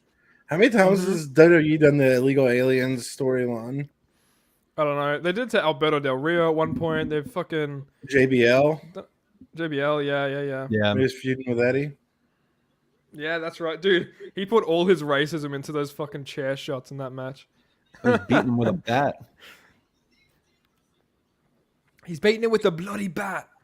I need Reegs in here. Where's Regal? Jericho with the walls. Oh shit. Oh, is he choked? Oh my god. I don't hate Jake Hager. I think he does all right for a big dude. Yeah, I think he's all right. Yeah. He probably doesn't try to get into like main events too much. Like, wow. That's it. Wow. What? Wow, I got that fucking wrong. And I got that right. I'm doing good on these picks so far. Shit. I think the only one I got wrong was the what a weird way to book this. That was a really weird way to book the ending, or the ending at least. Depending I feel on like what JAS they do could lose because they're just stupid sports entertainers. I feel like they couldn't afford to lose just because it's new gimmick. You want to get them over a little bit. Yeah, but I could say the same. I could say majority more for Blackpool Combat Club because well, that's true too. But I mean, there's inner turmoil. Blackpool seriously already, so you want to make sure that you're building up Jericho as a threat or his group as a threat. Yeah. Young Anthony crushing his picks. Welcome in, Chad. Thank you for joining. Chad, we got a lot of new viewers in tonight. We got some new Tavern heads definitely coming along. But yes, I am crushing my picks tonight. I feel good about this. I'm doing better on my AEW picks than I do on my WWE picks. That's saying something. Which is so weird because WWE is so predictable. I know, right? It's so weird. Maybe you're meant to be an AEW fan, Young Anthony. I think so. I know. I'm going to get on the wrap-up show what have now. I become? Look at my bald spot. Now I'm going to seeing everyone popping in and out. Yeah, man, we are having a really great night. We're 3 hours and 37 minutes in. This is a phenomenal show that we're putting on, guys. Thank you all for watching so far. We got 2 more matches, and then we'll stick around a little bit to talk about the matches overall. Maybe we'll get some other guys in here. We'll have some fun. Before the big bad Chad leaves, we need to ask him the question. What's your favorite Michael Jackson song? What's your favorite Michael Jackson song? You have to tell us now. Also, Chad, I'm very drunk, but I've been good. Love the Tavern. Big ups to Boney, Freems, and Nick for keeping Young Anthony company. Yes, thank you guys so much for popping in. I really appreciate that. Last time I did this was for a WWE pay-per-view, and it was just me for 4 hours, and it was fun, but it was fucking. I had COVID the next day, so gives you an idea of how that went. But yeah, so thank you guys. But yes, Chad, what's your favorite Michael Jackson song? Can we guess what Chad's favorite Michael Jackson song is? What do we think it is? Thriller. He looks like a Thriller. Beat It. Maybe Beat It, I'm saying. Smooth Criminal. Yeah. Gotta go with Beat It, he says. What did I say? Oh, we got Andrade here. Man. Yeah, Eddie Van Halen on the GAT. Fuck yeah. But yeah, that's gonna conclude me being here. I'll join back after the Punk match for a little bit of talky of the pay-per-view. Absolutely, we'll be here waiting for you. I got a lot of hot girlfriends to kiss right now. Okay, Multiple. Sammy Guevara, go right ahead. Yeah, thank you so much. No, this was fun. I'll see you guys in a little bit. Hold it down. Yes, sir. Hold it See down, you in a folks. bit. Later. Bye-bye. All right. We got Andrade now in a little Thank promo. you. Let's see here. Got Moxley karaoke song must be Billy Joel. We didn't start the fight. How do you know all the words of that? Damn. Ooh. Who's that? That's Rouge. ROH. Oh. That wasn't even on the list, was it? No. I don't think anyone was expecting that. Jim Ross has no fucking idea who that is. My fucking interesting development here tonight. Who the fuck is that? Top 5 favorite Slipknot songs are People Equals Shit, Before I Forget the Devil, In I Servicings. Yes, agree. So is Regal and Yuta not shown in this match to protect this from being a true Blackpool Combat Club loss? Not sure if I really understood. So Yuta's in the New Japan tournament right now, the best of the Super Juniors. Regal, I don't know why wasn't there, but whatever. Favorite karaoke song is Darude Sandstorm. Mine's a rock All right. Chad's hyped about Rouge. He's an ROH guy, so I guess will be pretty cool. I couldn't see what was going on because I was switching everything over to before I didn't have the audio on the Nick Storm stream for me. Right. Because I could hear us talking double in it. So Oh yeah. of course that all happened while I was organizing this. Yeah. Michael Marone is in the chat. What's up, Michael?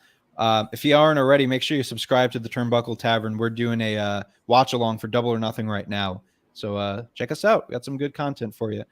Servicing and Psychosocial. Listen, I love metal and I love Slipknot. It's just not good for karaoke. Yeah. Really strain your voice.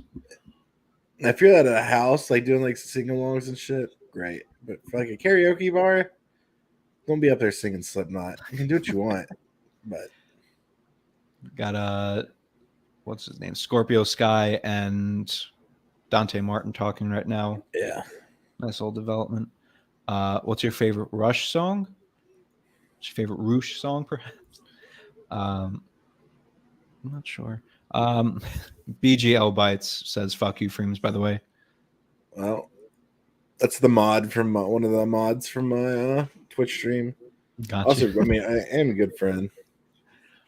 Dally Pool says JR has just checked out. He doesn't give a Industry. fuck anymore. JR checked out like this morning. He stopped giving a fuck. Michael Marone is officially a new subscriber. Thank you very much. Awesome.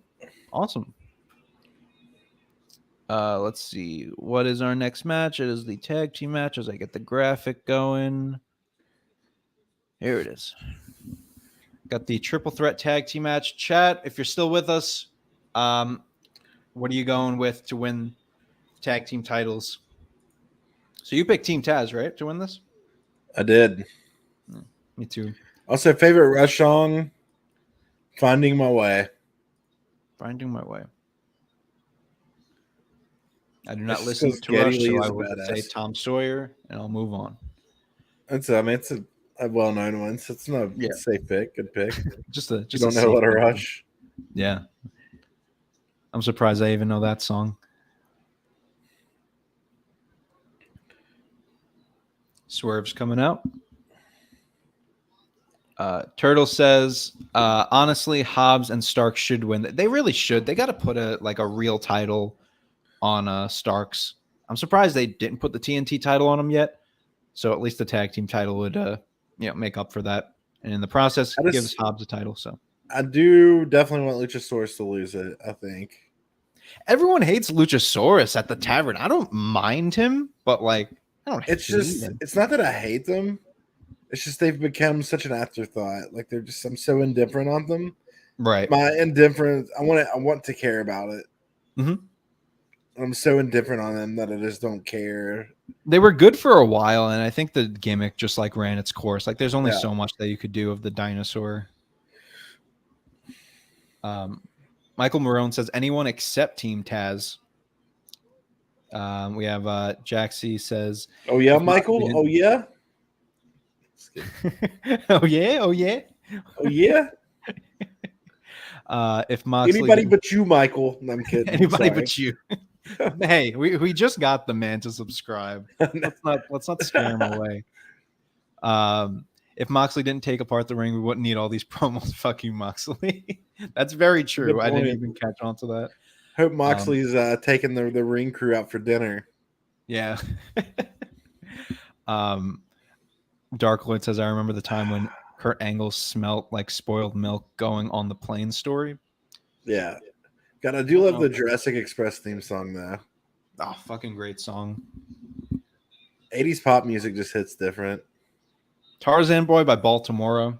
That's also on the Spotify on repeat playlist. That song hits. Turtle says, I like Express, but they are already an established tag team. Very true.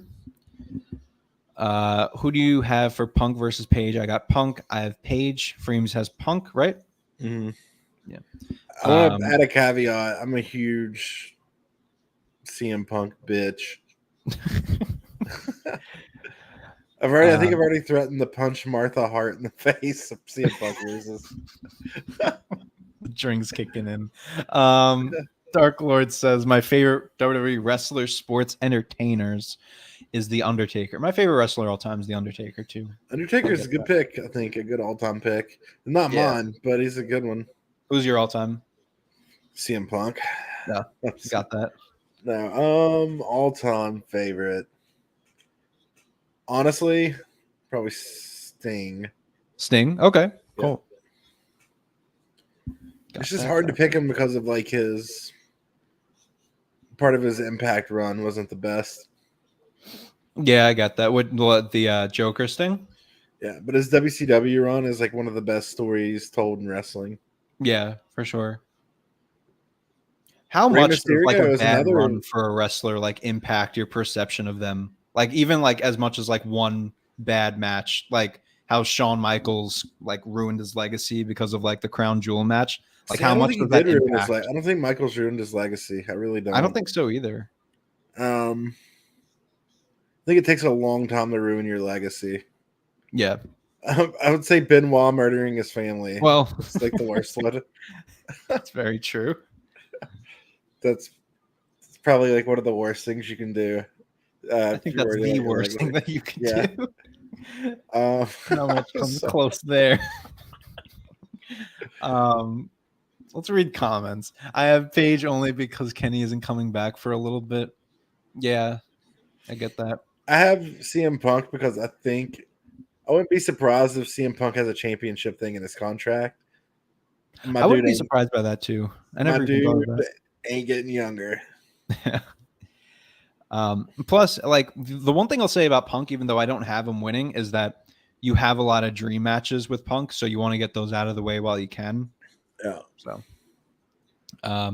more bored of Christian rather than Luchasaurus. I think it's just the position that Christian's in. Like he doesn't need to be with Luchasaurus and Jungle Boy. He just filled in for the Marco stunt role. In the story, it makes no sense really for Christian to be with him. Besides, like the little moment that they had at Double or Nothing, where like Jungle Boy eliminated Christian. I think I'm almost comfortable saying CM Punk is my all-time favorite. I mean, like CM Punk's one of the ones that got me into like indie wrestling. Watched his whole WWE career. Got me back into wrestling because I quit watching wrestling for like 2 years. Mm-hmm.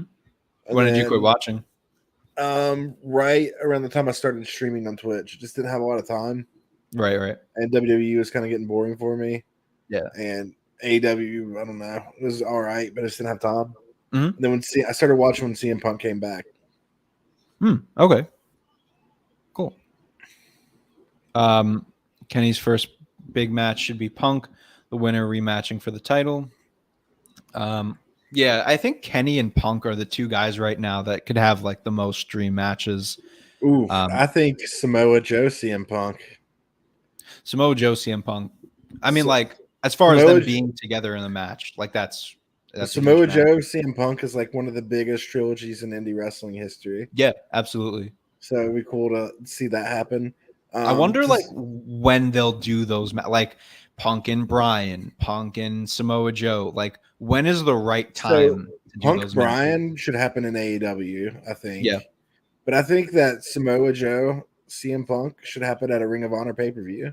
Mhm. I really do. I believe so. Definitely believe that. Dark Lord CM Punk's my second favorite. I was never like huge into CM Punk. But that's also because I was only like caught on his like WWE stuff. I feel like True. if I was like, And you're younger. I mean, yeah, if I I was grew like, up like I grew up super into like punk rock and shit. And like, yeah, I get that. Funny thing is, back when I started watching, like I said, Ring of Honor in 04 when CM Punk was there. CM Punk was not my favorite Ring of Honor wrestler.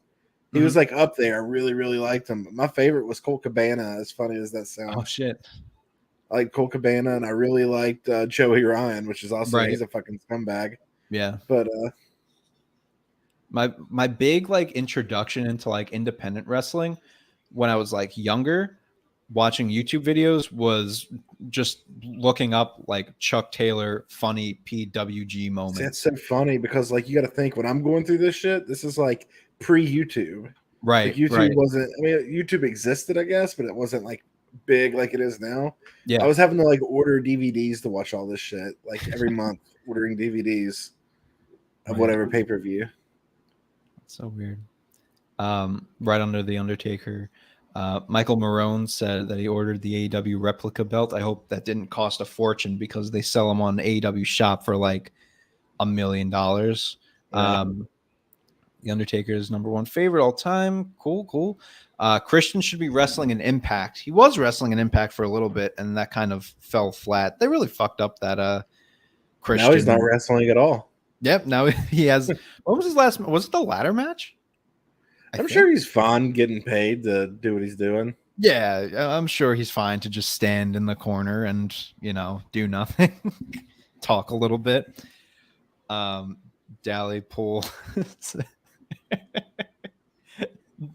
Killing your family and punching Martha Hart in the nose are the two worst things to do. Well, CM Punk better win then, huh? Yeah. I'm still waiting for my Chris Hero AEW debut. How's that not happened yet?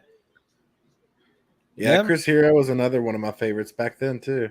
Mm-hmm. Back in the day. Right. But yeah, I'd like to see him show up. I could see him showing up to Ring of Honor though. I feel like he's in a Ring of Honor name rather than in a.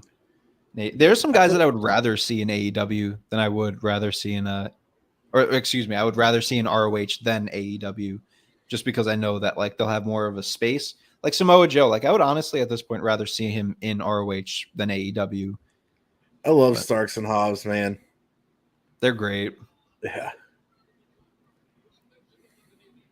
Let's see what else here. If we were talking AEW, I think it would be CM Punk. Blah blah. Damn, Dark Lord, we have the same top three, I think. Wow. Punk, Darby, and Moxley. Yeah, I think we have the same top three. I don't know who my top three is. I don't have to think about that. I'm trying to like really think. Okay. Only because Kenny's been gone for so long. Then it goes Punk, Kenny, Darby. Right. Punk, Kenny, Darby. I think I would Punk go. and Kenny are pretty close, honestly. I think I would go MJF. I think he's probably my number one just because he's fucking great. Kenny might be up there. Bryan Danielson's up there. Yeah, he's really good. I think out of order it would be MJF, Danielson, and Kenny, I would say, are my top three. Yeah, I would go with that. Got Swerve now and Keith Lee. That was pretty cool. Nice. Off the chest. They're really trying all that they can to really build these guys up as a tag team, at least. I'm starting to feel like they're going to win it. They could. They definitely could.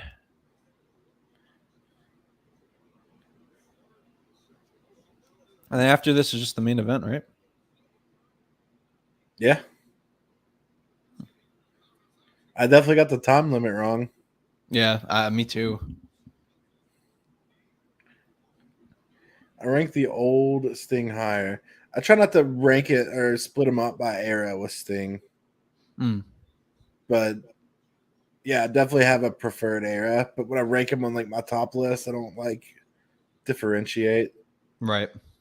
When you say old Sting, I'll just respond to the chat there. Mm-hmm. Oh yeah, you clicking it. When you say old Sting, are you talking like Beach Sting? Are you talking Crow Sting? Are you talking? There's so many different eras of Sting. Right.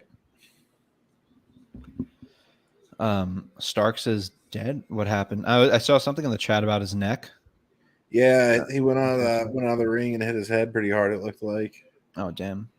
Oh, was that right? How was the Thunder Rosa match? I couldn't tell you. We were talking about Michael Jackson. It was pretty good. I was still watching that. It was really good. I love that pendulum move that Thunder Rosa does. It's just stuck in my head. Yeah. Yeah, it was a good match. It's just hard to care about the match because of the story behind it or lack thereof. Absolutely. But it was a great match. I think you'll like it, Turtle. Mm-hmm. I would say almost want to say, like, as far as just wrestling goes, it might be the best match so far. I'm trying to think. Yeah, I would like say so. If you don't count like shenanigans and stuff going on, like Anarchy is probably the best, but yeah. Best women's match tonight? No, probably best match tonight. Oh yeah, no, probably best match. I can't think of anything else. Oh, Kyle O'Reilly and yeah, it's up Darby. there. It kind of fell flat for me, the ending. Yeah, the ending was pretty bad. Chad asked, does Christian turn on Jungle Boy tonight? It makes sense, Double or Nothing year-long I think thing. So. That's why I think like Starks and Hobbs will win the titles because they're the heels, and then Christian will turn on Jungle Boy. Kind of makes sense. He said the 1999 Sting. 1999 Sting. So, like, the end of the Crow? I don't know. You mean 96 Sting? 97? Either way, yeah, I would agree with you, Dark Lord. Around that time period, 96 to 99 Sting is the best. I'm going to turn my camera off for 1 second. Yep.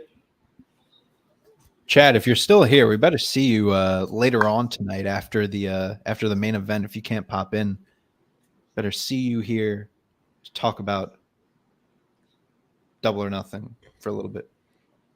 I'm going to try to get as many Tavern guys as we can at the end of the show because I know a lot of people are watching with other people. But you can come in. We can talk about wrestling, your hopes, your dreams, your ambitions. Michael Jackson, Prince. Michael Jackson and Prince.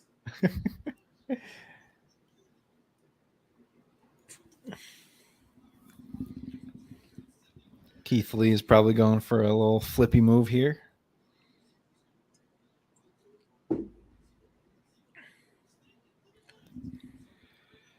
Yeah, Starks must be hurt pretty bad, huh?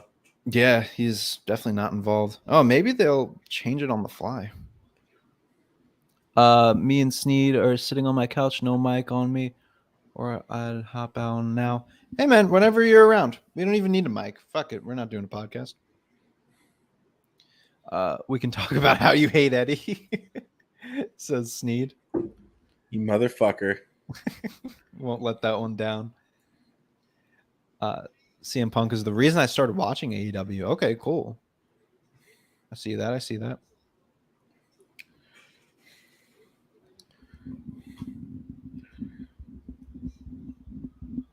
else here. Dally Pool says, who wins in a fight between Michael Jackson and Prince? Now, that's a better question. I mean, MJ's got the height. True.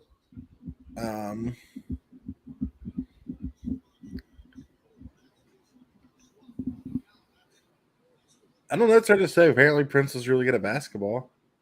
Is he? I never knew that. According to Eddie Murphy or Charlie Murphy. Right. Interesting. I think I would go MJ. You have no clue what I'm talking about. The I basketball have no thing? fucking idea what you're talking The about. episode of, you know what the Chappelle show is? Yeah. No, I haven't said shit about it. Well, we did kind of talk about Eddie a little bit. But it's We did talk about Eddie. We had a little debate with J-Bone. Good little debate there. What else here? MJ hang Prince off a balcony. Is it bad that my greatest Eddie moment is him coming at me and like, Damien? My favorite Eddie moment is when he falls off the Dominic. ladder and he goes, "Where the fuck was Vicky? Where the fuck was Vicky? Fuck her." Dark Lord says Wardlow and Keith Lee? Question mark. Possibly. BGL Bite says, anyone ever play 6 Degrees of Kevin Bacon but with a wrestler? What would be the best wrestler to play with the Kevin Bacon game, I wonder? Oh, so Starks is up and going. Yeah. 4 hours. We have hit 4 hours on the stream, folks. If you're still with us and you haven't subscribed yet, please make sure you go ahead and do that. We are 4 hours into Double or Nothing, and we are talking up a storm during it. Sneed says he always does. He's the only person I know that's happy he's not around anymore. Jesus. Oh, he almost got him there. Sneed, I'm drunk, and I will start saying shit at you I shouldn't. We're gonna get on demonetized. Well, fucking not monetized at all. It's almost 12 in the morning. I'm gonna make us lose all of our big YouTube money. We're gonna get kicked off of YouTube with Freems. Come on, give it to him. God damn it. Come on, I'm trying to get my predictions going. I'm not saying I'm glad Eddie's gone. I'm just saying better him than Ray. Oh my god. Oh boy, we're live, pal. Hypothetically. Does that change it? Does that fix it? Yeah, definitely fix it.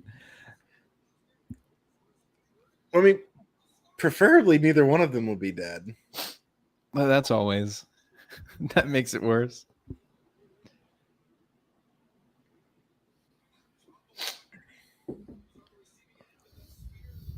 Chad's popping hard. Well, I'm glad Chad is popping hard. Oh boy.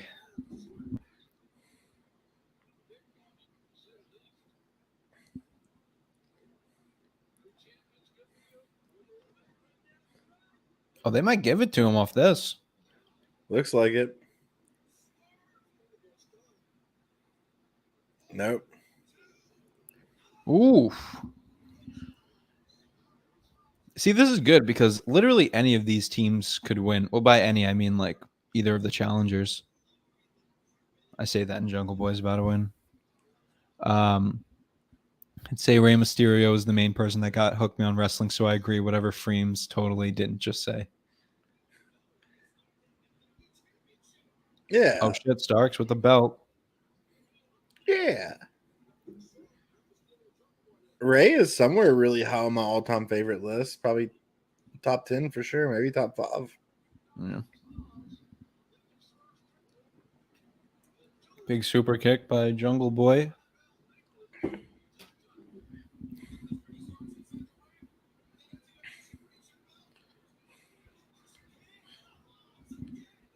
Come on, Christian Cage. Go fuck yourself. If this wins it, okay. Oof. Nice little fake out there.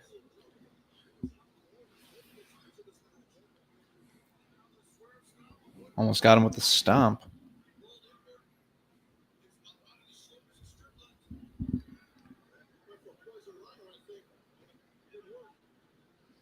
Who wins in a fight, Al Pacino or Robert De Niro? It's a gentleman's tie. Oh my god. So Son of a fucking whack. bitch. Really? Can we get like one like something changing? I know. Can we get one good finish on the night?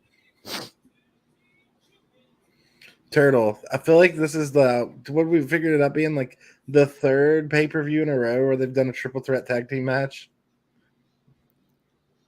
At least the second. Yeah, this is definitely the second. Has every finish fallen flat tonight? Yeah. I can't think of one good finish. I thought for sure they would take this off of them here. This is like the time to do it on a big stage. Yeah. Unless Christian just turns on him now, but that wouldn't Isn't make this sense. the Christian's finisher, the electric chair drop? It's about to be. I mean, that used to be his finisher. Oh, is it? Yeah. His finisher used to be the electric chair drop. Oh, he didn't do it. Yeah.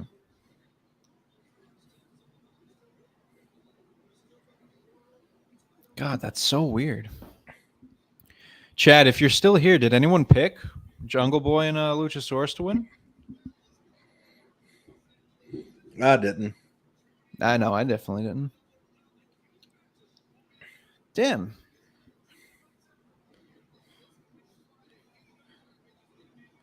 Now we're in their prime. What do you mean? Oh, De Niro and Pacino. Yeah. Pacino wins if in general, either way, I think. 0 picks for Jungle Express. Jungle Boy. Oh, wow. Or Jurassic Jungle Boy, Express. God damn. Luchasaurus. Fucking alcohol. It all comes down to the main event.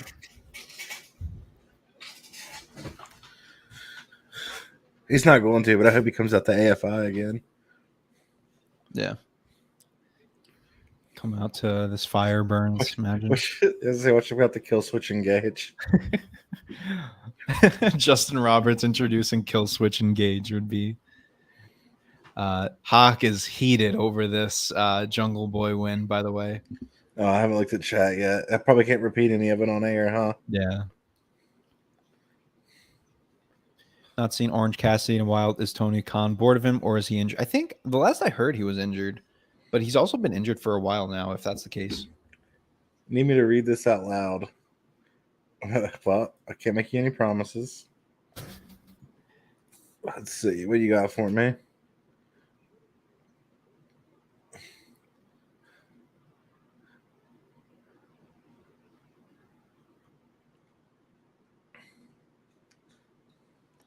Oh my God. It says Oh boy. Dinosaurs for Diversity better not walk out of the arena with those tag team titles. Oh my God. Oh, that's so funny. Oh boy. It is 12:04 in the morning. Good God.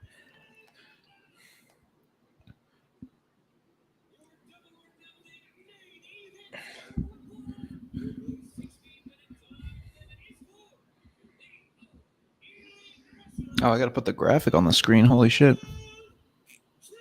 That would help. There it is. So far, before we get into this main event, how are you feeling about the show?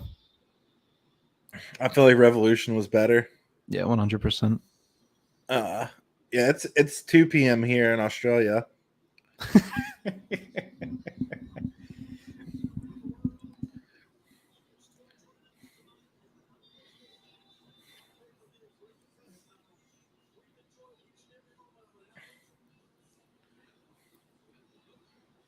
This is making me think Punk's going to win the belt.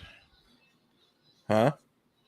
I said, like, with the lack of title changes, this is making me think Punk is going to win the belt after all. You know?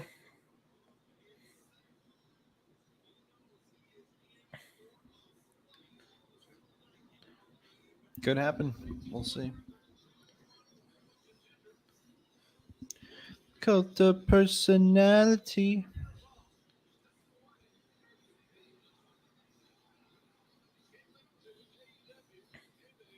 J-Bone called this the worst AEW pay-per-view yet. Huh. I don't know if I'd say that.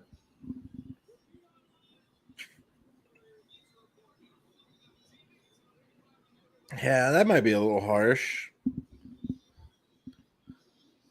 Where did J-Bone go? I thought he was coming back. I'll say this. There was too many matches on this pay-per-view for it to be this bad. Yeah. It just shows you they shouldn't have had all these matches on here Mhm. because nothing blew my mind.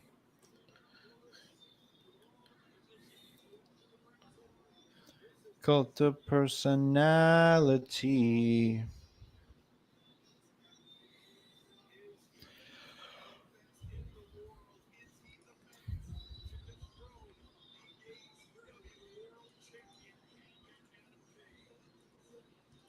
Chad also said, say what you want, but the true tag team retained over 2 partnership teams. Oh That's no! a stretch with Ricky and Hobbs. I have to go back to my slow stream.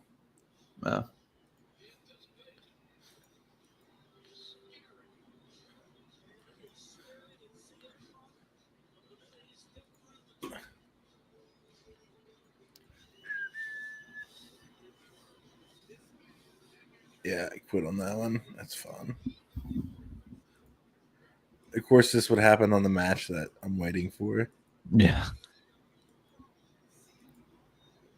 Chat, we got about 8 viewers in right now. Let me know what you're thinking. Who's going to win this match? Will it be CM Punk or will it be Hangman Page? This is our last match. Then we're going to stick around for a little bit just to talk about the event. And you'll see some more Tavern faces, hopefully. So let me know who you think is going to win this match. Also, anyone on Twitch, if you get a chance during the night, hop on over to YouTube. Just leave a subscribe and a like if you have a YouTube account. It goes a long way to help us out to get those numbers up. Would appreciate it. I would tell you of those on Twitch to go follow me, but because I'll look at you from my channel. So, well, anyone who's on YouTube and isn't followed to twitch.tv/Freems, you should also do that as well. Thank you to all of our new subscribers tonight. You guys are helping the Tavern grow. Dally says they just say 60-minute time limit. That means they're going 30 to 40 minutes. Oh, they usually say that for the main event. Yeah. Let's see what else. I feel like they did a super good job at making it feel like there's been 2 different shows. They could have had this match, the Hardy match, the Death Triangle match, the MJF match, the Thunder Rosa match, plus another women's match that made sense and left out everything else and would have felt much better than the 13 to 14 minute match. What's going on your screen right now? Just have an idea how far behind I am. Justin Roberts is announcing CM Punk. Well, you're way behind. Am I? Oh, shit. Oh, never What's mind. happening on your screen? Never mind. Justin Roberts isn't that CM Punk. I get what you're saying now. I thought you meant like CM Punk coming to the ring. I get it. Oh, no. Where are you up to? He just now said CM Punk. Oh yeah, we're on the same time then. Good deal. Good looks. Would you want to get time limit draw here? No, stream. Absolutely not. Would not want to. I want a 60-minute banger. I mean, it's not out not of at this time. Not at this late. We'll save that for Dynamite. Also, I see a lot of CM Punk Descendant shirts in the crowd. Go to that logo. Go over to the Turnbuckle Tavern over at Pro Wrestling Tees. Cop your own Freems Descendant shirt. Yes. Look at that little shillbilly on the night. We can get the graphic up. I think we have it here. That's theturnbuckletavern.com and go to prowrestlingtees.com/tavern for all of your tavern shirt needs. BGL Bites is on YouTube. Thank you. I hope you subscribed. If you did, it means a lot. Leave a like on the vid. Greg's Cup, you call them BGL Bites. It's Bagel Bites, but it's just short. Bagel Bites. Holy shit. How did I not catch that this whole time? Bagel Bites. Fucking hell. Better question. Would a time limit draw save the show? I don't want there to be a draw. I don't think. If the draw can't save the show. But if they have just a 5-star match, it could help it definitely. I'm paying $50 for a quarterly per-view. This isn't too long. Don't mind long events when it's only for a year. That's a good point. That's a good point. I don't mind long events either. Especially considering I don't work on Mondays. Yeah. That's nice. Good that they planned it for Memorial Day, I will say. Opinion on the Hookhausen? Didn't fucking watch. I'm sorry. Yeah, I missed all the opening matches. Who won the Hookhausen match? Yeah, Hook and Danhausen.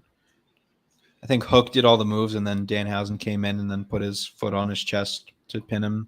It's the end that I saw.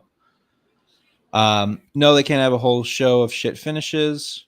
This pay-per-view is way too long. Larry, you're on YouTube. If you haven't already, please subscribe to the Turnbuckle Tavern. Leave a like and keep up with the conversation. This main event's going to be good. Hope you stick around. Yes, I'm liking this. I'm liking this opener here. Me too. Face to face. This is cool. Yeah. I can't remember who it was earlier. It might have been Nick Storm talking about how CM Punk's ring psychology just gets better with time. Right. And it was already good. So, yeah. I'm disliking this because you didn't understand my name. Dude, I don't know how I didn't catch on to Bagel Bites. And I love Bagel Bites too. That's the weird thing. Who wins in a fight, Mike Tyson or Bruce Lee? Tyson? Yeah. Mike Tyson could kill a man. Yeah, he'd pick up Bruce Lee and eat him. Yeah. Top tier frozen pizza treat. That's very true.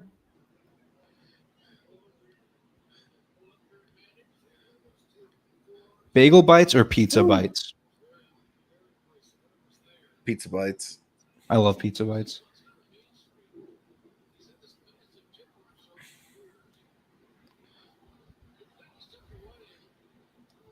Nice little standoff here. Pizza Bites. They're the little like the little pocket things. Tostino pizza rolls. Pizza rolls. That's what I meant. I wasn't going to correct you, but I know what you meant. There's confusion in the Thank you chat. for knowing what I meant. You plans. I haven't had a Bagel Bites in a while, though. I will say I gotta look into that. Get some nice chops back and forth here by Paige. This is a good opener. I'm liking this, or opening to the match. Yeah, I can't wait to see how this opens up. Though it looks like it's starting. Yeah. More chops. Oh.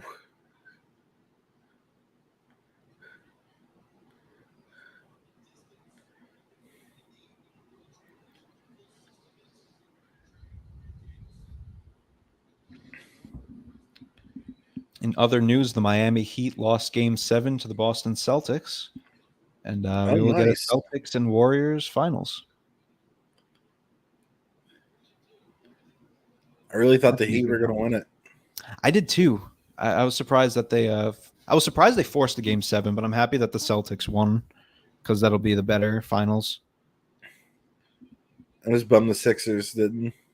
Yeah, the Sixers were definitely an interesting team this year. Yeah. Poor Cavs. My Cavs really just. I wish. I mean, they're a young team. No, they'll get there. They'll definitely get there. Fuck the Celtics, Boston. Also worst true. city on the East Coast. You're not I wouldn't wrong say there. Boston's the worst city in the East Coast, but yeah, I like the Celtics. Celtics are, yeah.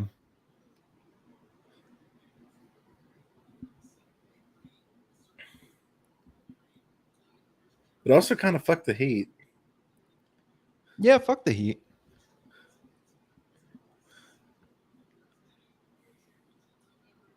And technically fuck the Warriors because I'm a Cavs fan, but I kind of want the Warriors to win the title this year.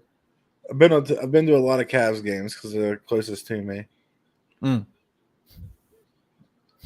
Buck Boston. Say that again, Larry. This stream is not sponsored by DraftKings, by the way. No. Be a lot cooler if it was. Yeah. Be a lot cooler if it was. Cavs are set up for success. Oh, 100%. Wonder what they're going to do. Trade everyone away. It'll be good. Get a quick win. Hopefully. Yeah.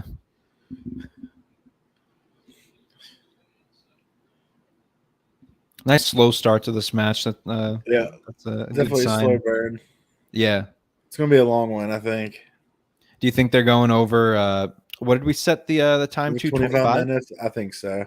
I think though I put under just because I wasn't sure, but with the finals because they said that they're not going to get the end of the you're not going to get the end of the main event until the finals match is over. So finals game. Damn it! I finally have to break the seal, and it's during the match. I don't want to miss a second of. Yeah. Because here's the thing, I haven't enjoyed Hangman's run at the end of his run so far, but I'm a huge Hangman Page fan. Yeah. Even pre-AEW, I liked him. You know, they just, I don't know what they did with Hangman. They just didn't put him up against like good people. They didn't build up good people for Hangman. Like, You could what hear did they an give him? opinion. Lance Archer, Adam Cole. That's true. Here's an unpopular opinion. I don't know if it's unpopular. It might be a hot take. I'm not sure. Okay. I think Hangman Page is lucky that Marty Scurll's a scumbag. Because I feel like Marty Scurll would be in Hangman's spot right now. Do you think like he would be in that spot, like where Hangman is right now? I think so. You think so? I think he might have even got there sooner. Really? That's actually, I think that's a hotter take, if anything, because I know Marty would have been in the spot, but like I don't know if he would have done better than Paige. He was super over, dude. He was super over. Yeah. That villain gimmick, man. I don't know. No, you're right. You got a point. Let's see here. A slow burn to calm everyone down from the previous 3 hours sleep. We had the Anarchy match that woke us up a little bit. Yeah, you got the Wild Thing for like 10 minutes straight. Yeah, we got to listen to Wild Thing 3 times in a row. Yeah. I wonder if this was their last day that they could use Wild Thing, so they just like did it as many times as they could. Or like I like to think that the audio tech didn't know what was going on. Yeah. And had to fix it. And Jericho had to go fix it for him. Yeah, just rip the thing out. Isn't Hangman's wife ready to have a baby soon so they could have him lose tonight and give him time off? It's possible. I don't know anything about that. Didn't he have the kid already? And that's why they pushed the all-out match last summer? Huh. I don't know. Maybe I'm thinking up things. Agreed. Not a great title run for him. Yeah, he went up against like Lance Archer, Adam Cole twice, and who else? Kenny Omega being healthy during the last months would have been great for TV.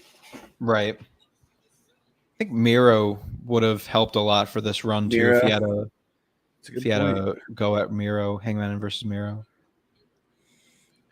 Wait, what the fuck? My stream fucked up. Now I'm back looking at Justin Roberts again. Oh fuck. Here we go. I agree with the Marty take. Also, to go with that, I'm still a little shocked Flip hasn't shown up in AEW yet. I don't know much about Flip.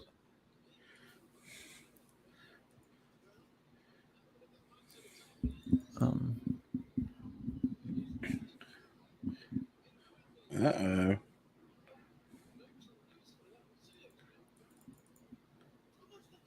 I wish I could just put mine in the Discord, but cheeky bastards. I mean, I'm totally CM watching Punk- this like completely legally, so it's fine. It's just Yeah. get it going again. Yeah. I'm assuming if CM Punk wins, he becomes more heelish. My prediction was that, like, before when they started doing Hangman heel, like making him the heel of, like, quote unquote heel of the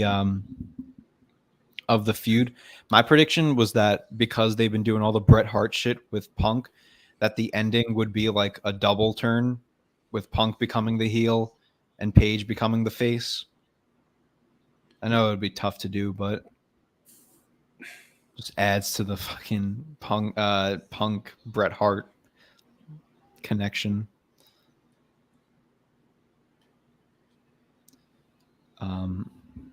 Jaxie is probably watching the same stream as you. Oh wait, I think that's working again. I guess he said his also bugged out. What's going on your screen right now? Punk just knocked off Paige off the apron. Okay, Paige is on the apron for me right now, so Okay. All right, so we're pretty close. Let me know when he knocks him off. Oh, voice crack. And he's off the apron. Oh, okay. You're a little far behind. It's whatever. Tom loves this pay-per-view. He just said in the chat.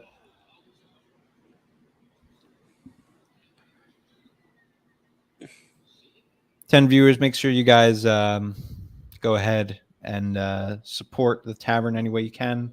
Go to theturnbuckletavern.com. Follow us anywhere and everywhere. Okay, so Chad says Hangman beats Omega, time limit draw. Oh, I forgot the Danielson matches. You're right. Time limit draw with Danielson, defeats Archer in the Texas Death Match, defeats Adam Cole, defeats Dante Martin, defeats Adam Cole. Now we have Punk. That's what I was saying. Early on, it was good. And then around the Archer time, I'd say after Archer, because the Archer feud was pretty cool. I mean, when you put it like that, like if they're going for a shorter run with the belt, I guess it's okay. But you can like the names look good too, but like the CM Punk thing right now. Yeah. There's no build to it really. Mm-hmm. Right. Like even Adam Cole, there wasn't really like a huge build to it. Lance Archer, there wasn't a build. Danielson was his really like only great feud. I'm not even watching wrestling right now. I just like to be a shitter in the chat, says Bagel Bites. Well, thank you for joining because it helps a lot with the engagement. So appreciate it. Love the GCW reviews. Fucking GCW show is a great show. Definitely check out some all of our content, Larry. You're gonna like what you see with Mike Belcaster and Chad. I'll agree with that, Chad. Good matches, not a lot of story. 100%. There have been decent matches, good matches. Mm-hmm. This match has been great so far. Yeah. I think when you're the world champion, like you need to focus on those at least some story. Like a lot of these feuds, we don't even have any story. Larry always do. Right on, bro. Right on. That's a possibility that Punk might turn heel. That's my thing. I'm thinking we might see a Punk heel turn, but also I feel like they want to get as much dream matches with a face Punk that they can before they turn him heel. Like that's at least what I would do. But I mean, who knows if we'll even get Punk as champion tonight? It's hard to say. If I could change my prediction, I would probably go with Punk. But I will not change my prediction. I will stick with Paige. Let's see what else. Yeah, absolutely. GCW show does some great work. All the Tavern shows do some amazing work. Make sure you check out all of them. If you're a new subscriber, shows every week, every day of every week. You can find something that you like. One of the top tweets I've seen tonight. Chris Jericho dressed up in white, set things on fire, and calls himself a wizard. Can see why he's his wife's type. God. Punk going for that sharpshooter. Paige fighting out of it. Punk just did the springboard. Yeah, you're a little behind. Punk going up for that GTS now.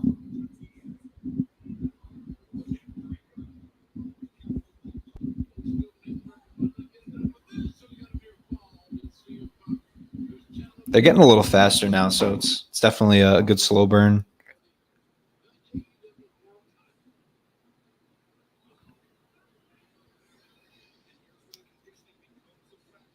Larry's in Atlantic City this weekend for both nights of GCW. Good shit, bro. Yeah, Larry. You know what would be hilarious? What? If MJF interferes on Punk's behalf. Take business into his own hands. Fuck. No, and Punk I really wins. wonder what's going to go on with that. It'll be the ultimate heel move. Yeah, right?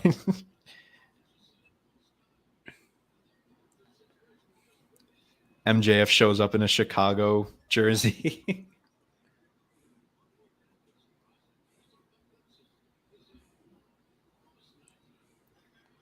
Ooh. Beautiful moonsault.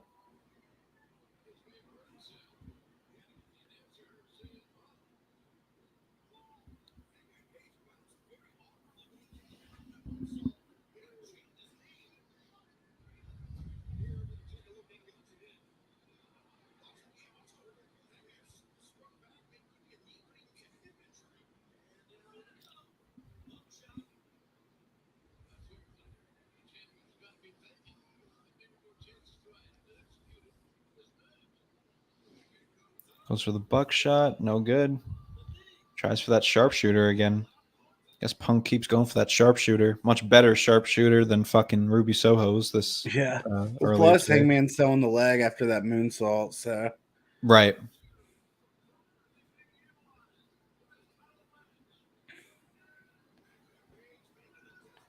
Oh, I guess you're not too far behind if he just did the moonsault. he just put in the sharpshooter. Yeah, okay. You're pretty close. You're closer than I thought you were. The best way to end this pay-per-view is if Colt Cabana comes out and interferes, forcing Punk to lose, starting a Punk versus Cabana feud. Or even better, Turtle. Cabana comes out and helps Punk, starting a Oh, shit. Punk Cabana faction. And then they end the pay-per-view with like a 2-hour podcast in the middle of the ring. Yeah. Airing out all their AEW shit. Dallypool says the random drunk Paige thing they did was awful and nearly ruined him, in my opinion. Yeah, I think you can look at that from like different angles. Like the it added to his character, I guess. Like in the grand scheme of things, but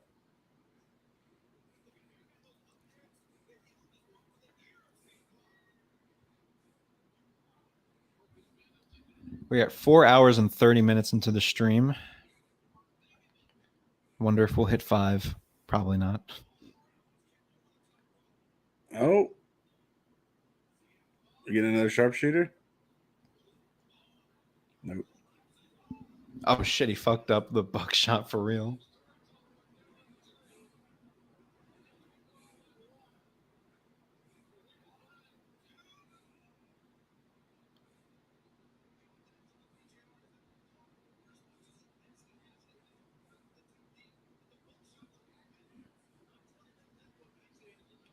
Drunk Hangman was comedy gold. That's when the fans really, really started getting behind him. Well, most fans. Yeah. I like Drunk Hangman. That's when I started like kind of getting behind him. It made the story better, like, you know, him overcoming his whatever.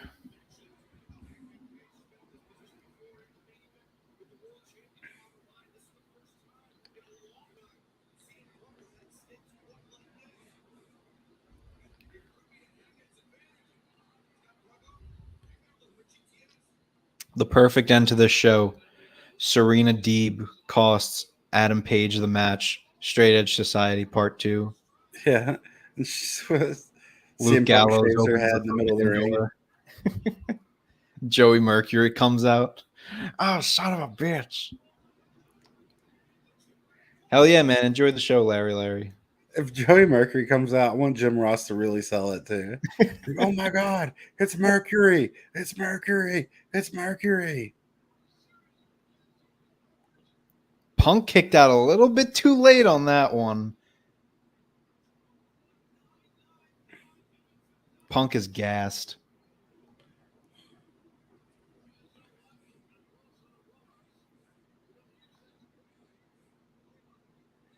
Yeah, ooh, that was a late kick out. I don't know. This is between the Punk fuck up on the buckshot and that 2 count. I don't. You're gonna have to pick it back up. They're losing fans.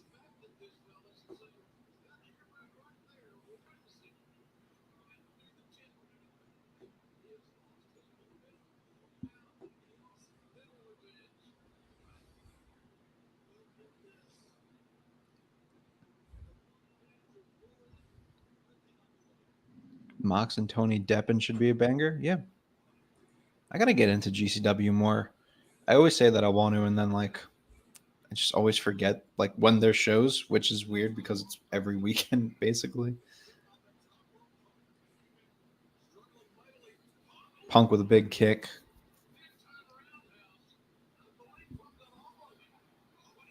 Oh, and he hits the GTS. Fucking end the match here. Another late. Ooh. That was a better late fall, I will say.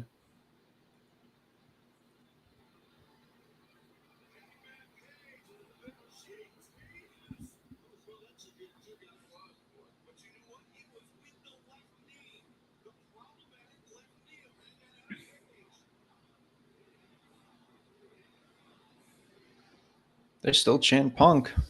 They booed him 2 seconds ago because he fucked up 2 moves, but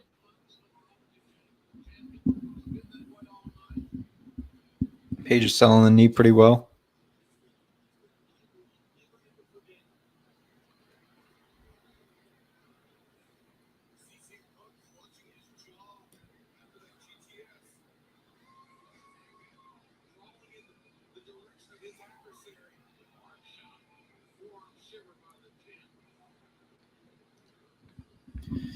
Got some back and forth punches right now between Paige and Punk. You can just tell both of these guys are just fucking winded already. Chat, let us know how you're feeling about the match so far. I think it's pretty good. Just a pretty solid match overall. Yeah, so I'm like watching it so close. Yeah. Couple blips in the road, but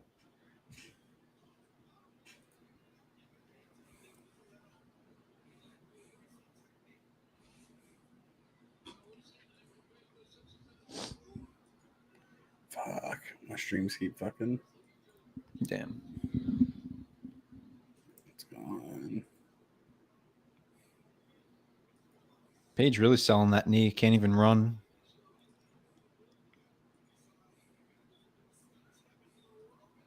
Oh, they both go over the top rope. Paige quick to get Punk. Oh, never mind. He's going over the not the announce table, just the ringside table.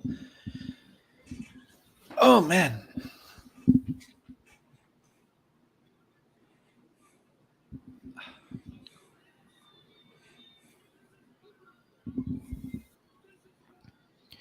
CM Punk tells such a fantastic in-ring story, always beloved for his mic work, never given credit by modern-day fans for his in-ring psychology. I think you could see that definitely in his AEW work. Like, his in-ring psychology is definitely shining.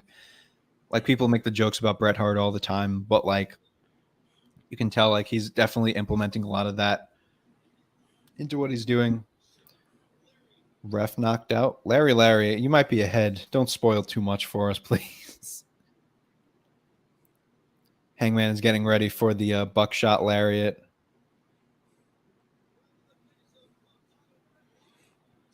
Yeah, Larry, you were definitely ahead because the ref just got knocked out. Boom. And he lands the lariat. I just watched Punk get thrown over a table. Oh, okay. You're behind. It's all good. I'll Let's find see. a different one. Because I feel like I remember you saying that forever ago. Yeah. I need Cabana to come out and JR to sell like Austin versus Rock at WrestleMania 17 when Austin sided with Vince. Hey, this is apparently the biggest show of the year, so you might as well do it there. That Punk versus Dax Harwood match was phenomenal. Yes, it was. Okay, this stream's a little better. I can see the referee laying in the ring. Yeah, there you go. Paige has got a crazy look in his eye. Oh, no, Hangman. You're better than this. Uh-oh. You I see went the crazy through a look. whole story, Hangman. Please. It's so weird they're making him the heel.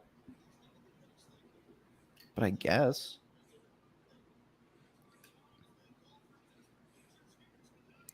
Don't do it, Paige. 8 viewers so far. If you're watching, listening along with us, support any way you can. Drop a like on this video. Let us know who's going to win. Is it Hangman or is it Paige? Is it Hangman or is it Punk? Add one line. I fucked up. Paige is conflicted here. I'm still standing by my prediction that we're going to get a Punk heel turn and a Paige little face turn here. Don't tell us, Larry. Don't tell us, Larry, please. I'm not looking at chat now. Yeah, me neither.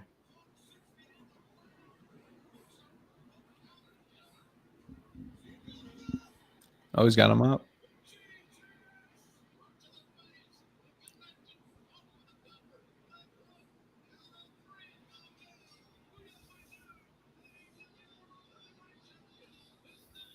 Oh.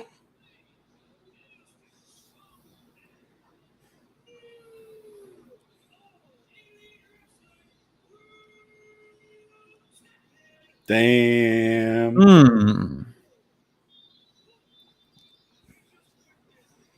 Pretty good ending. That was a good ending. I like that.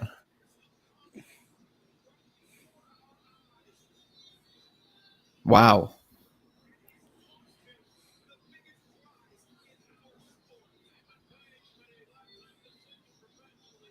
Acefield said in the chat, Bret Hart, Piper, WrestleMania 8 spot to end the match.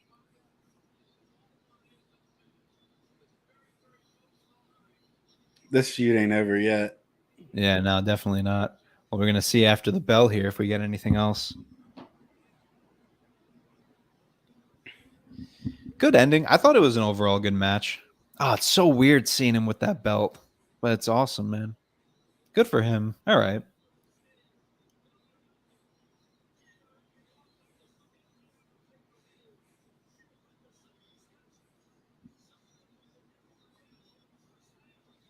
Damn, that's awesome. Never thought you would see that.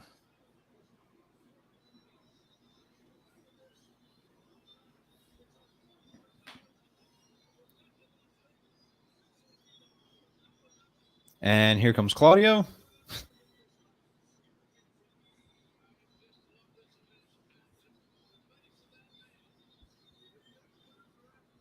Well, you're memeing, right?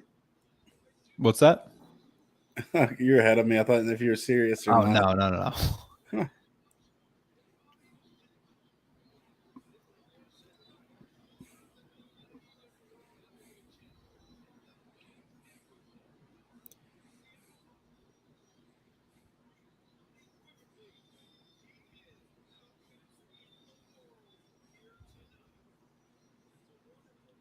J-Bone is ripping up this pay-per-view in the comments.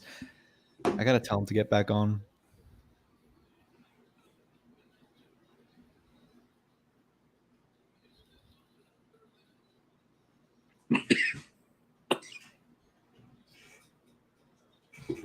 Yeah, I would say that this is definitely match of the night. Nowhere close to match of the year. Yeah. I would still say Anarchy takes it above the it was probably this Anarchy and the Serena and Thunder match.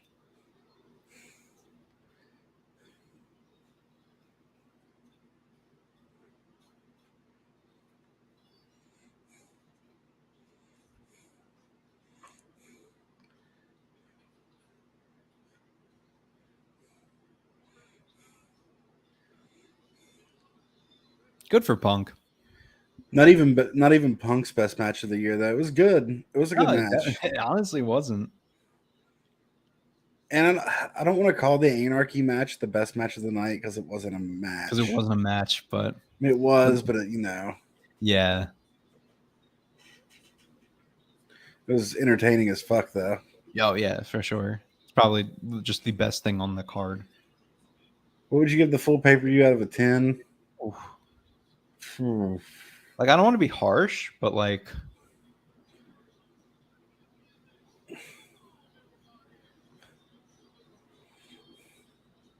I don't know. 6. I was gonna say 6, but I wasn't sure if that was like too rough. But I think a 6 is warranted. Tom and J-Bone are going at it in the. Oh, I know.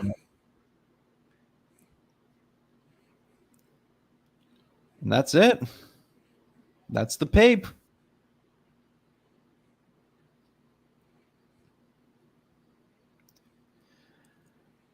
All right. Well, fun show overall. We're going to stick around because I want some other guys to get in here. Thank you for ordering this pay-per-view event. You're welcome.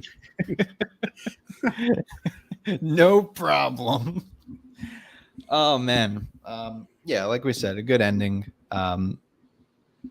Yeah, I think I would say that match was the best match on the card, just because of the even without the story. So, still a lot of unanswered questions with obviously MJF, the whole Wardlow situation. Like, I really wonder what they're going to be. Also, you have to wonder like what's Punk's first feud going to be going in, if they're gonna wrap up the Paige storyline. Or it's Cole. I think they're gonna be going at it. I think that story's actually going to get better. I need to get off soon, but I'm going to wait until at least some other people in here. Yeah. I'm trying to hit up the chat.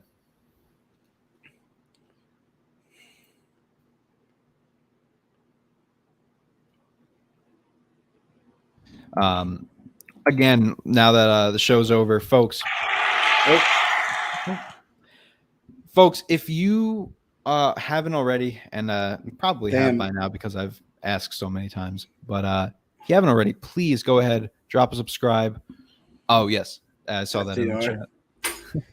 FTR came in the ring and celebrated with Punk. Oh, nice. If you haven't already, please go ahead and drop a subscribe at the Turnbuckle Tavern.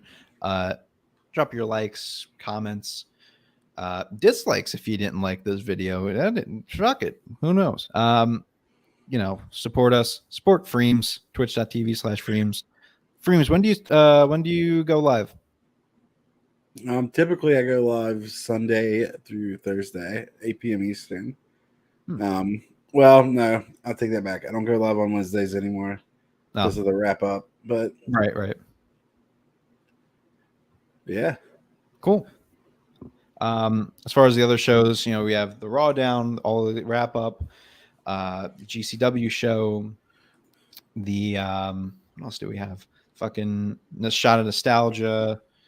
Of course, the flagship show on Thursdays, sessions, all different types of shows that you can tune into and enjoy. Good night, Larry. Thank you so much for tuning in. Definitely appreciate you coming out. Yeah, thanks for hanging out. Thank God the Paige era is over. That was a solid win. Can't Stop the Kittens. Please follow us on Twitch, by the way. But so the Paige era is over. I don't know. That was an interesting. Oh my fucking god!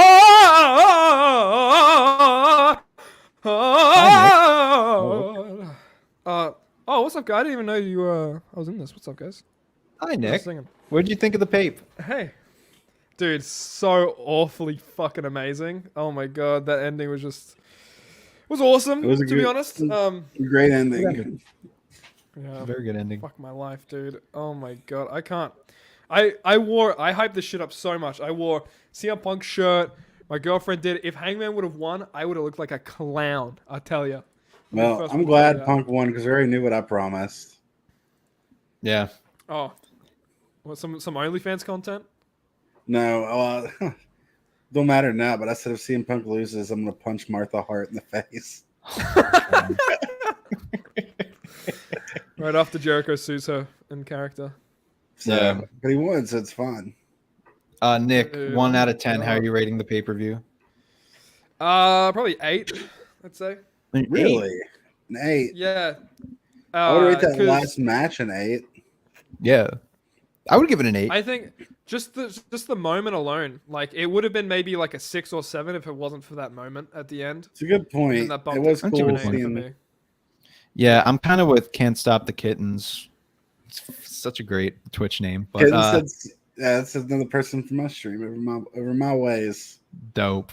I'm going with a 6 overall. I went with a 6 overall as well. Just you had a lot of good matches. Bad. I think anything. Yeah. How about this? It's the 8 is more of a 7 than it is a 9. I'll say that. How about that?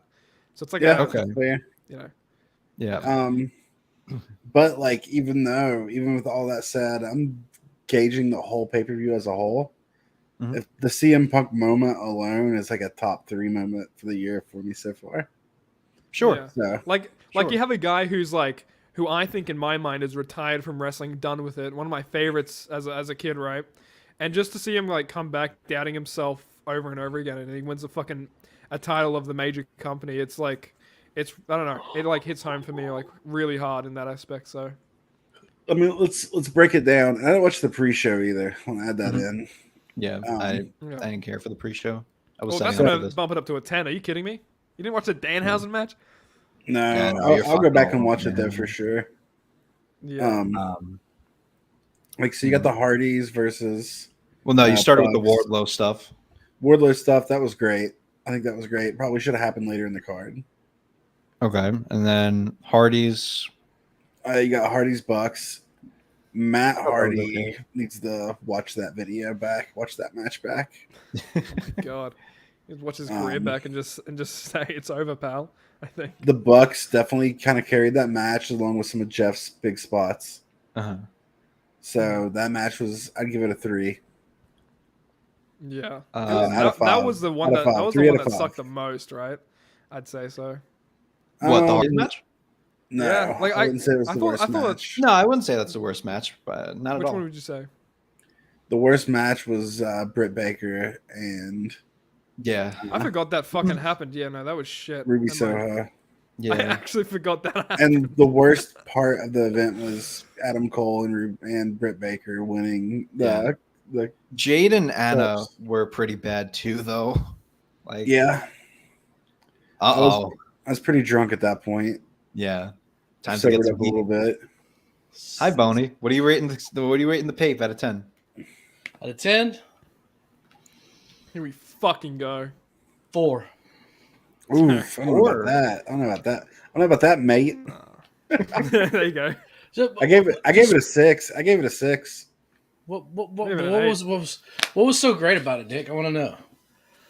The matches themselves. Did you watch Who the House cares? of Black match? Yeah, there's no What do you fucking mean? Who story. cares? That's literally the paper. Wait, hold on. We have Watching. to What do say you mean? Who goodnight. cares? Dally Pool, thank you so much for tuning in. Glad this was your first time at the Tavern. Please stick around for more content. We are here damn near every day, and hope to see you again soon. Okay, boys, continue. So what's the story? But what's the story of the match? Why does it need to be They, a they story? beat him up. They beat him up Why does there need to be a story? because why else were you going to watch pro wrestling? To watch a I good think- match. I Like think the Julia Hart the, part of that helped out a lot. I'm glad to see that. It did. now. It did. Ugh, But without it, Julia Hart. you don't have I'm nothing. sorry, I can't do it with Julia there, Hart. but there's story in the match though. That's what like. What's the wrestling story? is. What's the story? I feel like Wait. you picked the worst example to go to shit on this one because I actually didn't mind that. I thought that was like one of the Yeah, highest that was stuff like for me. one of the good matches. Yeah. Well, what's the This story? is the House of Black match we're talking about? Well, what's the story though? No, I want to know what's the story in the match. They have a feud going on, like Death Triangle and Malachi and his all judgment. What's Day a feud? friends, right? I don't like you. You don't like me. That's a feud. Do you watch the product? Yes, absolutely. Okay, Like, well, then you should answer that. they're not. It would have made Showcasing more. It would have made more sense to have them go against Varsity Blondes and somebody Right. Thank when you. it came to the Yeah, Julia. but then Right. doesn't sell like pay per view shit, you know, like Varsity. I want Blondes, to. Turtle says I want to hear everybody's best match and worst match with a 1 to 10 rating for those. We'll get to that perhaps. I want to see if we can get. I want to get Tom in here because I really want to hear him and J Bone go at it. If we get Tom and J Bone in here at the same time, I'm going to bed. So I'm just you're gonna wait, watch it J-Bone, from my phone. J-Bone, you're giving the pay per view a 4 overall out of 10. Yeah. Even Actually, I'm gonna with change the that to a moment 5. I'm gonna change it to a 5. 5 is a little bit more understandable, but like with the moment with Punk winning the title and everything, that doesn't up it higher for you. No, that goes from a 4 to a 5. To be fair, although the Punk moment was great, if they built it up a little bit more, I feel like it would have hit home for a lot more people. Yeah, yeah. yeah. Yeah. And look, I mean- they told a story. They told a story in the match. So I enjoyed. I think the we match. can all agree Punk and Hangman was the best match on the card, like strictly like match wise. Yeah. Yeah, you got to see CM Punk's booty cheeks for free. Are you kidding? How do you not love that? Waxed. Waxed and waxed. Yeah, just Hulk Yeah, wasn't I wrong could- about the waxed part. Fucking hell. Yeah. I was pretty Brazilian annoyed. baby. It seemed like the match that had the most story to it was the fucking. Yeah. They don't have a story either. I'm sorry. Go ahead. Sneed, if you're gonna comment, you gotta get in here. I don't care if you don't have mics. You and Chad better get in here ASAP. Yes, Sorry, sir. Frames. And just Yes, do sign language. Do sign language. Make a silent film if you don't have. Exactly. mics. Finish your point, Frames. I'm sorry. I'm sorry. Frames. I do find it annoying that it seems like they spent more time building the Sammy Ty Paige feud more than any of the other stories on the card. Yep. And that was like the shit I cared the least about. Mhm. Yeah. But the CM Punk moment is huge. I think it's great. And I'm a huge CM Punk fan though, right? Like big time. So I think it helps make it a 6. I actually thought the Darby Kyle match was good. Didn't Again, need to be no on the story card. though. Didn't need to guard. It was. lot of I matches looked at the didn't time. It even was stay 10 long. minutes. That 10 minutes could have gone somewhere else. There's That was only 10 minutes, really? 9:50. How long was the CM Punk Paige match? 25. God damn it! Wow. wow. Oh, wait, Jericho 25? Appreciation Society was 22. Wait, Wait, 25 we said exactly? over or under. Yeah. Oh, 25:40 was the Okay, official. Yes. Technically over. Good, I good, did good, it. good. We did it for you. Damn. That's funny. Let's see. What else? I'm looking through all the other comments that we have. Jade and Anna, I didn't mind because Jade had all the pieces except for being excellent in the ring. Yeah, Jade looked rough tonight. Jade looked pretty bad in the ring tonight. Punk looked rough tonight at some points. Punk but looked rough tonight. Yeah. Yeah. That's But I don't know if I he like how looked- the first time he did the buckshot lariat, he kind of didn't land it, but like it kind of that kind of part of the story though, Hangman because get it. Paige also Yeah. fucked Well, up. right. He's not supposed to be perfect at it because that's Exactly, like it's not even in his moveset, so that's But understandable. Paige But was then his perfect ass with the cheek was GTS out. though. But he yeah. put it and great point by the commentators. He hit it with the bad knee. You know, Gotcha. so Yeah. Oh, Yeah. all right, fair. Losing that time from Hangman getting COVID did hurt the feud, but Hangman was so all over the place in my quality. I don't know if having more time to build up would have helped. I just feel like if you would have picked a side, because they were very wish-washy with Paige and Punk, you know, who's the face, who's the heel. It didn't like hit home for me as much as it should have to have Punk yeah, sure. get that win. But like once it happened, I could see how people connected to it because it's Punk winning a world title. I think this could be a piece to a bigger story, though. I don't Yeah. think this It feud. could I think so be. too. It definitely will be. Especially at the end with Hangman, how he was like conflicted on using the title belt. Right. Yeah, I think it's all part of Hangman's story. Like AEW is Hangman. Like that's him. right. It's his story. So The Anarchy match was great. fucking I awesome. said, I loved it. yeah, Loved it. It's fun. Wasn't really a match. Like I said, I don't make it my It favorite. was just brutal. If I have to book it 1 out of 10, I'm going to give it a high number. But like, it's Yeah. not. I don't like putting it as like a match of the night because it's not like a match. No, Yeah. right. So I give it a 9. I enjoyed it. Yeah, I like the ending. You know, Danielson didn't tap out. You know, he was choked out basically, Yeah. and they had to like, just the whole chaos surrounding it. I can't believe they had Blackpool Combat Club lose. That shocked me. Yeah, Yeah. yeah. What other matches were there? The I guess both of the Owen matches. I couldn't do it with both of the Owen It matches. was horrible. They were horrible. And then I was shitting on the shit pretty hard. And then you sit there and you're gonna have Martha Hart in what could be a great babyface moment, and you have two heels. They made him look stupid. You make Britt Baker and Adam Cole look stupid. They're like, "Yay, yeah, we love Owen." Like that is a babyface moment. Yeah. I know it was weird that they were both heels and they were. I mean, give it yeah, that. I mean, like Samoa Joe isn't like the babiest of baby faces, though. That's the thing. So like, But it's more than Adam Cole. yeah, I mean, You those know. more chugs from Twitch, if anything. I couldn't picture Samoa Joe standing up there at all. Actually, Yeah. I could picture Samoa Joe walking right past it. Yeah. Yeah. Oh, which is why they should have Darby in the finals. Well, yeah, here's the thing. It Darby and shouldn't Adam have- Cole. The finals match shouldn't have been what they were to begin with. Mm. Where's that come I from? guess I picked Cole to win it. I knew Cole was going to win it because he has to get something.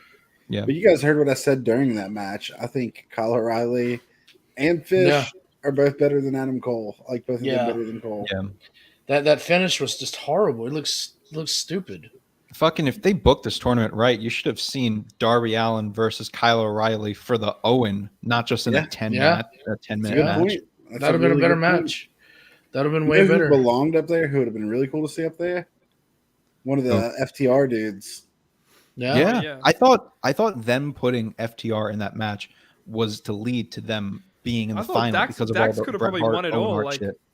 I could And see you him know in that who segment when they're winning it, right? I could see Dax just like because he's if anything he's the most over baby face in AEW. Yeah. Right? Right. You know who else would have been great to see up there on the opposite side of it? Jamie Hayter. Yeah. Yes. Yeah. Yes. This could have been the like premiere spot for her to finally like launch, because she's been fucking nothing with her and Britt Baker, and it's Instead we so get stupid. Britt Baker and Adam Cole up there so we can watch them kiss and be called the It Couple. Oh, just Yeah, I it's know. just the prom king and prom queen. Yeah. Ugh. It's just it wasn't a bad show. It was I just Here's remember what the problem is: they put all the crap in the middle and put the good stuff at the beginning and ends, and like it just makes and it's a long show to do that with. I wish we would have had a casino battle royal. But casino battle royal match. Yeah, where was that would have been fun. That would have helped you get everybody on the card like you want to do, and I'm tired of like this whole we got to get everybody on the card thing. Like we do this on all these pay-per-views. Like, oh, why wasn't so-and-so on the card? Why wasn't so-and-so on the card? Like WrestleMania. Yeah. That show is nuts. It's just frustrating. Hey, how'd you like return on investment? AEW presents return on investment. Dude, I literally, I love you, but I have no respect for your taste in wrestling anymore. I really don't. I think you're too much of a WWE fanboy. I'm not a WWE fanboy. I shit on WWE. Wait, Tom, I want to hear what would you rate this pay-per-view on a scale 1 to 10? A 1 to 10, probably an 8. Damn, hey, that's what I said. I gave it a 6. How am I a WWE fanboy? It wasn't perfect. It wasn't the best AEW pay-per-view, but it was still a damn good pay-per-view. Probably better than Backlash. And it still wasn't perfect. Probably better than Backlash, guys. Tom, actually, I think Backlash is better. Listen. I think Revolution was an 8. Revolution was an 8. Right. I also want to say that even though this pay-per-view is a 6, in my opinion, it had one of my maybe top 3 moments of AEW so far this year. Which was that, the Punk? Yeah, Punk winning the title, celebrate with the belt. I love that. Thought it was great, but like the whole entire pay-per-view as a whole is kind of rough. On parts. I'll bring my down to 7. That guy is giving it a 5.5 at best. Wow, Stoney, 5/5. Good job, Stoney. All right. I could see it from all different ends. I'm giving it a 6. I don't think it was I fucking not put WrestleMania over the show. Like it just wasn't a absolutely WrestleMania. If WrestleMania was night 1 only, maybe I would agree with that. I would put the top moments in WrestleMania over the top moments in Double or Nothing. WrestleMania night 2 that. On a 1 to 10 scale, night 2 was like a 3. Night 2 sucked ass. I can only think of Roman match sucked dick. It was it was like a 5 at best. I can only think of 2 moments from WrestleMania that I like really enjoyed, and I actually enjoyed the Roman Lesnar stuff. Thought that was this fun. year's? Yeah, that match was terrible. That was the worst match I think they've had. I mean, but compared to as far as moments go, it was still a moment. I had no Joshua moment. says this is their worst pay-per-view so far. And then my second one, though, dude, no, people saying that's the worst AW. You go back and watch Full Gear 2020. That was the shittest stinky I've ever seen. Matt Hardy getting concussed, Sammy Guevara doing dumb shit. Go watch that. Was that Full Gear? I thought it was All Out. When he got concussed. That was Full Gear. Or was it Full Gear? I think so. Let me see. Oh. I'm pretty sure it was All Out. I was going to say 2020. it was Double or Nothing. No, it wasn't Double or Nothing. I don't remember. This card. Here's the thing: you take an hour off of tonight's show, and it would have been a great show. I will. That's what I was actually going to get to. Like, you could eliminate at least 4 or 5 matches off this card. See, that matters though. That matters a lot. Like, yeah, it does. When you drone out a long part of a show, it kind of brings down the quality of the whole show. Yes, yes. It was All Out, by the way. It was All Out. I mean, let's say, Tom, say you get a foot-long sandwich and only the ends of it are good. Are you going to eat that sandwich ever again? Only the ends. The middle of it sucks. But the middle of this pay-per-view didn't suck. It did. What was good about it? What was good in the middle, Tom?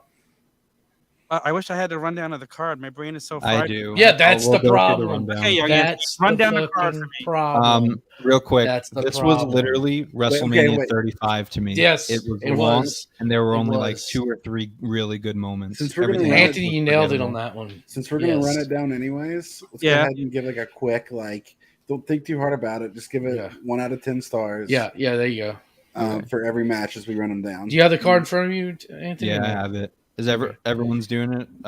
Yeah. Just quick. Don't quick. even. No explanations. No one did Unless the we bring up, Hookhausen shit. unless some contention comes up, then we can talk about it. But Yeah. All right. We'll just go in like the order that we're in now. All Start right. with me, end with Freems.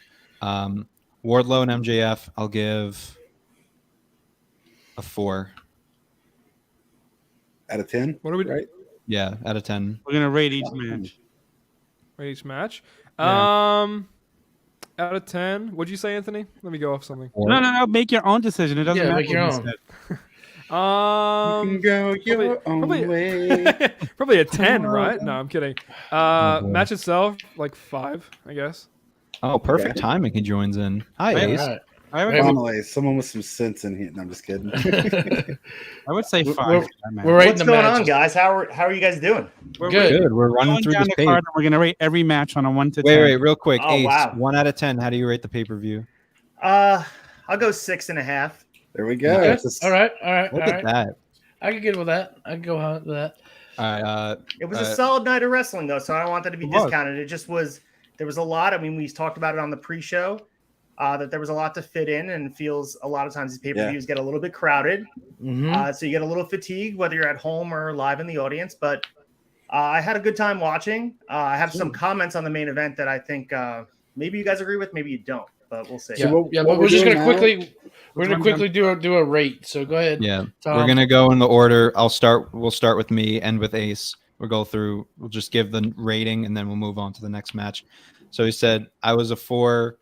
Nick, you said you were a 10. Tom, what are you? 5. I said I was a 5, not a 10. I'm gonna rate this on 2 different levels. Match quality 5, ending of the story 10. No. No. Combine them together and It was come up the with one perfect rating. ending to the story, so that gets All right, so you're like a So 7.5. give it a 7. All right, Tony. Give it a 7. 6. I'm gonna agree with Tom. I'm gonna give it a 7 because of the story. Ace, Wardlow match. What match are we talking about? I'm sorry, I jumped right in. Wardlow and MJF. Oh man, I would probably go 3, 2.5. Oh, Nice. wow. I want a I'll 4. be honest. I mean, I have a That's lot good. to say about that match. I feel like there is a lot to be said about what happened in that match, and I think more of it leans on it being a shoot with MJF because I feel like I think the way so, they too. kind of wrote him out of the It looked- storyline. MJF looked it- fucking awful in this match. They did not give in anything. Like And that's I why. think a But lot should of they what have they though? wanted- But it's Wardlow though. Like, should they have? No, but a lot of what they wanted to accomplish with Wardlow, it went out the window because even when you squash somebody, when it looks like they're just laying dead, it didn't have the same feel. It felt like it wasn't Wardlow's coronation as we thought it might have been, and that was a shame because He didn't even whole look story dead. was He relying looked on fucking MJF. mad. He didn't. He was on the ground looking mad the I think- entire Okay, time. okay. I changed mine to a 5 after hearing Ace. I changed mine to a 5. I don't all give it as right, low as you did. all right. Next match. But one thing I just want to say real quick, and it is, it looks like maybe they're ready to write MJ off of TV for a little while. I don't know. That's what I'm saying. It felt like they probably came to an agreement for this Probably for getting this night suspended. only. Get the match in the ring, as Vince McMahon always says. Get the match in the ring and see what happens from there. But it looked like MJF didn't want to be there, and that's maybe he's the best actor of all time, but also maybe he's just really upset about what went down this weekend. Yeah. Hardys and Young Bucks. I'm going with a 6. Shit. I'm going with a 6 as well. 6 sounds good to me. 2. Ooh, 4. 5.5. Chad's here. God, look at that. Finally, some Sexy man with motherfucker. integrity here. Oh, here we go. Chad, Hardys and Young Bucks. What are you rating it out of 10? Can you guys hear me okay? Yes. Yes. Yeah, we can hear you. Can you hear us? Yeah, I can hear you. What was the question, Anthony? Well, actually, rate the Pape 1 out of 10. 7. Good number. That's a good. All right.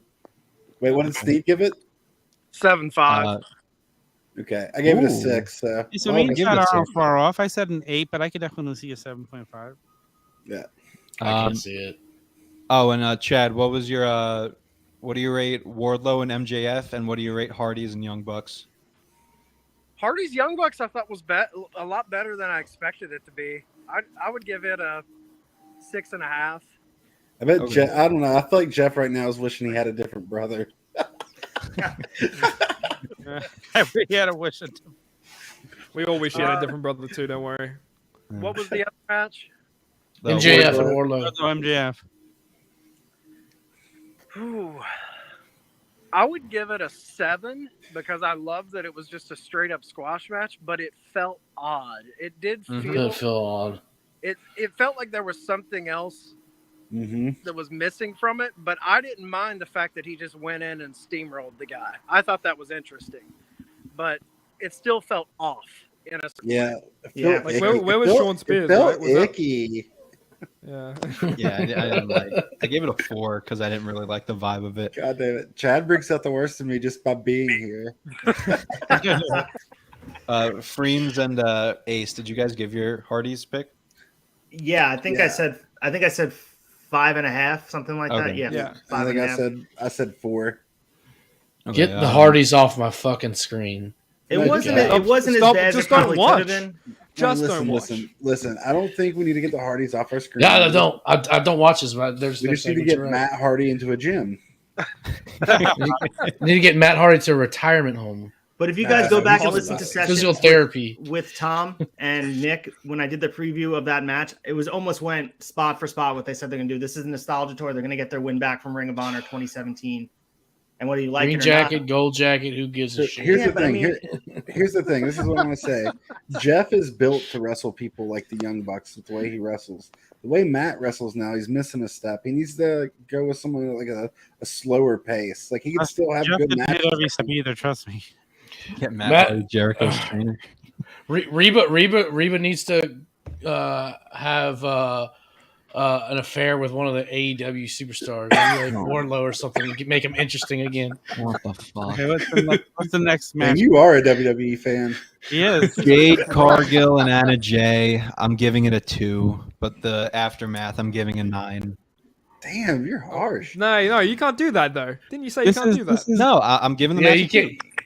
Okay, This, there you this go. is what happens when you get sports entertainer fans watching. Da-da-da, sports entertain. Da-da-da. Nick, what are you giving the match? I'm giving it 3.5, and the stuff that happened after, I'll probably give it a 7 or 8. Damn. You guys I give it a 5. 3. I'm like the unpopular here. I'm gonna give it like Actually, a I'll 6. give it a- I thought I'll give it a 4. I'll I thought change my Anna looked I good. give it a 5. I thought it Jade's was, looking better. I didn't think it was terrible. I thought it sucked. I'm going to go 4.5, and I thought Anna Jay was surprisingly good, and she has a good moveset, and I think Jade's improving week to week. The story being told was weak to me, so it took away from the match. The fact that the match had no real build-up, and where we're building for Jade is she's probably going to the main event if we can probably look at the tea leaves, but I don't know. Anna Jay just felt like she was just another opponent, and it didn't really belong on the pay-per-view. You cut off 2 matches, the pay-per-view is that much better, and this is one of the matches. I disagree with you, and I'll tell you why, but I'm going to let Chad's go first. Ace pretty much summed up what I think. I think the story was completely non-existent going into the match, which hurt it. But the match itself, I thought Anna Jay looked good, and AJ look good. Yeah. I'm gonna wrap up the post-match fallout into the match itself and the rating, and I would say 4.5. Yeah. So what I want to Well, if say, that's the case, then I would go like 4 too if I'm including like the post match stuff. that's like the rules we But- set here. This But is the what- post match fallout didn't even make sense because she fired her Marcus No, Morgan that's true. That's true. at the end, like, and then Stokely just like, oh yeah, well, I'm with Stokely now, like, And all of a sudden, we're supposed to know who that guy is. I've never seen him before. No, you know, yeah. I mean, come on, just because there were some newbies in there, like, it doesn't mean that like the post match scrum was good.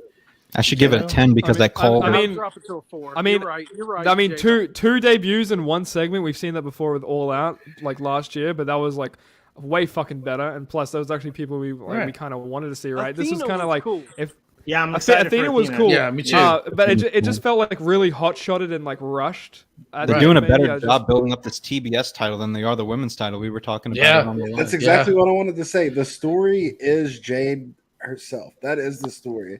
The fact that the women's TBS title and champion seem better than the actual AEW women's champion. Like if they were to be like, on next pay-per-view, we're going to have Thunder Rosa versus Jade Cargill, I would probably pick Jade to win and feel like Jade probably should win because she's so over and like, I don't know. I think it's great. And then Athena coming in at the end gets me excited for whatever's going to happen next. I'm excited. Chris Statlander, she's also a contender. I'm here for it. I didn't realize how short Athena was as well. Oh my god. Dude, Yeah, here's the problem. Jade. too. I love the Statlander thing, but they should have never used her in a tournament. This should have been her return tonight. Yeah. Well, the one good thing about Jade in this match that we didn't see in a while is she was selling and she came close to losing, which was a different side of her we haven't seen. So there were a few near falls from Anna Jay, which was shocking, maybe unbelievable in some points, but it was cool to see Jade selling because it's going to take her character to the next level. We talk about all the time with the undefeated streaks and being this squash monster. It's not good for character development. Seeing Jade take the next step, she's going to have to sell. If she moves up to the main event of the women's division, she's going to have to find a way to be an empathetic character. Maybe even as a heel, you have to believe she can be beaten. And I think that's where she took that next step. She felt like it could have been, we all knew as smart fans how they were booking. We knew she wasn't losing, but there was a chance for a second. That's the first time I think I've ever seen her have a near fall on her. So it was kind of cool to see that. Yeah, it's true. I think so. I think some of the she botched a few moves in the ring. She kind of took a step back. Yeah, she needs to slow down. Slow it down. Slow it down. I can't even listen to J-Bone do this shit anymore. Like I can't even cut the shit. Cut the shit. Sneed's getting shoot hot. Look, he's leaving. He's getting in the car and leaving. Bye, Sneed. Love you. Bye, buddy. Speaking of which, House of Black versus Death Triangle. I'm giving I like this match. I'm going to give it like a 7. Yeah, I'm giving it an 8. I'll give it a 9. Damn. Oh. And J-Bone will give it a 10. Keep it coming. 6.5. Oh, and then you lost me. Actually leaving. I'm going to give it a 7. I'm going to go 9-5. This match Well, was fucking Sneed just left. He got in his car and just dipped. What do you rate that match? Bye, Sneed. Hope you find your dad. I'm gonna jump on my laptop. I'll be on in a second. Okay. All good. That So House the of Black match was fucking phenomenal. Yeah, the reason I'm giving it 9-5, that's Actually, the perfect introduction to the trios division for the casual fan. If you watch that match, how can you not be excited? 7.5. I'm going 7.5. Trios championship. I'll give you We don't need They more killed it. titles. I feel like I just rate harder than you guys. Holy shit. I give like Briscoe's like FTR a 10 and like CM Punk dog collar match a 9. Mhm. Like, So I'm going to give the House of Black match a 9. If you go back and I think it was sort of it was muddied in this full event. If you watch that on an island, that match was so good. Yeah, everyone played such That's a a good good point, part. Ace. That's a good point, Ace. So I'm gonna go 7.5. my friend was over. He's just a casual fan, and after that match, and he doesn't know much. He doesn't follow anything. He goes, "I wonder if they're thinking about doing 6-man tag titles," just from seeing that match. Yeah. They're Also, going too, Buddy, it was a nice showcase for Buddy Matthews because Buddy Matthews, his offense looked like stiff, where he could be working like Shibata in Japan. Some of those forearms, man, holy shit! Damn, Buddy the was way going Chad out there just and popped up. ripping it. It was such I a feel like good someone match. was about to like expose himself to me on Omegle. What was the roulette thing? Thing that back Chat in the day? roulette. Chat roulette. Yeah. Wait, so what do you rate the House of Black match, Chad? 9. Thank you. Me and Chad rated it the same. 9. Hey, good job, Chad. Good job, Tom. It was great. I feel like Buddy Murphy should keep the makeup because it actually They makes look like so But good. they looked like I don't think Buddy Matthews need to even get tattoos now. I think Yeah, the face paint. How on the funny toes- was that good. sign in the crowd? We need to get Buddy Yeah. Matthews tattoos. I was dying. Who Yeah. posted that in the chat? That was someone posted it. I'm I going to get told, headphones. I'll be right back, guys. Okay. I told J-Bone since they did like the half black and half white that we got 1.5 Finn Balor's tonight. It was very Michael Jackson-esque. Oh God, we have fun here at the tavern. How do we feel about the Julia Hart stuff? What's your favorite Michael Jackson song? What's your favorite Michael Jackson song? Quick. The Julia Hart stuff. All I gotta say, it's about time. It's about damn time to pull the trigger, and let's see where it goes from here. It's the so perfect Ace, addition. doesn't this go against your Judgment Day thing of like, oh, Rhea Ripley doesn't look like she? No, that's not true. No, because Julia Hart got misted, and it's been a build-up since December. Rhea Ripley has it been a build-up? Has it been a build-up? Yes, she's been sitting moping on the steps every Rampage and Dynamite. Oh my God! What do you mean? Has it been a build-up? This has been like since last year, right? And stop. Thank you. Since December, she's been sitting on the steps with Varsity Blondes every time they're out. Yeah, I mean, it may seem like stop and start if you only watch Dynamite. You're on Dark and Elevation. Right, exactly. Thank you, Freems. If you're not watching Rampage and if you're not watching AEW Dark and Elevation, you're not seeing her character development where the eye patch, it's starting to grow out of the eye patch and becoming darker and darker. This has been progression over time.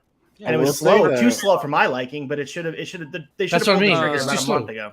Too slow. Yeah, of course. Exactly. But it was a build-up. There should not be any character development on Dark and Elevation unless there is a reason to watch Dark and Elevation. I'm not saying building up, but when you see her wrestle, you see the black protruding out of the eye patch more and more every week. If you're not watching her from week to week, you wouldn't see that.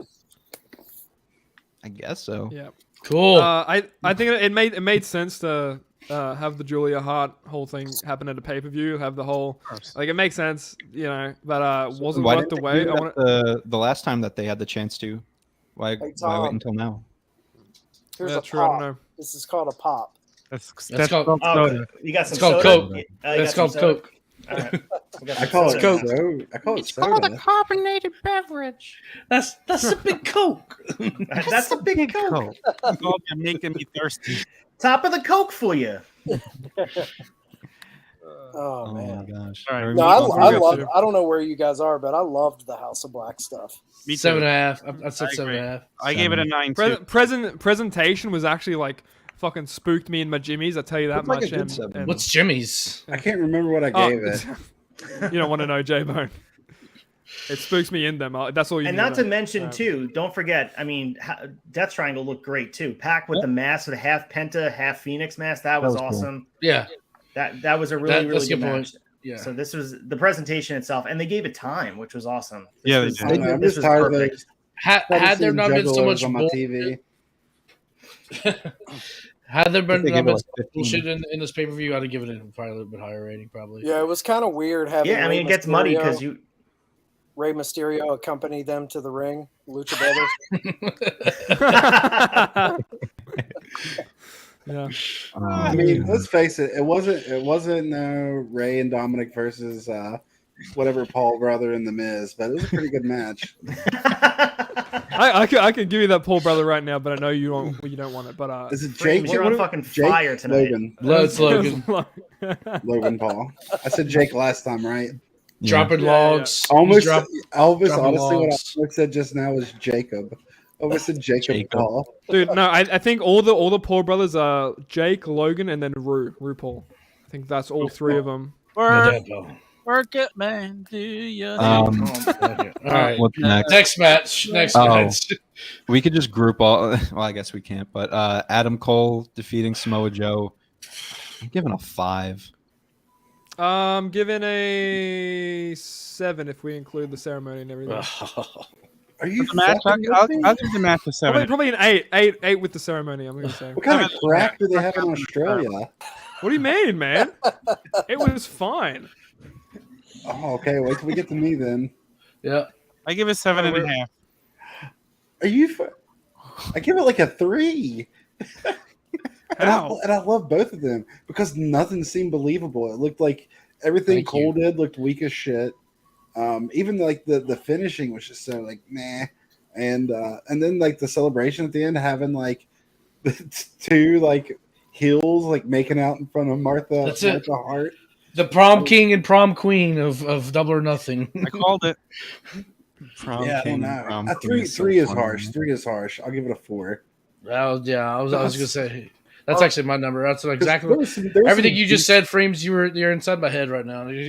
That kind of scares me, but Run, Freems. Run when you can.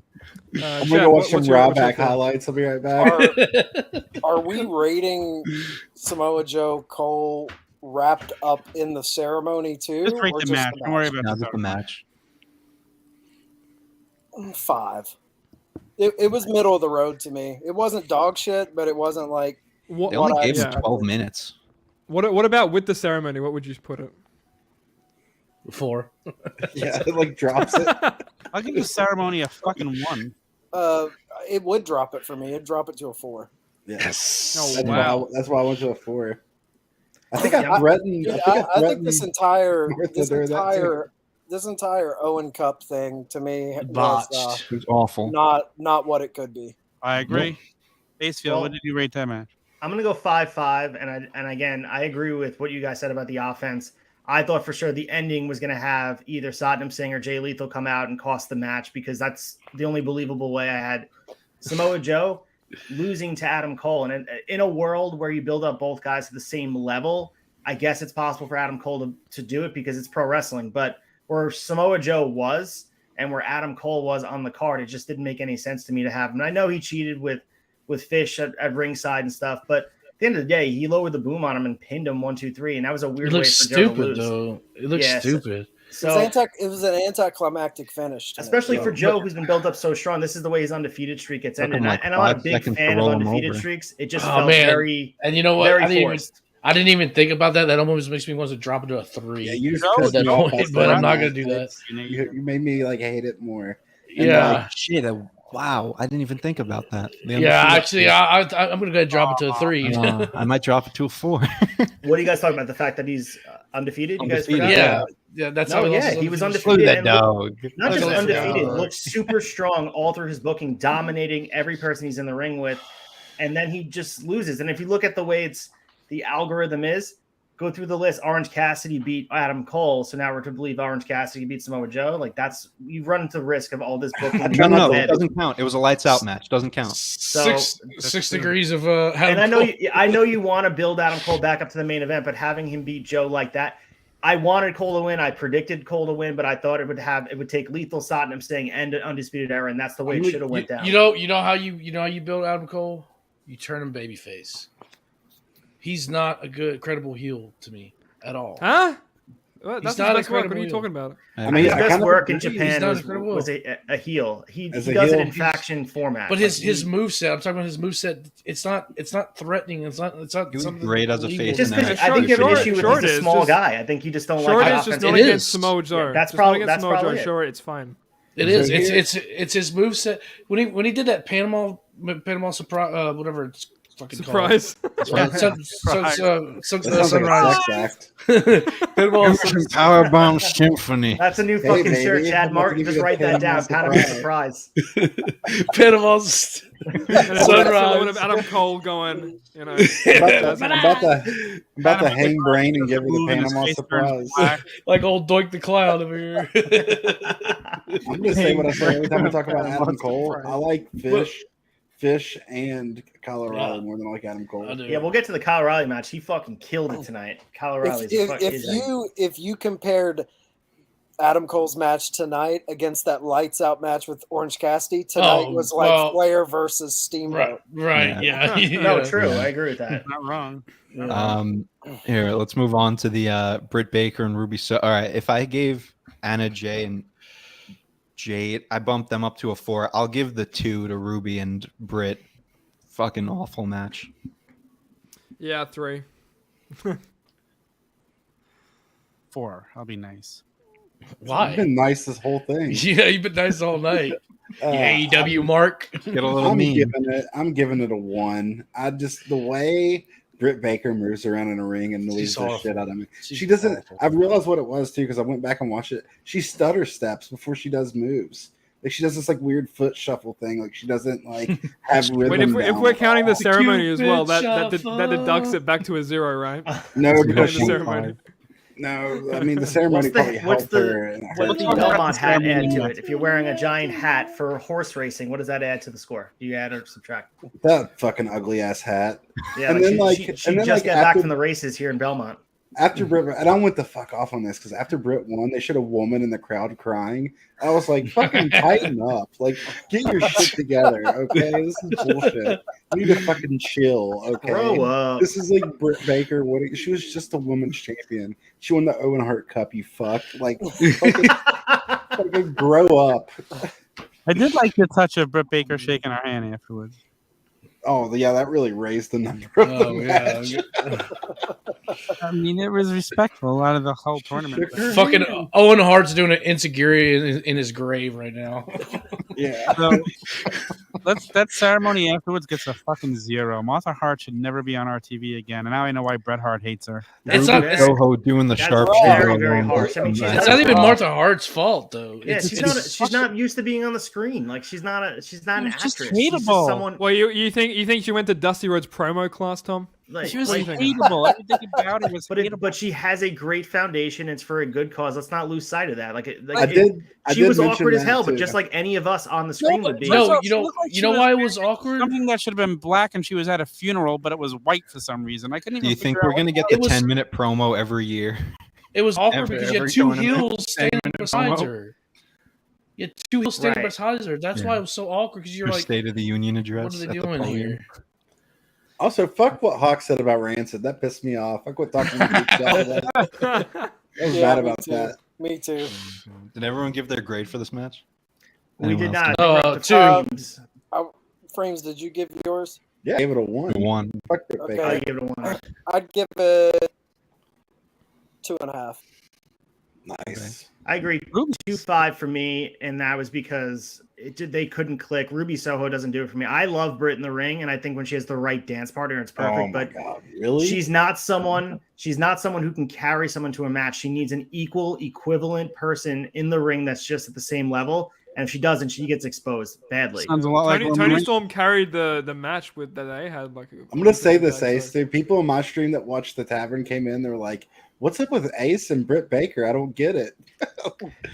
I think she's not good. She's not. Good I think in the ring. I think she's very good. I do think she's very good, and I think she's had a bad stretch of matches. It doesn't really support my opinion the last couple of weeks, but I would say the thing with Britt, if you compare her to other women wrestlers in the world right now, if you want to talk about Stardom, you want to talk about WWE, you want to talk about Impact, she's on the same level as all those guys, and she has charisma, and she's good on the mic. So that's like what I'm comparing to as well. I don't even think she's the best in her current. Take locker any room. Stardom wrestler right now, and they're good in the ring, but that they're working a very specific style. If you're into Japanese wrestling, yeah, it's awesome. But Britt is, to me, she's on the same level as a Charlotte. She's a star. She's an absolute star when she's in the ring. She's better than Maki Ito, I'll tell you that. Well, you're better than Maki Ito. So. But I think Jamie Hayter is way better. Throw a dress on me, and I'm better than Maki Ito. Yeah. Also, like I just Ruby Soho has been such a disappointment. I thought she'd be so much better here. I think she's just been booked poorly. I like Ruby Soho. She's been given a chance. Yeah. Even when she does wrestle, she's not looking great. I don't think that's so much on her. It's chemistry. It takes two to tango. Yeah, watch some of her dark matches, Tom. I don't watch dark. Well, I'm just telling you to, like, if you want to see some of her, like, she hasn't been on TV a whole lot. Oh. I think it should have been Tony and Ruby in the finals. I think Jamie Hayter should have been in the finals. Britt did not need that. Britt did not. She, like Ace said, Britt is their biggest star in their division. She did not need that tournament. They could have utilized that tournament to put over a new person who could use that to brag about in promos, to hang that, just like they gave the Dynamite Diamond ring to MJF and he's not had a title. This could have been something for a new woman. Just like King of the Ring used to be in WWE, you'd build somebody. Right. Is what it should be. Any other woman in that tournament deserved it more than Britt. Like I've been saying, like not Maki. Unless you make it like a star-studded event where every one of your best wrestlers in it, put it for somebody that's coming up. And that's what it should have been. It should have been the 8 best wrestlers, and you didn't even need qualifying matches. Like just pick 8 of your best wrestlers, put them in the tournament, and just let them go. But they decided to do like the wild cards and the Tag the team Darby wrestlers. versus Why Jeff so many and all tag that. team wrestlers in a freaking singles tournament? Oh, I thought that was It fine. makes sense to a point, like Dax. There's a and, story. Cash, but like seeing Dax standing up there at the end of the night would have been pretty cool. If we're being Would have been honest. very cool.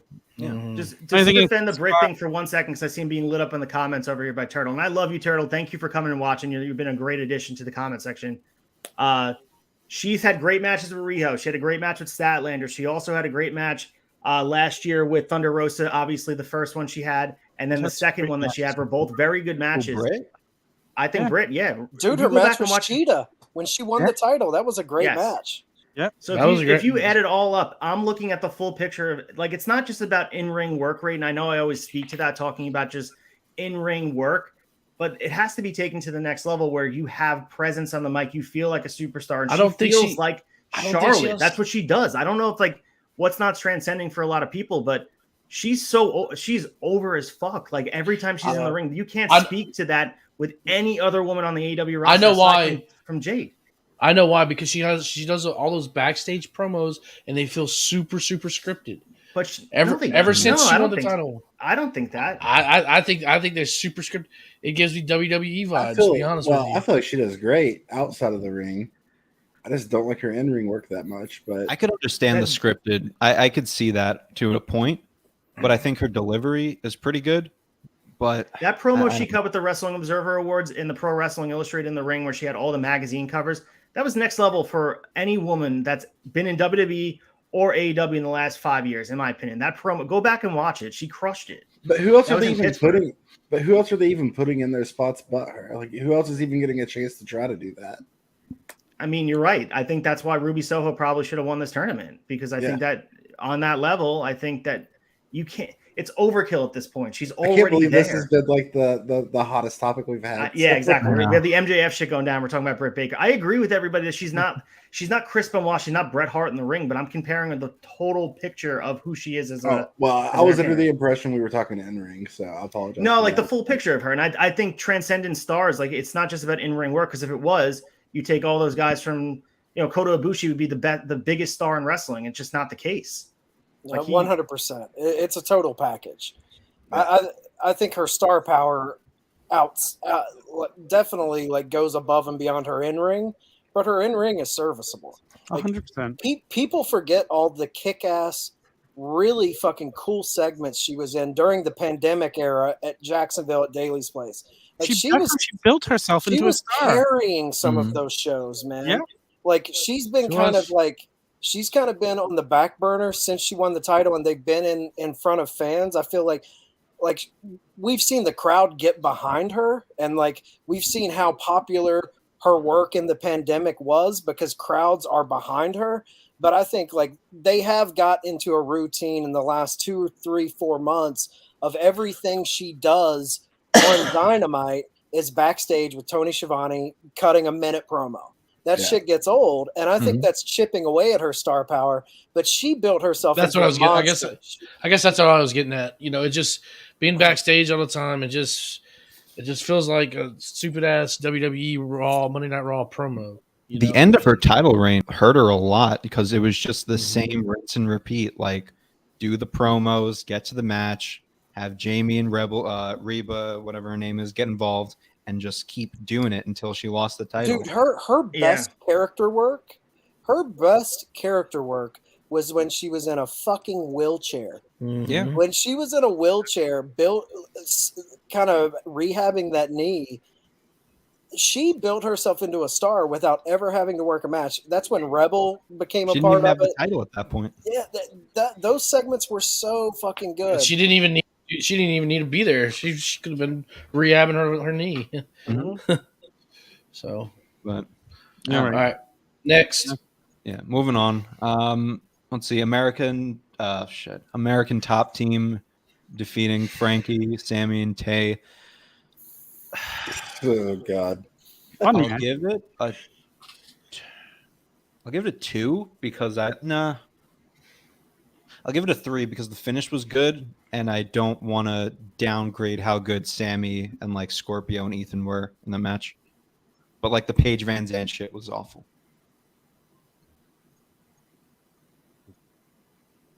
I thought pretty good for her first match. I thought so too. No, I'm just kidding. That's when she face planted herself. Did you all guys catch that? Yeah. She was like hot dogging too much. She was like playing to the herself out crowd when she way too much. All I saw. She was the store brand Ronda Rousey. Like, you want to go to the store and get Ronda Rousey, and like, they ran out of Ronda Rousey. Let's go grab the store brand, and that was her. That was me. She looked better than Ronda ever did. No way. It's only her first match. Give her time. No, Ronda's first match. Do you remember Ronda's first match? That tag match she had, she fucking crushed it. Ronda's exactly, and she hasn't gotten any better since. She still does the same exact Where's shit. Paige VanZant though? Paige VanZant sucks. She was pulling her punches. She was sloppy as hell in the ring, and I know that Turtle's gonna be like, "Oh, Britt's sloppy in the ring," but Paige doesn't have the same. Match. Give her a break. But Ronda's first match. Go back and watch that. She wrestled Triple H and Stephanie. And it was in a Remember tag WrestleMania? team match. And Stephanie's not a wrestler. If we have a 30-minute argument over this match. I was like so drunk during this match. Let me give mine. I'm gonna give it a 2. It didn't need to be on the card. Kazarian impressed the hell out of me though. Scorpio and Kazarian can go all day, and Ethan Page was awesome. I want to see the TNT title go between the 3 of those guys. I have a rant build up too, so I'm gonna say 4. I'm gonna give mine a 4 just because I'm glad that minute of the year and Paige VanZant won, so now we can finally move away from this shitty ass fucking storyline. Yeah. It's about time. So I like it. So I'm gonna say 4. All right, listen, I would have gave it a 4 if fucking Ty Conti and Sammy didn't do that fucking carny shit at the fucking beginning of it, coming out dressed like Maleficent and whatever the fuck he was wearing, like some kind of like edgy Dalton Castle motherfuckers. Like, Jesus Christ, you break like, oh wait, we're the bad guys. Oh my god, wouldn't it be so cute? I came out as Maleficent and you came out as they were totally tonguing down too. Yeah, you came out as Goth Liberace. That'd be so fucking awesome. Give me a break, dude. Fuck you guys. Like, get off my TV. I played solitaire after that because I was like, fuck these guys. I do not want to. Like, just I'm so over them. Like, you played solitaire? I played solitaire during that match, drunk. I played drunk solitaire rather than watch that shit. What I finally did peek over, I do like Scorpio. I think Scorpio Sky's awesome. Paige is awesome, but God, and then Paige VanZant, like, I don't know, get this fucking clown bullshit off my screen. I'm so sick of these MMA guys that are trying to, like, remember the MMA guys the American Top Team first brought in? Like, stop. Meanwhile, Colt Cabana sitting at home being like, they took our job. Chad, what are you giving the match? Wait, one more thing. What's the over/under on Paige VanZant's douchey ass boyfriend working his way into a storyline soon? Oh God, it's happening, but it's going to happen. I'd give it a 3. I thought Paige was like, I mean, dude, she hasn't wrestled anything. I thought she was hot dogging way too much, but what she was doing is a prime example of a outsider coming into pro wrestling. They're always like raising their hands to the crowd. It's like, dude, just fucking work the match. Like, quit trying to garner love from the crowd. I think this whole storyline was just, it's been dog shit. Like, they haven't known how to. It just seems confusing. Like, they didn't know where to go. Like, Scorpio turns on Kaz, which that's a heel move, but then Sammy is like despicably a heel, and they were even playing to being a heel, like sucking face through the whole match. The one to what Boney said, the one great thing about this is the stipulation that Kaz and Sammy cannot challenge for that title, which means we'll get a new crop of challengers, which is exciting. Thank God. But I do have to say, Kaz is so underrated. That dude. They fucked him over in this storyline. He was so like some of those moves.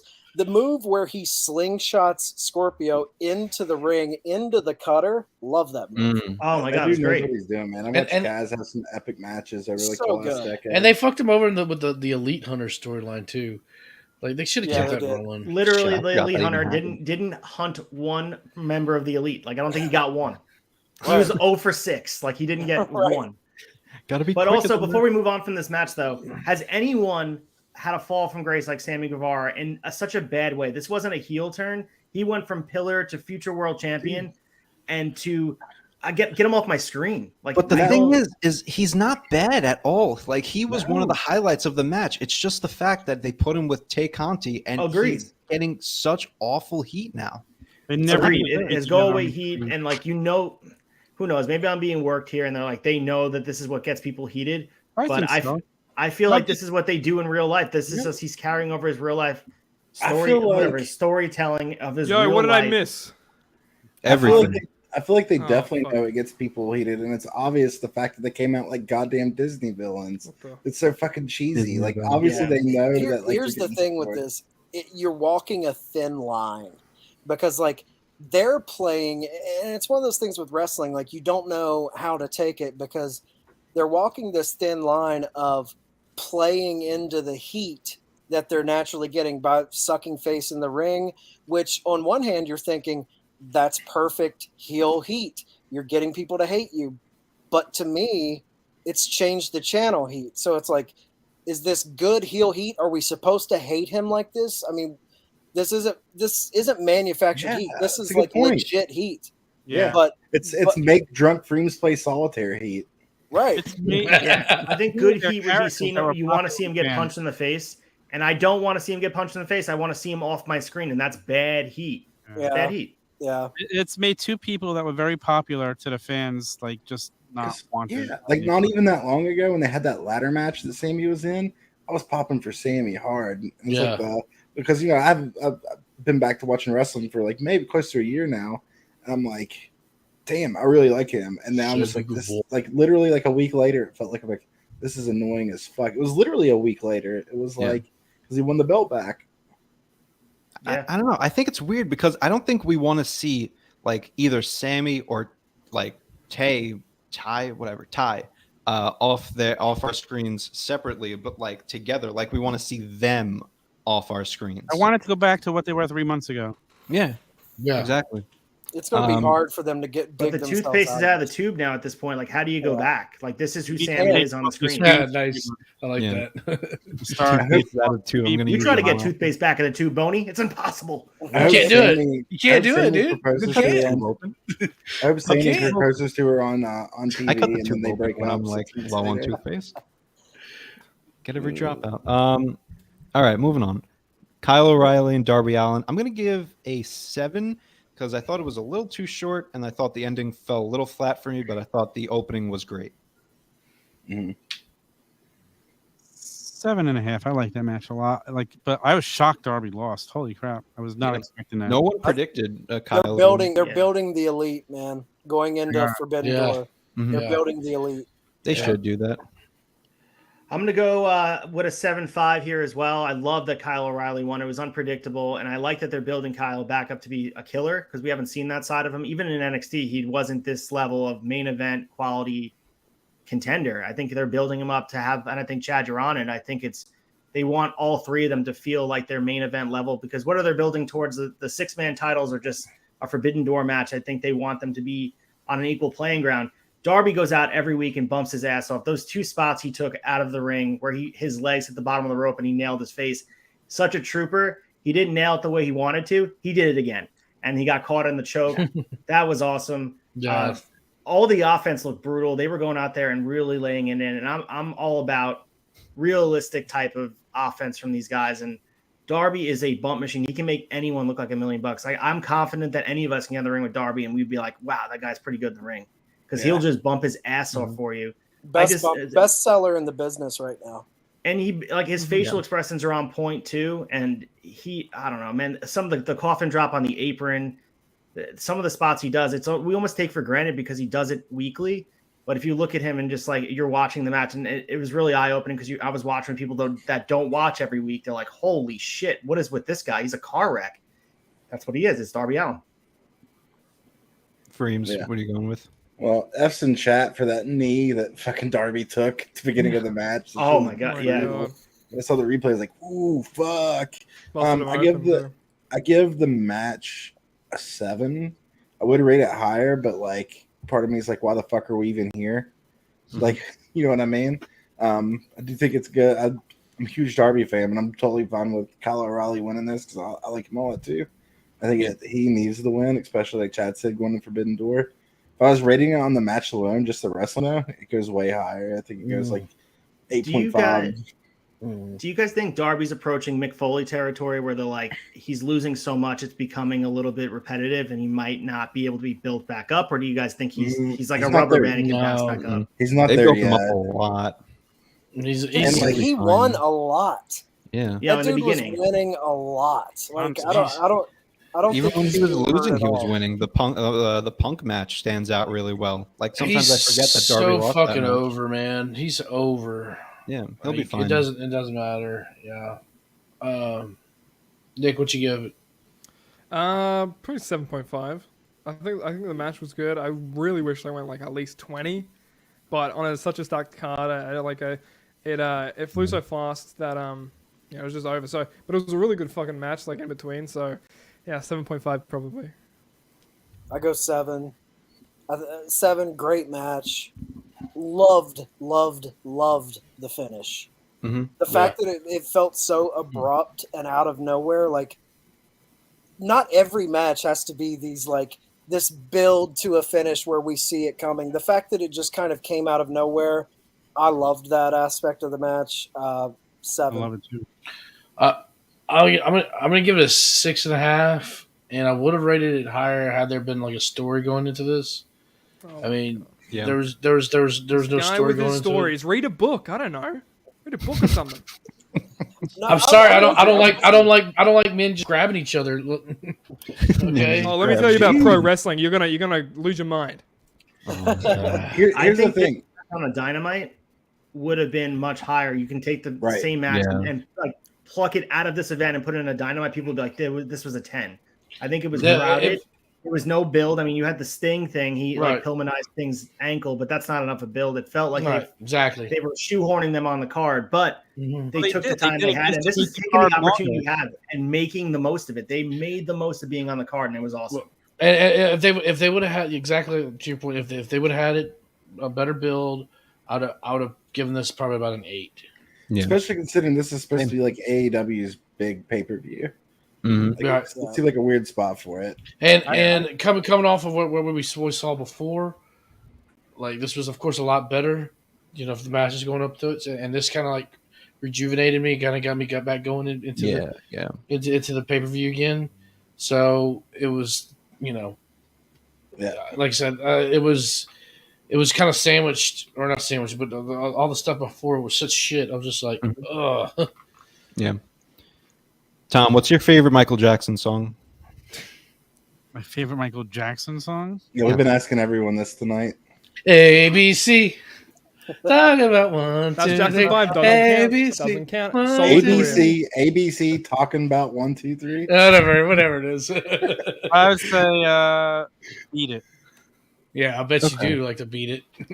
Did you say Eat It, like the Weird Al Yankovic version? Yes, Eat It. Shout out Weird Al. Did we get everyone's Michael Jackson song? Ace, did we get yours? It's got to be Beat It or Rock With I'm not a big Michael Jackson fan, but Rock I'll go With Thriller. You is a fucking banger. I love the presentation of the Thriller. That it's like a Halloween type of vibe. I'm not a huge Michael Jackson fan. You went the safe route. I respect that. Freems is a big fan of Man in the Mirror. That was one of mine, actually. Actually, I like Dirty Diana.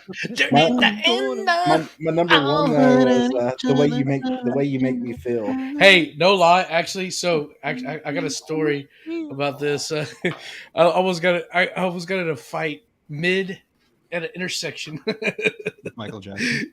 But over Michael Jackson because he just died. We were Blair's Michael Jackson, and this dude looks at me and goes, "Just because he died didn't mean you have to play Blair's music." We were in the middle of the intersection. I said, "What you said, motherfucker?" Get out of the car. And he sped off. Anyways. Who would win in a fight, Michael Jackson or Prince? We're not even going to get into that. That was part of the show before. Darby Allin. Thunder Rosa and Serena Deeb. This was a damn good match. I'm going to give if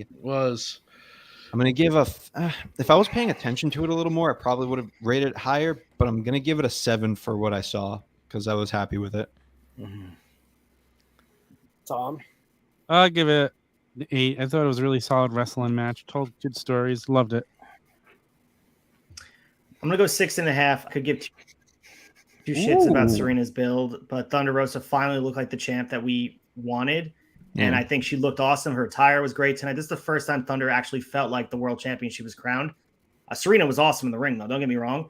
I just don't care about her in the win. I just don't care. But, maybe I can change over time. But this whole build, you guys said it best on the flagship. It was built at the top of the ramp, and that's where it should fucking stay. So, goddamn, Bill. The top of the ramp. Dreams. I don't know. Fuck. The wrestling was really, really good, but I just didn't give a fuck about it. Yeah. Serena Deeb, we're like Serena Dweeb. Get out of my ring, nerd. One of his greatest hits, ladies and gentlemen. Round of applause. Honor Society, baby. Yeah, it's true. It's true.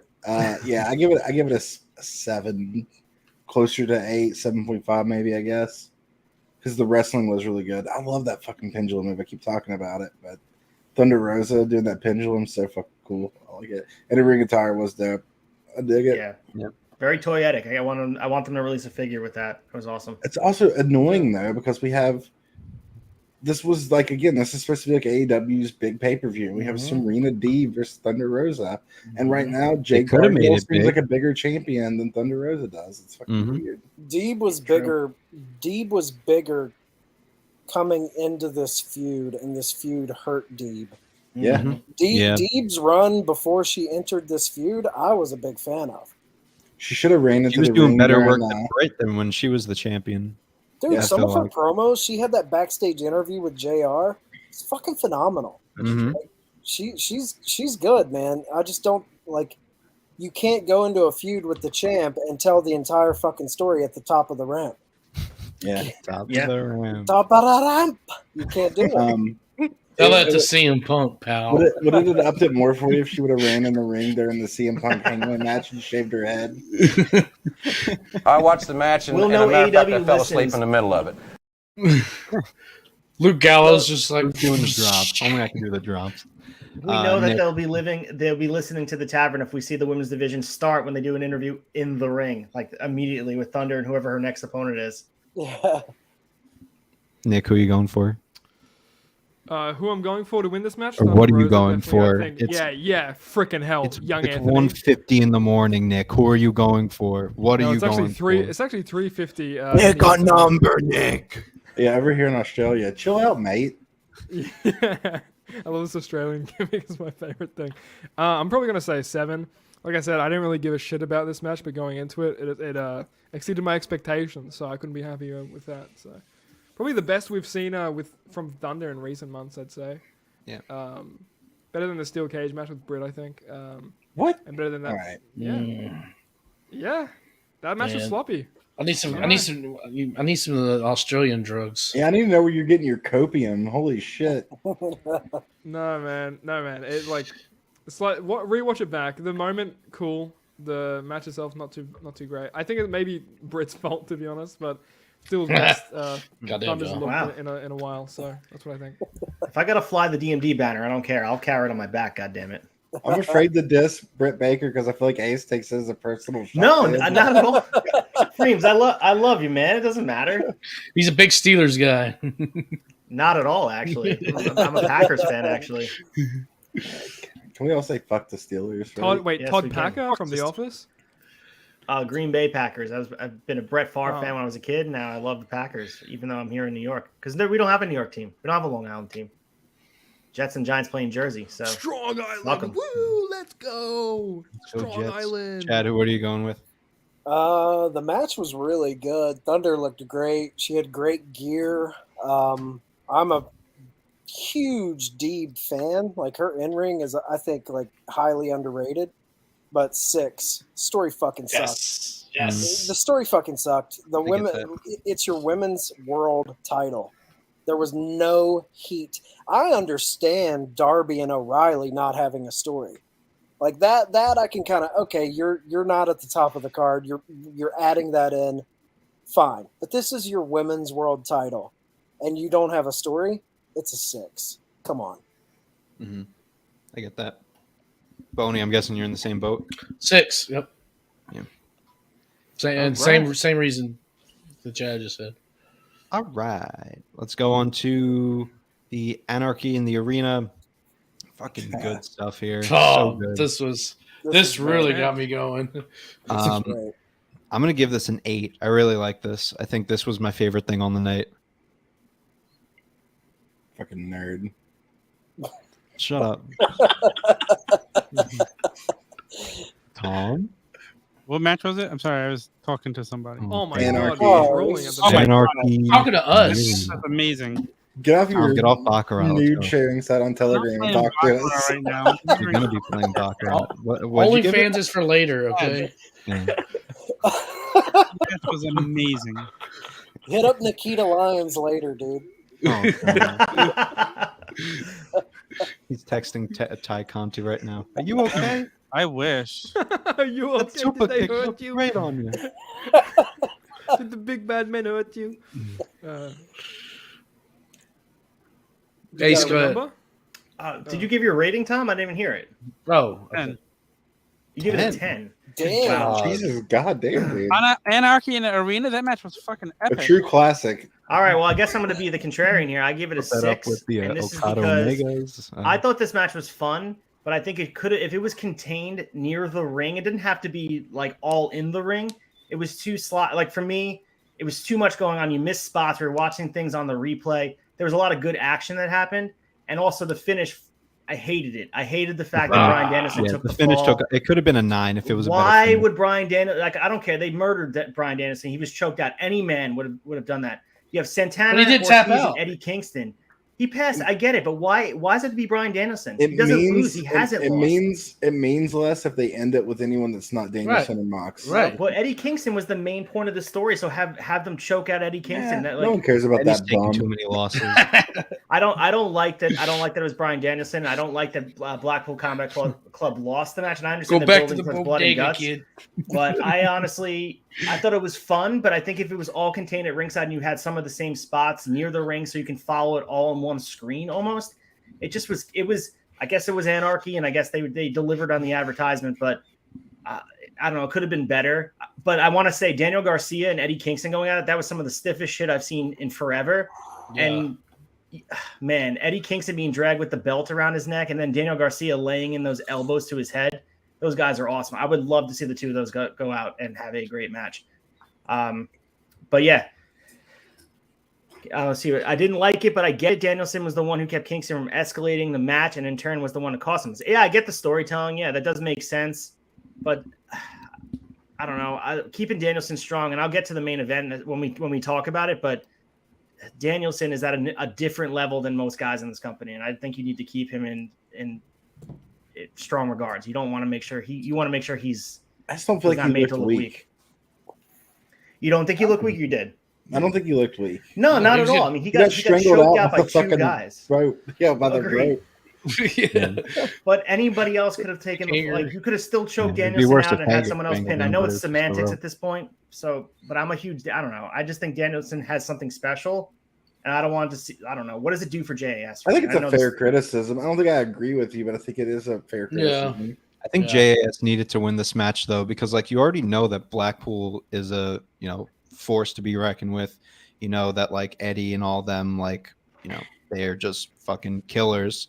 So you needed JAS to get a good win over them, so that they prove that they're that next faction. They're not just clowny. Even though they're supposed to be the sports entertainers, you need them to be like a threat going forward. And if you keep losing and make them look like the jokes, then you're not going anywhere with them. So you needed them to at least take one win. Yeah, I don't disagree with that at all. And it depends on where they're going. I'll see it through. I'll use Mike Belcaster as my guide here. Patience is a virtue. And we're going to wait and see exactly where they're going, and I'll judge it at the end. But I was not happy that Bryan Danielson was the one that was taking the fall, whether it be passing out or submission or a pin. Yeah, fair like enough. Frames, what are you going with? Well, first off, talk some shit. How come Eddie Kingston looks like someone that I would like trade? Like back when I was in high school, I would have traded cigarettes for like a burnt copy of Nellyville or something. Jesus Christ, this dude needs to tighten up too. Like, get your shit together, bro. You're a professional. Right? You fucking weirding me out, man. Nah, I'm not gonna take that Eddie Come Kingston on, slam. I don't No care if way. you're gonna take it or not. It's true. Everything I'm saying is true. Nick, you were not alive then. You don't understand. Like, I was the one who sold you that. Are you kidding? I traded Sigs with you. Nick, I don't know if people exist like they. You were do. your dad's sack The rider. guy outside of Bodega smoking Newports. That's Eddie Kingston. Like that guy really exists somewhere. Back in the Town Center Mall, back in like 2007. That is Eddie Kingston is the guy you avoid because you know he's going to bum a cigarette off of you. Am I right or am I wrong? Oh no! Yeah, it rings even more true here in New York. Like he is every guy in the Bronx, like outside of Bodega. Just got the 2 for $5 lunch special with an Arizona iced tea and a 40 for his way home from work on the train. That's Eddie Kingston smoking Newports, by the way. No, I still like him, but everything I'm saying is true. But come on, dude, straighten up. Like, no, dude, he's the most professional. He wears a suit and tie on the weekends. I've seen it. Yeah. Every time he's not in the ring, there's no accent when he talks. It's all fake. He wears it. Not even from New York. He goes, "Good day, sir. Can I interest you?" He's actually like a slave, a butler. Sorry, not a slave. That's Whoa.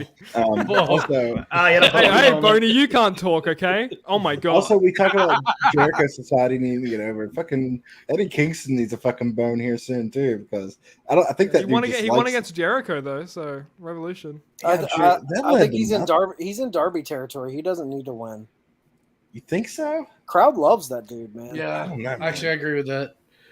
I agree with that. What was with the music playing in the beginning? He is the beautiful it was loser. Annoying.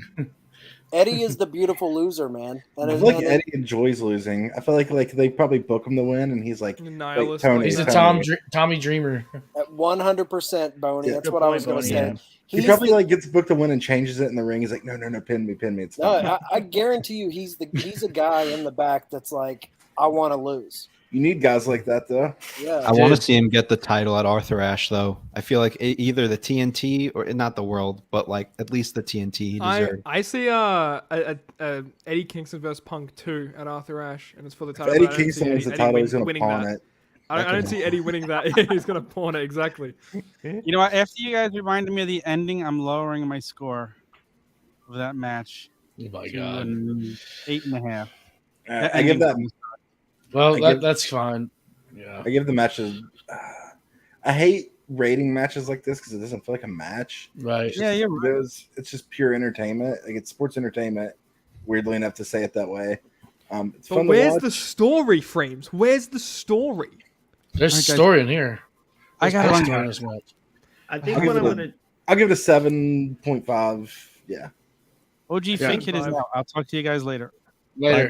Quickly, Nick, give your score so we can. Yeah, run through this. I was saying 7.5. Yeah, 7.5 here too. All right. Chad, what did you say? I'm gonna say 9. I think it's fair for all the reasons that Ace knocked it down is why it's high for me. Mm-hmm. The chaos of it, the fact that it wasn't so put together and crisp and clean, and the fact that they didn't all hover around the ring, Right. the chaos of like it was hard to follow, especially in the first like 5 to 8 minutes of that match. I didn't know if I was going to get a handle on the match, but once like it spilled out and you had guys in the concourse, guys in the stands, a couple guys in the ring, and you could bounce between those stories, then it really all started flowing for me. That Eddie and Daddy Magic, then transitioning into Eddie and Daniel Garcia, phenomenal. And then when Eddie comes down the ring carrying a fucking gas can, looking like a zombie apocalypse survivor. Yeah, 100%. I have a photo of it fucking Unreal. saved. He's got dried blood all on him. Like That was Rick Grimes, like in season whatever Walking Dead, when like he just lost his wife. He's just like ready to kill somebody. It's like fucking Texas Chainsaw Massacre, man. I just survived Leatherface. It was so. Love that visual. And I loved the end. Like this I did too. This is the type of match that you do beat Danielson in this way. This is the type of match that Blackpool can lose, and it doesn't hurt them at all, because these are the matches that heel factions like JAS win. Yeah. Blackpool wins a straight up match all day long, but this plays into Jericho's bag of tricks. And I'd like to see a match now where you get Blackpool come back, the full Wheeler, Moxley, and Danielson versus Santana, Ortiz, and Eddie Kingston. Yeah. Sign me up all day for that. Yeah. I think the real I'll fuck challenge with for it. the editors in the chat and also in the room here is to put Natural Born Killers by Ice Cube over the whole match, like a New Jack match, and see how it vibes. I think it might actually have a little bit of a good feel to it. Instead of Wild Thing. Yeah, just the whole match is on loop. Natural Born Killers. It's funny though. It's funny to me though because that match really started honing in when the music got cut. Because the chaos of it, where it was hard to track, was all happening while that music was still playing. Right. As soon as Jericho cracked that soundboard over Mox and the music cut, then it's like I locked in more. Me and Frames were saying they should have switched to Judas after a while. I just picture now whenever Kingston and Danielson started fighting, like, or Danielson getting mad and Kingston be like, "I traded a pack of Newports for this." Oh my They should just cycle through everyone's theme song, like Danielson be next, and you have Santana and Ortiz, and God, could you imagine listening to Daniel Bryan's theme song 3 times in a row? I'd rather fucking Wait, I got a question. I'd rather chill with Martha Hart. What does Eddie Kingston have to do with nude porn? I don't know. No, Newport cigarettes, Nick Storm. Nude porn? Nude porn? Oh man, Well, it's better than newborns? What's he doing with babies? Do you watch clothes porn? That's There weird.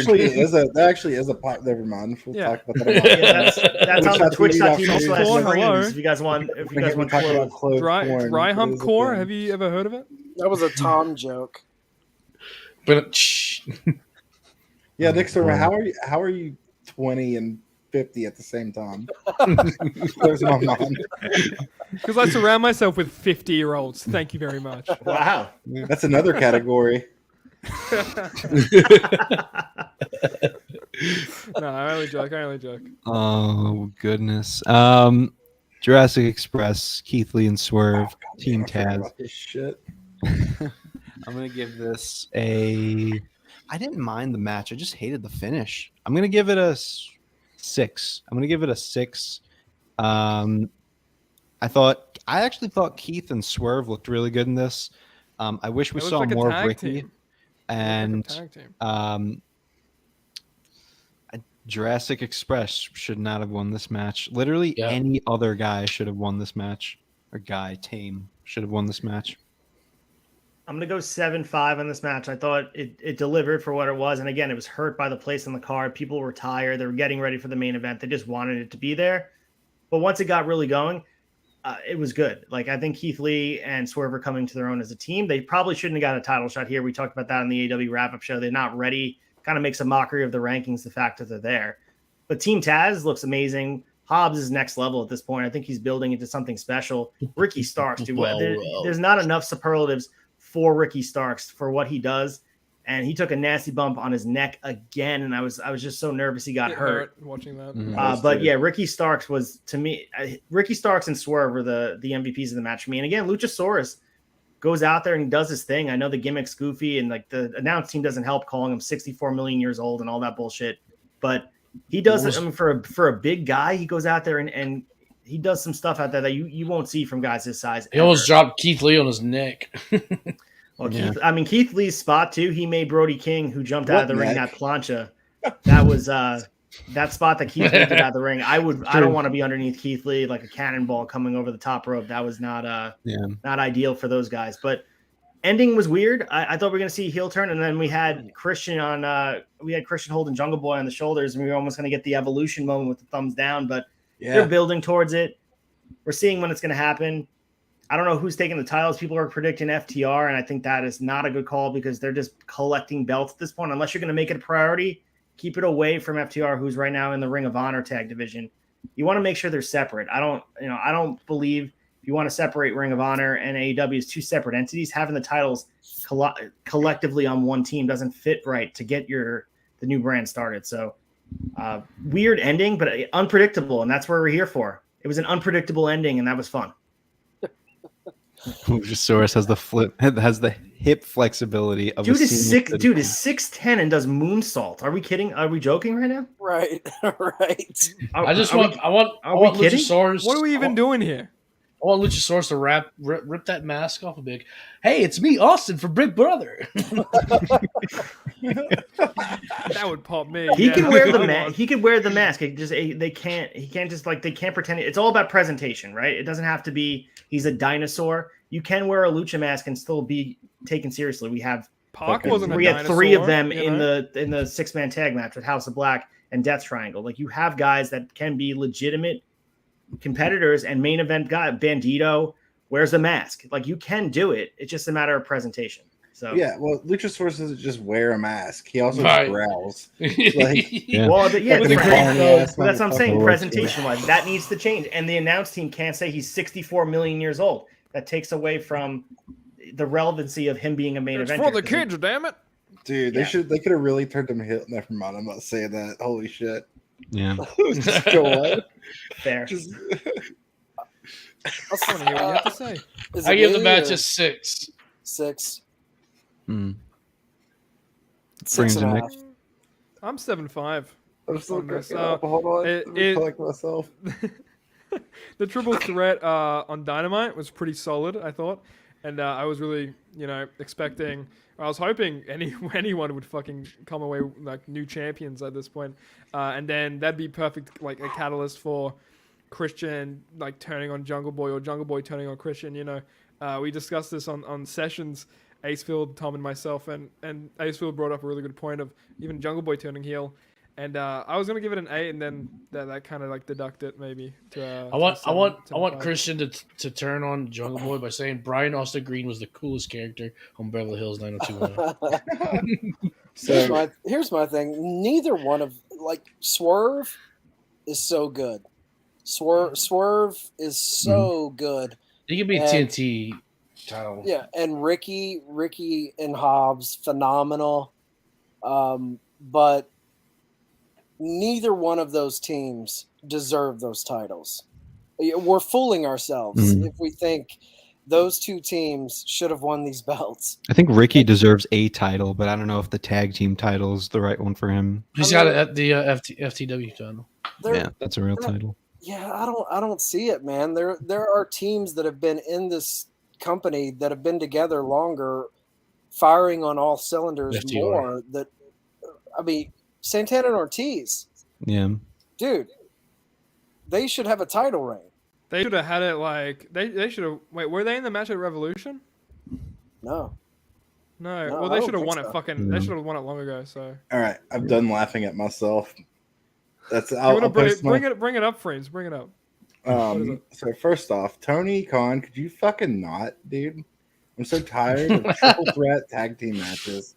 Fucking stop it. Especially if you're just gonna have the champions win. Like it's fucking annoying. Yeah, and I hated the whole thing. I was like, whatever. I was also, again, I probably should watch it sober. I was pretty drunk. But like whenever Christian had Jungle Boy on his shoulders, I thought we were gonna get an electric chair drop.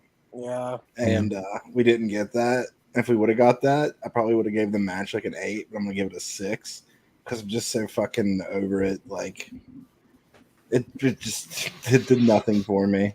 Right. Yeah, I agree. Like because of the finish, it's like why are we even here? Yeah, I just don't know why they haven't taken the titles off of Jurassic Express yet. I get that they're like a more established tag team, but at the end of the day, like they've run their course with the gimmick. Jungle Boy has to move on to being a singles guy. Got to get the feud with Christian in, and I don't know who's going to take the titles off of them, but it better be worth it if it wasn't here. Because dude, they've had those titles for a long fucking time, and you're going to have them drop those titles to two assholes that haven't been wrestling together for that long. Like, feels like a long time. That you need to elevate a legit tag team. Yeah. But this reign has to go to someone that deserves it. I agree. And the reason, but I picked Team Taz because I thought there was going to be something with Christian. Because I thought something with Christian was gonna. Yeah. Well, real quick, he's can't stop the kittens. Says the Christian thing is another example of how Tony is a slow storyteller, not a good long-term booker. Glacial pacing, so everyone can see whatever coming, then do the thing they expect. Honestly, I could definitely see that. I think Tony's missed the boat on a few things now in his booking that it's Stuff we like talk about on the show. Wardlow took a while for him to turn, which is fine. It works in some capacity, but then also you have this storyline with Christian that just it's something's Christian's happening. return Whether here. Unpredictability isn't a hallmark of good storytelling. Swerve for the sake of swerve isn't a hallmark of great storytelling. Most great stories in the course of wrestling history have been fucking predictable from a mile away. It's not about swerving someone for the sake of a swerve. Now, maybe he does take his glacial time with things, but just because we all see the finish coming doesn't mean jack shit, in my opinion, because That's not how you do it. If you're an educated wrestling fan, you're rarely ever swerved. And when people start booking to trick the audience, it's typically dog shit fucking booking. You're going for a cheap pop. Most story, we know it's coming. It's about how you get there. So this whole like everyone can see whatever we expect everything because it's so slow paced. I don't think that's the case at all. Yeah, I could see it. Well, I think one point you can make though to that is Julia Hart tonight, and I don't want to go back too much, but you know, I mean, they should have done that to what Can't Stop the Kittens is talking about. They should have done that a month ago. You know, yeah. Well, that's something where the payoff. You shouldn't have taken that much time for that type of story. You know what I mean? Like, it's just not worth taking it's not worth it. That wasn't building tension. That was putting it on the back burner because you didn't have time for it on TV. That's what it felt that's like. Totally different. It was procrastination, not so much like let's build it. Like Chad, you talk about the rubber band being pulled until it can't be pulled anymore.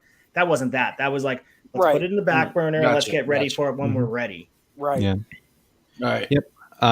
Main event time. It's time. And then for the main event, I'm giving an 8. I think from an in-ring standpoint, this was the best match on the card, hands down. Love the finish. Wish that there was more of a story with Punk winning the title because I didn't feel like, Freems, and everyone else that was in the chat really liked the finish because it was finally Punk getting his moment.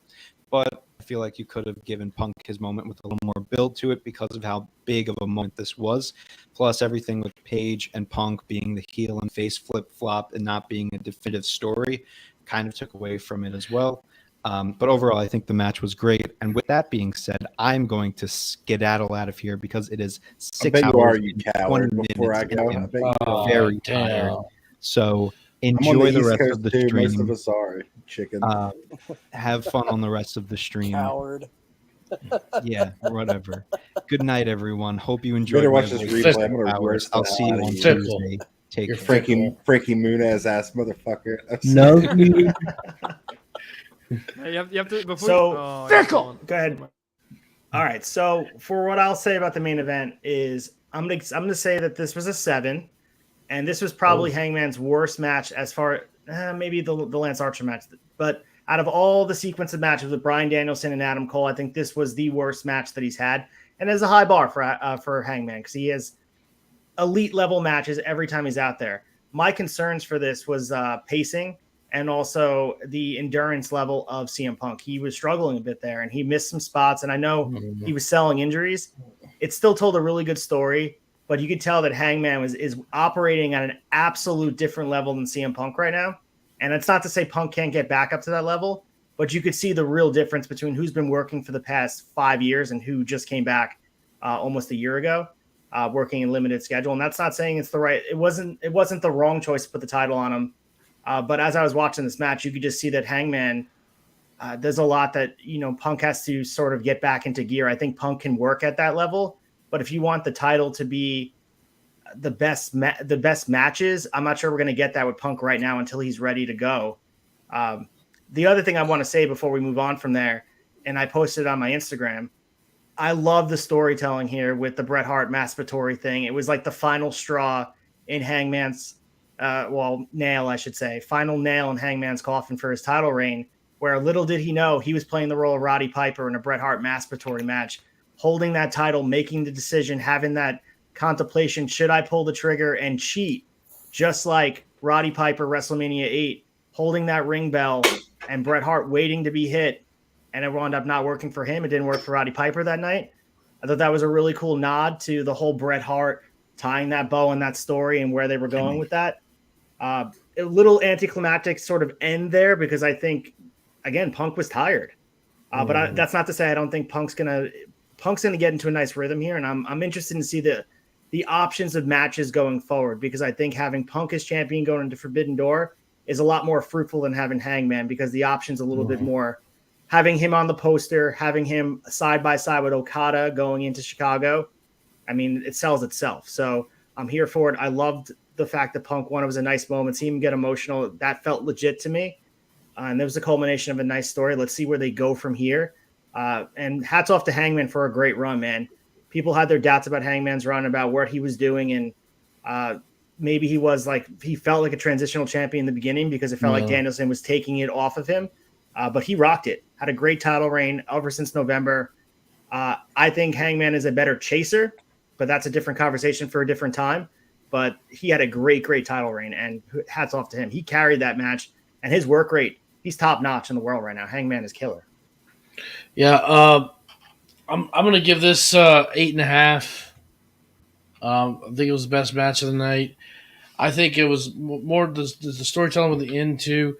Not only was it like the Bret Hart, Rowdy Piper stuff, like you mentioned, but also, I mean, it falls into the story they were telling. You know, Punk was like, "Hey, man, this is just business, right?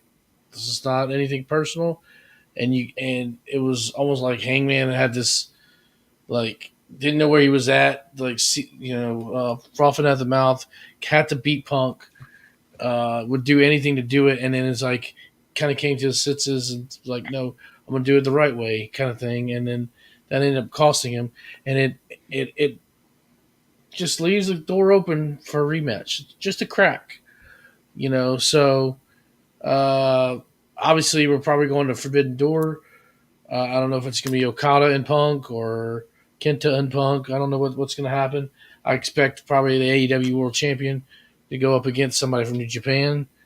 I don't expect there to be right away, AEW versus AEW person, or even there be a title match. I think I'm kind of expecting Punk versus Okada at this point, not title for title or anything, just seeing who the best is, who the best in the world is, should we say? And but overall, I mean, I thought it was a solid match, but I did think Punk looked a little sloppy at points. I don't, I mean, he's been, I feel like, he has been wrestling somewhat sloppy since he came back. Besides the dog collar match, that was just, masterpiece, there, but that's a different style of match, but I think he was just a slight sloppy tonight. But I thought it told a really good story, and I love CM Punk, so CM Punk is AEW World Champion. I'm here for it. Yeah. I tend to agree with you. I'm gonna say 8.5. Best match is the match of the night, definitely the moment of the night, given the celebration afterwards. I think a lot of people leave out with CM Punk is his ring psychology. The way he builds through a match. I actually disagree with Acefield a little bit on one thing. CM Punk definitely looked tired. I don't think he looked that much more tired than Hangman, though. I feel like they both looked zapped. We even talked about that like while we were watching it. They both looked pretty zapped. And I don't know how much of that was selling, because I think Hangman Page is also underrated when it comes to ring psychology.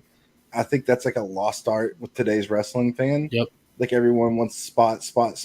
Big moment. And like, I like a big slow burn, like ring psychology match. Like we were talking beforehand, I wouldn't care if it was like a 60-minute match.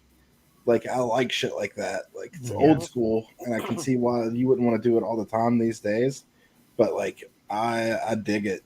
I think this whole card was missing that, and then overall, and that I guess that's what I mean by like no storytelling. There's just no ring psychology at all. Well, when it comes to the storytelling, I have a feeling this is going to be a smaller piece to a bigger story. I don't think Punk and Hangman are done yet. Right. Yeah, I mean, I especially agree with that Freems. moment with the belt. Freems, I agree with you, man. If he was selling and he was working ring psychology and acting like he was tired, masterful job. I just like maybe I was being worked and I thought that he was exhausted. He looked shot. I thought so. I thought so too. You know, so I'm sure he was tired for sure. But also, too, the thing I forgot to mention about when I was talking about the match, the crowd definitely detracted from the match because they did not know what to do, whether to cheer Hangman or cheer Punk.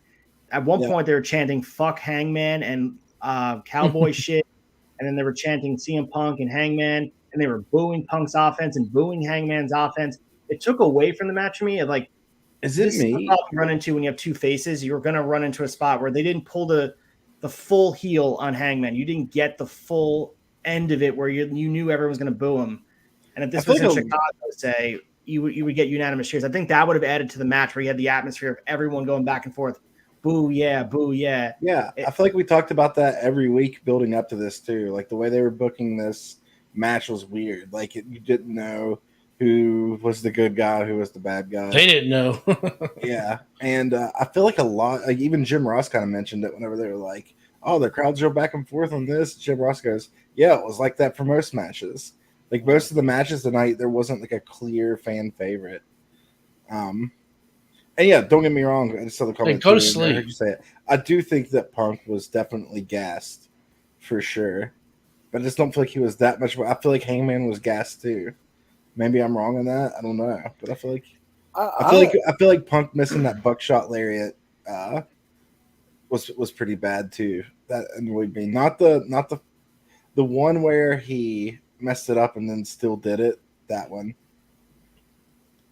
I'm with Can't Stop the Kittens because like I think anytime Punk is gassed or looks like the old man returning after 7 years away back to his I feel like he always makes the fatigue a part of the story. So it never the sloppiness of him just trying to make it through works for me. I agree. Run. That's what I mean with the ring psychology. It's great. The ring psychology, like these matches, this is the shit I'm here for. Like you can do all the high spot, flippy, dippy, anarchy in the arena shit. This is the type of match. I gave it a 7.5. I thought it was great. I thought the way of the build with the two baby faces, I think you did lose that really emotional moment of him winning after 7 years away, winning a world title. It did lack a little something. But the biggest thing for me is like the excitement of what's next. Because with Punk holding this title, he is so intent on working with new guys. I think there's a lot of exciting possibilities of world title challengers coming up. And I wouldn't be shocked if Punk held this title until next All Out. Like, holds it over a year. Wow. I think Punk will lose this title to MJF. Damn. I think so too. Turning me on. I think he'll lose it to MJF. I think we're going to see him. I think we will see him feud with Malachi Black too. I think he's going to bring Malachi up into an elevated story. He'll be the guy who can make that happen. Yeah, we're going to see Punk Omega. We're going to see Punk Hangman again. We're going to see Punk Malachi Black, Punk Danielson. Maybe at some point. I'm almost thinking I wouldn't be shocked if they keep Danielson away from Punk and have Danielson be the one to go after MJF once he's champion. Yeah. Like I could see Punk, MJF, Danielson being the next three title holders. Do you think okay. So you're like expecting like a short title run with MJF then? Not super short, but I could see it like, 6 to 8 months. Yeah. It also depends on what goes on with MJF as far as his contract goes. I mean, the ideal booking would be, like you said, summer of Punk this year. Let him just run through the gauntlet, have great matches, great promos. He's the champion. He's your guy. And then I guess the launch point would be Forbidden Door. I mean, once he works there, that's a big stage. You can go from there and start working all these dream matches. Hopefully Kenny comes back sometime this summer and you can get that program, which I'm all about. You don't have to put the title back on Kenny, but it'd be awesome to see the two of those guys working together. And then going forward, MJF, I think, Chad, you've been sort of like carrying that banner since the beginning. Right up until that contract is about to expire, you want MJF as champion because you want the line being blurred of is he going to leave with the title. Dude, and you do all of that. MJF stole from Punk's playbook in ROH for the dog collar match. You have MJF steal from Punk's playbook in the WWE, have him do the whole I'm winning the fucking title, my contract is up, I'm going to leave. He should win that title within 4 or 5 months of his contract being up, and that be a big storyline. I mean, they did it in WWE, and CM Punk's contract really was coming up, and they worked it into an angle. Why couldn't they do it in AEW? Mm-hmm. Yeah. They already are, it seems like. They're already starting to, unless this is a shoot, and I missed that the beginning of the conversation about Wardlow. Can they keep that up for 2 years like that? Well, it's not 2 years. I mean, we're year and a half. Yeah, they only have to drop like hints of it here or there. Like they don't have to like keep a constant flow. But I feel like they've like gone full throttle now after this weekend. If this is a work, you know. Well, I think if you keep MJF off TV for the next 3 months, give him a break here, sell the injury, sell everything going on behind the scenes, and let MJF get his rest in, and then comes back fresh and like whatever we came up to an agreement to an extension, or just ignore it altogether and let the dirt sheets speculate. But I think you're right. I think we need to kind of spread it out. And I know we talk about glacial booking, and I like the way that sounds. It takes a little bit of time for it to come out of the water. This has got to be glacial booking. If it was me, if I was Tony Khan, you trot MJF out on Dynamite, rocking a sling, a neck brace, and all of this shit, and you have him come out and bury the company. Yeah. Bury AEW. And then have his mic cut or something, have them work a suspension where he's suspended for 2 months. Like, drag this shit out, man. Bring us in. Like, talk about, like, yep, I had a flight booked and bring it in. This shit. Blur the line even more, though. Have him rip the neck brace off and be like, they have me having this shit on. Like, I'm not actually hurt. Well, like, that could really make people like, and you don't want to hurt Wardlow, too. You got to be careful and walk that line, but that could be really fun. And take him off your TV and let people speculate. Like, is he being punished by Tony? Is he just... And at the same time, the benefit is MJF gets some rest. He's been working his ass off for the past year, giving us the best matches we've seen in AEW. So it's a win-win. It could be a lot of fun, man, if they do it right. And then have Sting watching them from the Raptors. No, Darby. There you go. Yeah. I'll give this a 9. Damn, you're even higher than I did. I'm a simp. Yeah, well, I think the match itself probably 7.5. I agree with Chad. Moment for me, like bumped it up to a 9. Just like one of my childhood favorites. Not knowing, thinking he was retired and that was it. My fandom would have died at 12 years of age, and I wouldn't get to see CM Punk in my teens and really like understand it from that point of view. And just like the uncertainty of that, the doubting he would have in himself. I think this is all-encompassing and is made for a really good moment.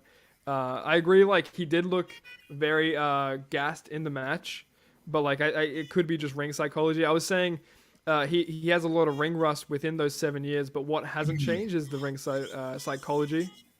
Who's playing better off alone? Ring psychology can also be whenever you're working actual injury or actual fatigue into the ring psychology. Exactly. He can be gassed and it still be good ring psychology. When I say ring psychology, I don't mean that he wasn't gassed. I mean that it worked. No, it's a good point. Because the Bryan Danielson match, the 60-minute draw, they were less gassed. So that makes me think that Hangman was selling in this match if he looked gassed at all, because they went out and they look like they can continue going after 60 minutes. And same thing with Danielson and Omega with the 30-minute draw. So I think maybe they were leaning into it. It helped for Punk growing out that beard a little bit, because once he shaves it, he looks like 5 years younger. You know, he's got a very what is that, genetically gifted face. He's a hot man, right? He's a hot. I'm shaving this off tomorrow, by the way, y'all. All of it. I have one last question that I'm jumping off here for everybody. Yeah. Dynamite Wednesday. Mm-hmm.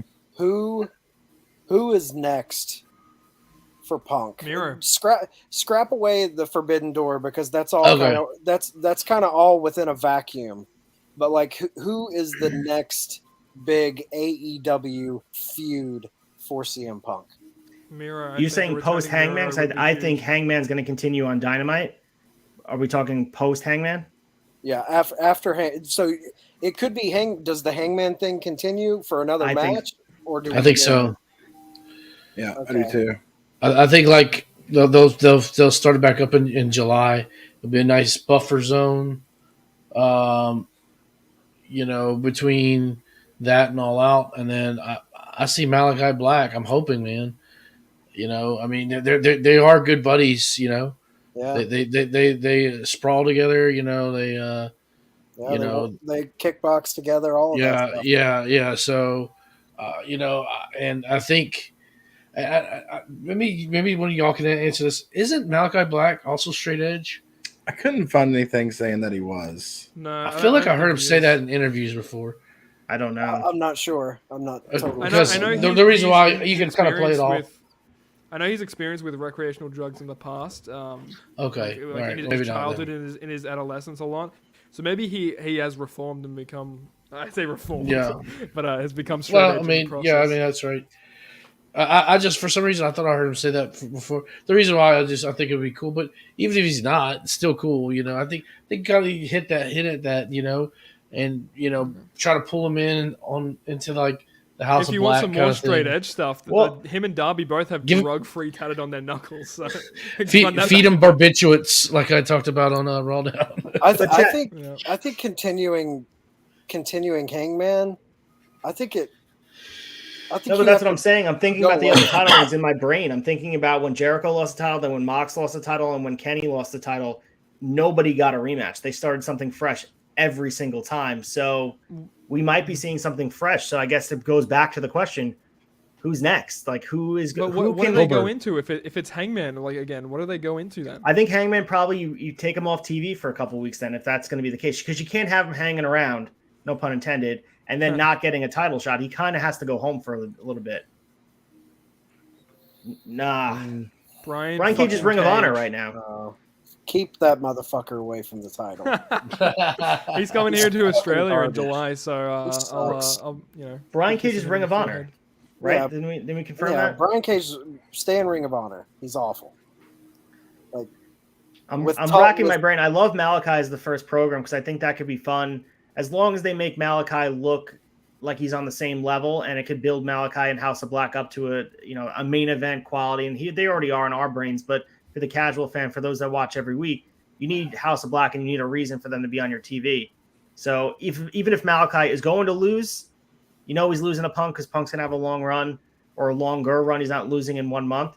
Malachi would be my choice. I think that'd be a lot of fun. And then you can revisit it down the line if you want Malachi to be a main eventer, but having his first taste of the main event outside of Cody would be a lot of fun. You want to you want to taste? I do. Yes, I do. I want Sting to be the next champion. Sting. No, Sing. Satnam Singh? A real monster, a real big guy. They've never done that in wrestling. Yeah, great colleague. I want Malachi, but I only want Malachi if the story is as long and intricate as the dog collar storyline. Yeah, and I wanted it all out. I wanted it all out too. Yeah, I want a brutal match at the end of that. Yeah, I don't want a quick 1 month, 6 week build. I want like 3 solid months of good shit. That's why I say you could hit back real quick with Hangman, 2 to 3 weeks after Forbidden Door, and then you start your Malachi Black program. Yeah, that's what I say. And then after that, I don't know. There's a lot on the table after that to really see, but because it depends on where we're at. Kenny could be back. Miro. That's what I'm saying. I think a returning Miro would be fucking amazing. It would be good in this. Yeah, it's a nice Lance Archer adjacent to what Hangman had. So it could be a nice. Mm-hmm. But then you got to be careful again. You bring somebody back just to lose, and it just becomes a little bit hairy there. I would love to see Kenny fuck over Hangman from winning it again from Punk and doing a Hangman Kenny feud. The thing I'm really worried about, and I really think it could happen, maybe not next, but in the foreseeable future, because these two guys want to work together and one looks up to Punk and Punk wants to work with him, it wouldn't be out of the realm of possibility they cycle Adam Cole back into a title situation. I'm down for that. Like them two on the mic. Imagine the fucking promos. They need to build him up, though. They can't have him go into a program with Punk and lose a title match again. You can't. Yeah, but the whole elite's been suffering a hit. So, and I thought about that, but it's like, you know, the elite they just need to start steamrolling people. Yeah. You can't steamroll Punk right now. No. Well, I think Punk is going to obviously do his own thing, but I think the Undisputed Elite and the Elite are going to be the ones facing up for the trios title, so they're going to be on an island on their own. I think I know why I don't care for Adam Cole. I think it just hit me because, like, I don't either. We were talking about how Adam Cole looked against Samoa Joe. In my head, I think Adam Cole could have a good match with Bryan Danielson or CM Punk, someone smaller. But either one of those guys could have a good match with Samoa Joe. It's because Adam Cole can't grapple. There you go. Good, that's another guy. That's another guy. Yeah, that Joe we're not would even be thinking fun. about. Joe could cycle back and be like, "Hey, let's do this again." Joe versus Punk 4. God Man, damn. sign me up for that. My You want to get a nipples buy just rate got for hard. you want to get a good rating for Battle of the Belts? Throw that on there. 6 to midnight. 6 to midnight. Bring Raven back for a match. Wow. I gotta turn my lights off. Dude, this was a lot of fun. This was a lot of fun. I know this was impromptu to hop on here, but I just thought this was a lot of fun. That Young Anthony, kudos to you guys. J-Bone, you were here for quite some time too when I was popping in and out watching the event. Yeah. Nick Storm, Freems, you guys were rocking it tonight. This was a nice take. I mean, this has been a big weekend for the Tavern as far as Double or Nothing. And shout out to Mike Bellcaster and also Hawk too. Hawk killing it out there in Vegas. Yeah. I think Hawk's done with AEW now, from what I've read. Hawk is done with AEW like he's done with his car. So, listen, I planned on coming on this for like an hour, and then I got drunk and forgot that I was going to leave. Now you're in the rafters with Sting. Yeah, I've been here for about 4 hours now. I have to comment on this one because this is exactly what we're talking about in Honor Society. I would love this match. I would love Punk Gresham, but what you do not want is to have Ring of Honor look inferior to AEW. If you want to build it up to a big brand that can have a streaming product or a TV deal or something, putting Gresham and having him lose to Punk on not a pay-per-view because we're months away from a pay-per-view, it could make Ring of Honor look weak, and you don't want that, even though the match would be stellar. I would love to see Gresham get that rub. They could do it if Gresham goes on a killing spree beforehand. Like, let's say Gresham's just like trashing people, and he just comes up just short against Punk, right? Like just short. Exactly. Yeah.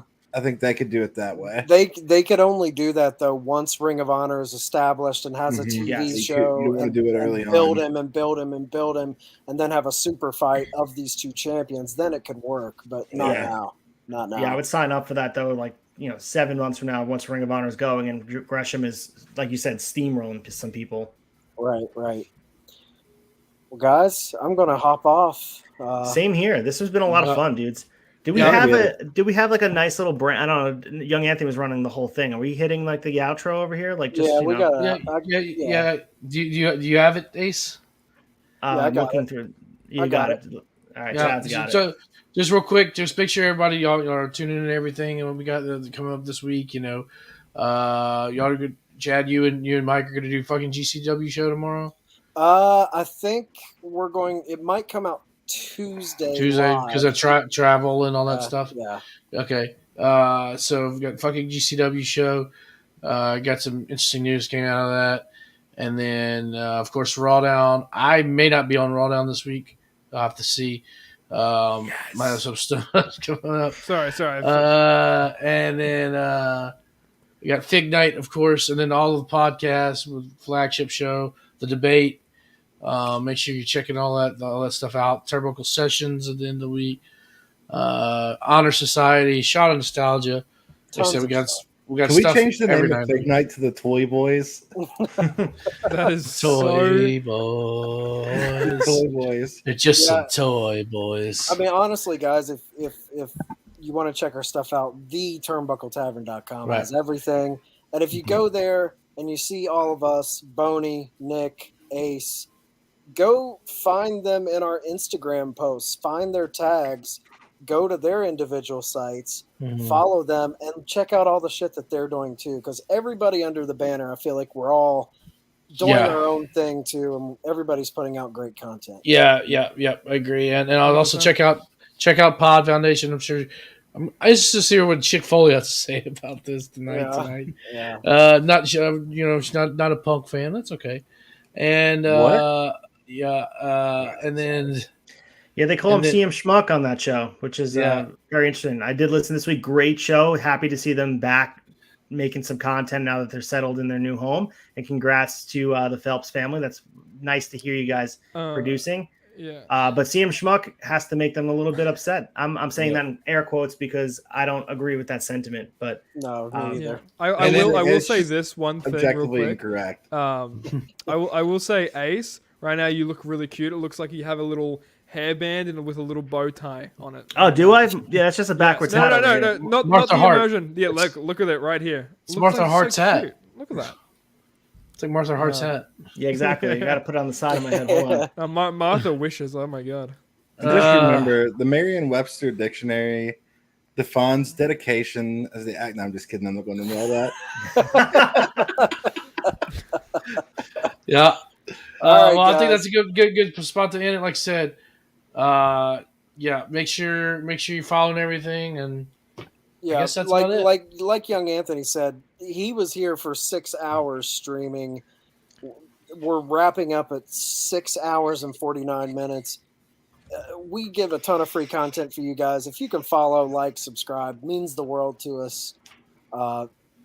Keep up to date, man. Follow us. Stuff comes out all the time. Appreciate everybody watching.